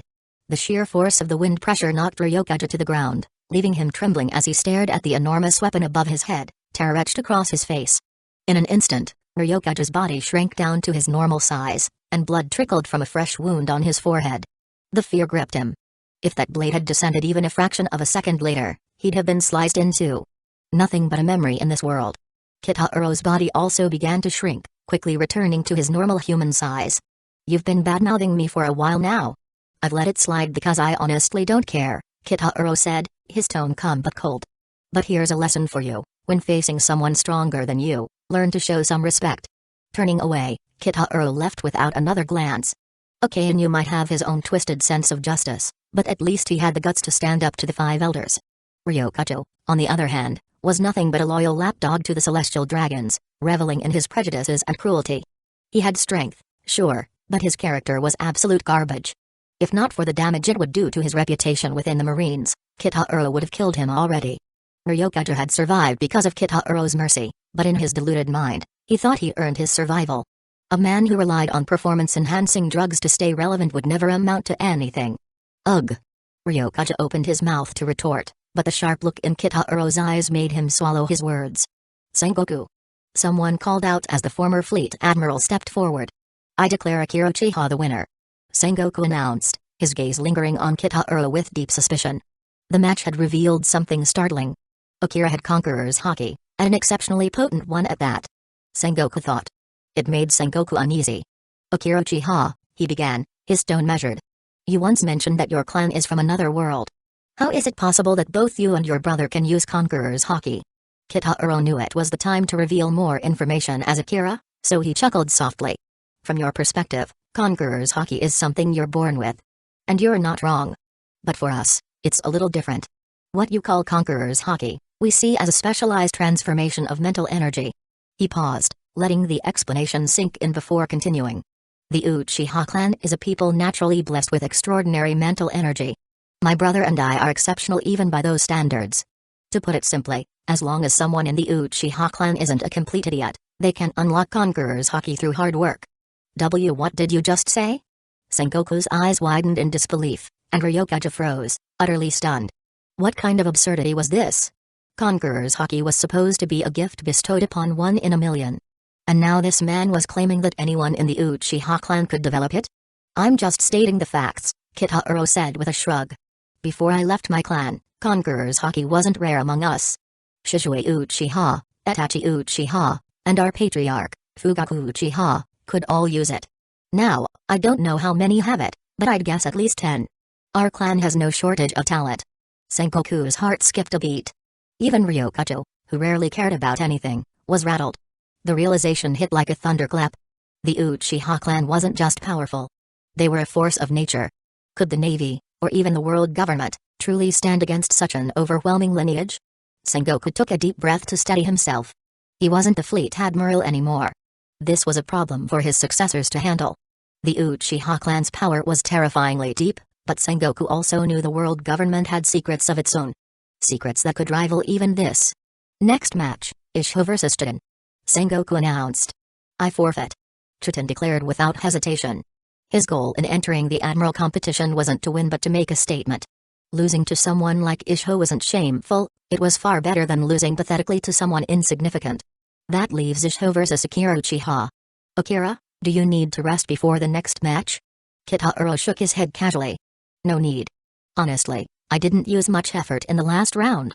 Ryokato's face darkened. "Not much effort? Did that mean defeating him was easy?" "Very well, let's begin," Sengoku announced before stepping aside. Uchiha, also known as Fujitora, faced Kitaro with a calm demeanor. "A young hero like you. It's hard to imagine what other powers you might be hiding." Kitaro grinned. "Don't make it sound like I'm some sneaky guy playing tricks. I just haven't met anyone strong enough to make me go all out yet. That's not deceit. It just means you're stronger than most.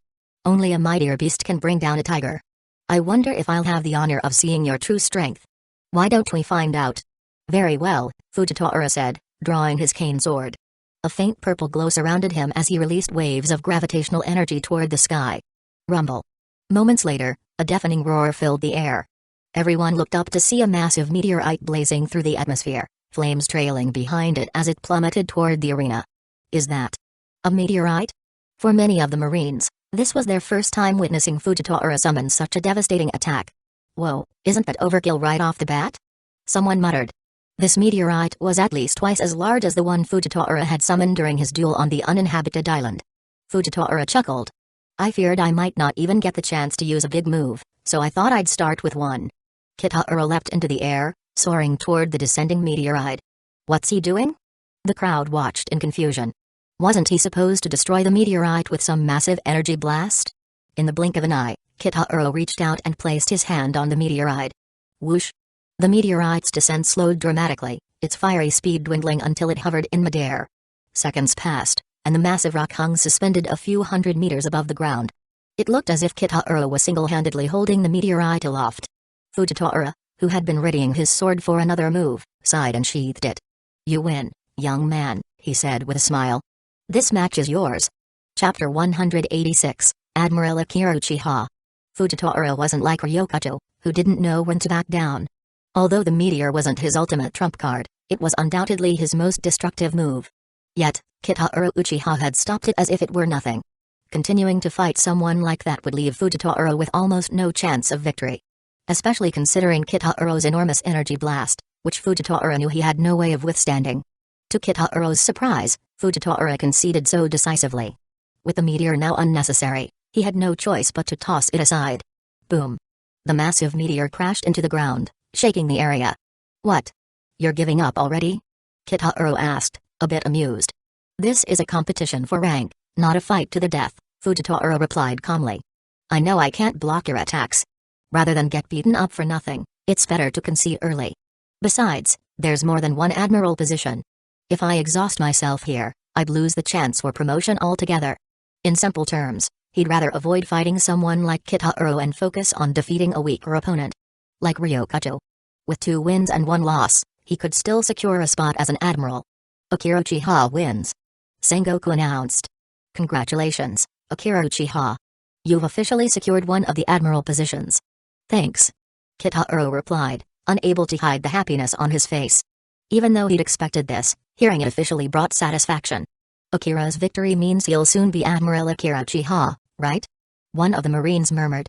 Given his power, he's undoubtedly the strongest participant here, another Marine commented, with many others nodding in agreement. Meanwhile, Saint Rosred's face twisted in displeasure. How did that guy end up as an admiral? Don't worry, father, Saint Shalria said. An admiral is just a dog raised by the celestial dragons. We tell them who to bite, and they obey. Smack. Smack. Out of nowhere, both Rosred and Shalria were slapped across the face. Ah! Who dares to hit? Rosred trailed off mid-sentence as he looked up and froze. A tall, imposing man stood before him. None other than Figerland Garling, the highest commander of the Holy Knights. Figerland Garling. What are you doing? Rosred demanded angrily. You may do as you please, Garling said coldly, but insulting an admiral is unacceptable. If you continue to act recklessly. I protect the collective interests of the celestial dragons, he continued. Anyone jeopardizing those interests, whether celestial dragon or not, will face consequences. That's the purpose of the Holy Knights. Do you understand? Humphrey. Let's go, Shalria, Charlos. Rosred snapped, leading his family away, their arrogance temporarily subdued. While Rosred liked to throw his weight around, he wasn't stupid. Unlike other Marines, admirals were the pinnacle of the Navy's strength. Any disruption involving them could lead to massive repercussions. To the cold, calculating world government, the life of a celestial dragon was far less valuable than the effectiveness of an admiral. After the Rosred family stormed off, Garling returned to his seat to watch the ongoing competition. The next match is Aramaki versus Chitin. I forfeit. Chitin announced abruptly. Then, with a determined expression, he turned to Kitaro. Akira Uchiha. I challenge you. The winner gets Giant. Kitaro's expression darkened. Sorry, but I don't gamble my women, and I certainly don't like it when others do. Then the loser will leave Giant. Chitin countered stubbornly. And who the hell do you think you are? Kitaro's voice dropped, his gaze icy. What gives you the right to say such things? I'll let it slide this time because you've been good to Giant in the past, but if you pull something like this again, don't blame me for what happens next. Chitin tried to respond but froze when Kitaro's Sharingan flared. His body went limp, and he collapsed to the ground, unconscious. Did Chitin just fall over? Was it a Genjutsu? So that's the power of the Uchiha clan's Sharingan. He hypnotized a vice admiral candidate just like that. Incredible. Ryokato, witnessing this, felt a chill run down his spine. If Kitaro had used that ability earlier, would he have been able to resist it? Likely not. In that case, he would have been at Kitaro's mercy. Fujitora, however, was unaffected. Being blind, Kitaro's eye techniques had no effect on him. Now it's down to Uchiha and Aramaki, Sengoku announced. The winner will become the next Navy Admiral. Ryokado's eyes burned with determination as he turned to Fujitora. Losing to Kitaro was one thing, but he couldn't afford to lose again. Not to Fujitora. Another defeat might cost him the chance to ever become an admiral. You coward. Ryokado taunted. You didn't even fight Akira. Someone like you doesn't deserve to be an admiral. Fujitora chuckled lightly. I'm simply taking the path with the highest chance of success. You bastard. Are you saying I'm weaker than you? Do you disagree? Fujitora said with a sly smile. Ryokado was furious. He had hoped Kitaro, Akira, would injure Fujitora, giving him an easier opponent. But Fujitora, crafty as ever, had forfeited, avoiding injury altogether. Now, Ryokado had to face a fresh opponent. You blind old man. I lost to Akira, but there's no way I'm losing to you. With a roar, Ryokado's body grew massive, vines bursting out to attack Fujitora. Let me return those words to you. Fujitora retorted, and the two launched into a ferocious battle. Neither could afford to back down. The fight raged on for 3 days and nights. In the end, Fujitora emerged victorious, defeating Ryokado. And so, the battle for the title of Navy Admiral came to an end. Admiral Akira Uchiha and Admiral Fujitora were officially announced as the new admirals of the Navy. Chapter 187, Joining the Holy Knights? At the World Government Headquarters, Pangaea Castle. Kitaro Uchiha and Fujitora arrived at the seat of the Five Elders. Achieving the rank of Marine Admiral meant becoming a core figure in the world government's power structure. Naturally, this required an audience with its highest leaders. The Five Elders. When Kitaro Uchiha, Akira, and Fujitora entered the Grand Hall, 3 others were already present, the new Fleet Admiral Akainu, Admiral Kizaru, and Vice Admiral Aramaki, Ryokado. Ryokado's expression darkened the moment he saw Kitaro and Fujitora. His defeat in the admiral selection process was still a sore point. One caused by the very people now standing before him. Akainu introduced them formally. Akira Uchiha, Fujitora. These 5 gentlemen are the highest authorities of the world government, the 5 elders. Honorable elders, Kitaro greeted respectfully. Jaga Ursha Saturn, the elder known as the warlord of science and defense, smiled warmly. So you're Akira Uchiha and Fujitora. Your reputations precede you. First of all, congratulations on your appointments as Marine Admirals. We look forward to your contributions to global peace. Secondly, Fleet Admiral Akainu has proposed a new idea, one we've all agreed on. Given the escalating tensions between the world's factions, the current structure of 3 admirals is no longer sufficient to maintain balance. Changes must be made. From this day forward, the Marines will establish a 4th admiral position to address the growing chaos in the world. Akainu interjected, I've recommended Aramaki for this new admiral role. His strength speaks for itself. Hearing this, Kitaro's brow twitched slightly as his gaze shifted to Ryokado. The smug expression on Aramaki's face was practically screaming, so what if you beat me? I'm still an admiral like you now. Even Fujitora, blind though he was, could sense Ryokado's gloating through his exceptional observation haki. Kitaro understood the situation. This was not merely a recognition of Ryokado's strength. It was his sycophantic loyalty, being a dog, to the celestial dragons that earned him the seat. The Marines, being the world government's largest military force, had historically enjoyed a degree of autonomy thanks to the efforts of Kong, the former fleet admiral and current commander-in-chief. This independence left the government unable to fully control the Marines. During the competition for fleet admiral, Akainu's willingness to align with the 5 elders had tipped the scales in his favor over Okiji. Now, Akainu was reinforcing his position by introducing an admiral loyal to the celestial dragons. The 5 elders couldn't be happier. They were regaining influence over half of the marine hierarchy. One of the elders, Saint Ethanbron Venusdro, directed his gaze toward Kitaro and Fujitora.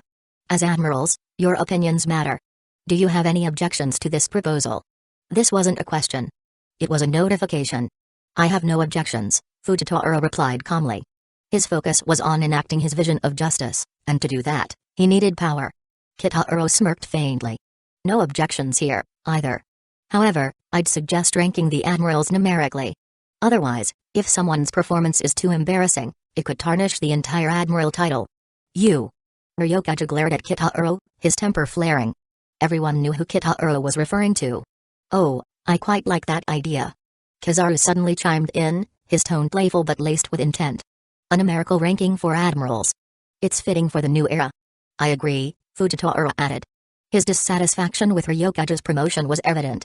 With all three admirals in agreement, neither Akainu nor the five elders could object. Saint Topman Warkari, the elder overseeing justice, asked, "So how shall we assign the ranks? Kizaru, would you like to be the first admiral?" Kizaru waved his hands dismissively. "Oh no, I wouldn't dream of it. I'll settle for being the second admiral. Let the younger generation take the top spot." Fujitora nodded.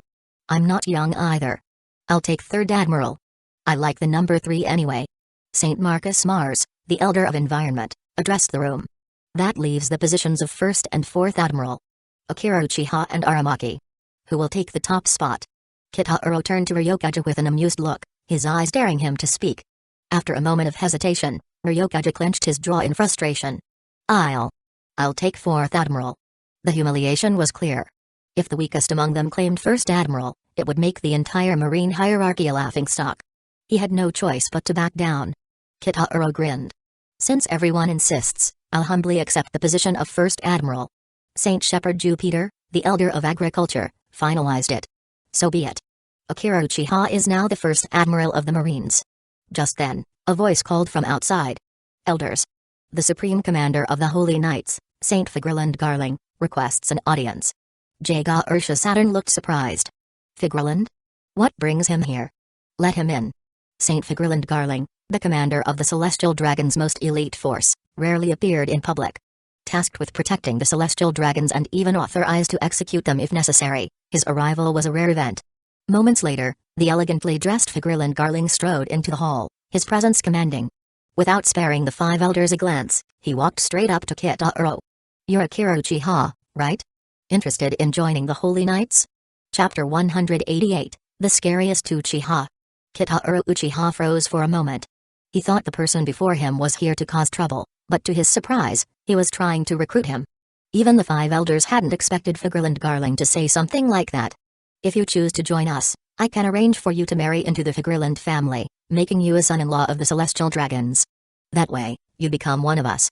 Figurland? Everyone present was shocked. None of them had expected Garling to propose such an idea. Ryokajo, in particular, was consumed with envy and hatred, his eyes red as he glared at Kitaro Uchiha. To become a Celestial Dragon. That was an unparalleled honor. Celestial Dragons were considered gods in this world. For an outsider like this brat to ascend to godhood. It was infuriating. Kitaro paused before replying, "Sorry, but I have no intention of marrying into another family. The Uchiha clan in my world is a prestigious lineage. Typically, others either marry into or are adopted by the Uchiha clan. Never has an Uchiha joined someone else's family. Sure, the Celestial Dragons might be the rulers of this world, but compared to the Uchiha clan? They were nothing. Are you that proud of being an Uchiha?" "Absolutely." Garling fixed his gaze on Kitaro and asked, "Then, if the world government were to go to war with the Uchiha clan, which side would you choose?" All eyes turned to Kitaro, eager to hear his response. Ryokaja silently cheered. "Serves you right, you cocky brat. Let's see you talk your way out of this one." If he answered poorly, he wouldn't be leaving Pankia Castle today. Kitaro, however, remained calm. Smiling, he said, "I can't say for sure which side I'd choose. But don't worry. At least for now, as an admiral of the Navy, I have no intention of turning against the world government." Garling narrowed his eyes and asked, "A vague answer like that? Aren't you afraid you won't walk out of here alive?" Besides Garling, the room was filled with heavyweights, the five elders, Fleet Admiral Akainu, Admirals Kizaru, Fujitora, and Ryokajo, as well as the Supreme Commander with his army, Cypher Pol Zero agents, and the Holy Knights. This was the combined might of the world government gathered in one place. Afraid? Of course. Who isn't afraid of death? But asking me to turn against the Uchiha clan? That's something I simply can't do. They raised me, and I won't bite the hand that fed me. You could all try to take me down and label me a spy for the Uchiha clan, someone who became an admiral just to assassinate the five elders. But if you do, it'd be wise not to kill me. Lock me away somewhere no one can find me instead. Because if you kill me, my brother, Kitaro Uchiha, will stop at nothing to destroy you. To be honest, I'm a bit curious to see what my brother would look like when he's completely crazy." The five elders' expressions darkened. They had all seen Kitaro's terrifying display of power during his rampage at Navy headquarters. Even they, the most powerful leaders of the world government, were wary of him. At one point, they had considered using Akira as leverage, similar to how Ace was used against Whitebeard. But Akira, Words forced them to reconsider. Kitahuro Uchiha wasn't like Whitebeard. If Kitahuro went berserk, the entire world might be reduced to ashes. If he decided to attack, even Pangaea Castle wouldn't be safe. Attacks from Kitahuro could obliterate Mage Oz itself. Could they even catch him? Impossible. His unpredictable movements and near impenetrable defenses meant he could destroy Mage Oz and leave unscathed.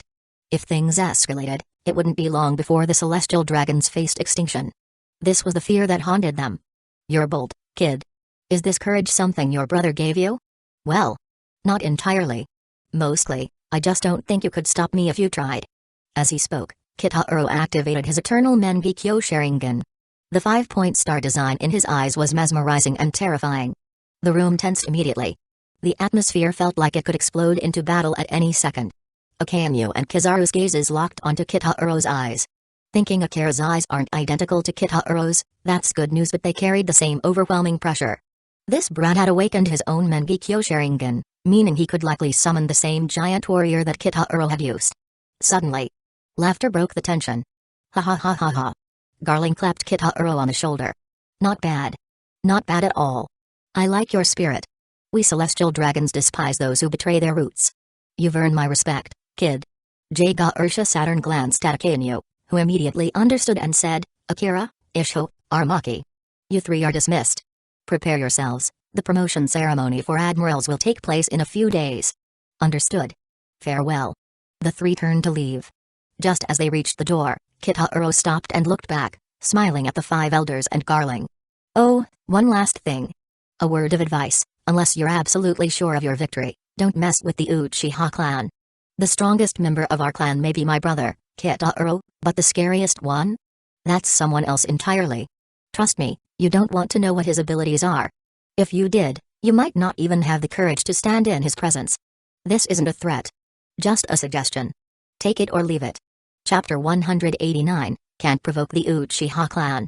Kitahuro Uchiha smirked at the group before him and casually turned to leave. He wasn't bluffing. Every word he said was true. Kitahuro might have been the strongest in the Uchiha clan, but the most terrifying member wasn't him. It was Shizue Uchiha, if Madara Uchiha wasn't counted. Shizue's Mangekyo Sharingan ability, Kodo Amatsukami, was the most powerful Genjutsu, capable of altering someone's will completely and permanently without them even realizing it. In other words, Shizue could make someone his puppet, and they wouldn't even know it. In some ways, it was similar to Kitahuro's horrible Mangekyo Sharingan ability, although with an obvious, more insidious twist. But Shizue was having the power to make anyone his slave for a long time. Boom. That brat. How dare he threaten us? The sound of splintering wood filled the room as Topman Warkari, the short-tempered legal god of war, slammed his fist into the table, reducing it to fragments. The other 5 elders wore grim expressions. Although Kitahuro had spoken in a polite tone, the underlying message was unmistakable. A threat, plain and simple. For people like them, the 5 elders. The pinnacle of global authority. Being threatened by an 18-year-old was a bitter pill to swallow. Worse, there was little they could do about it. That punk. He's just riding on Kitahuro Uchiha's coattails, acting all high and mighty. One of them snarled. Figurland Garling, the saint of Figurland, spoke in a grave tone. It's not just that. He's confident in his own power. His eyes. Those must be the Mangekyo Sharingan unique to their clan. It's said that unlocking the Mangekyo allows them to summon that massive warrior called Susanoo. Its defenses are nearly unbreakable, and that's likely what gives him the courage to stand before us. Garling's knowledge of the Uchiha was good for One Piece world native, much of it coming directly from none other than Kitahuro's twin brother, Akira. Jaga Ursha Saturn asked, Garling, do you seriously want that brat to join the Holy Knights? You'd even let him marry into the Figurland family? Of course. Don't you see? The power of the Uchiha clan should belong to the celestial dragons. If they marry in, their bloodline becomes ours, and their children will be celestial dragons. The room fell silent as the elders considered the proposition. Marcus Marsaint, the environmental god of war, finally spoke. Indeed, their power is extraordinary.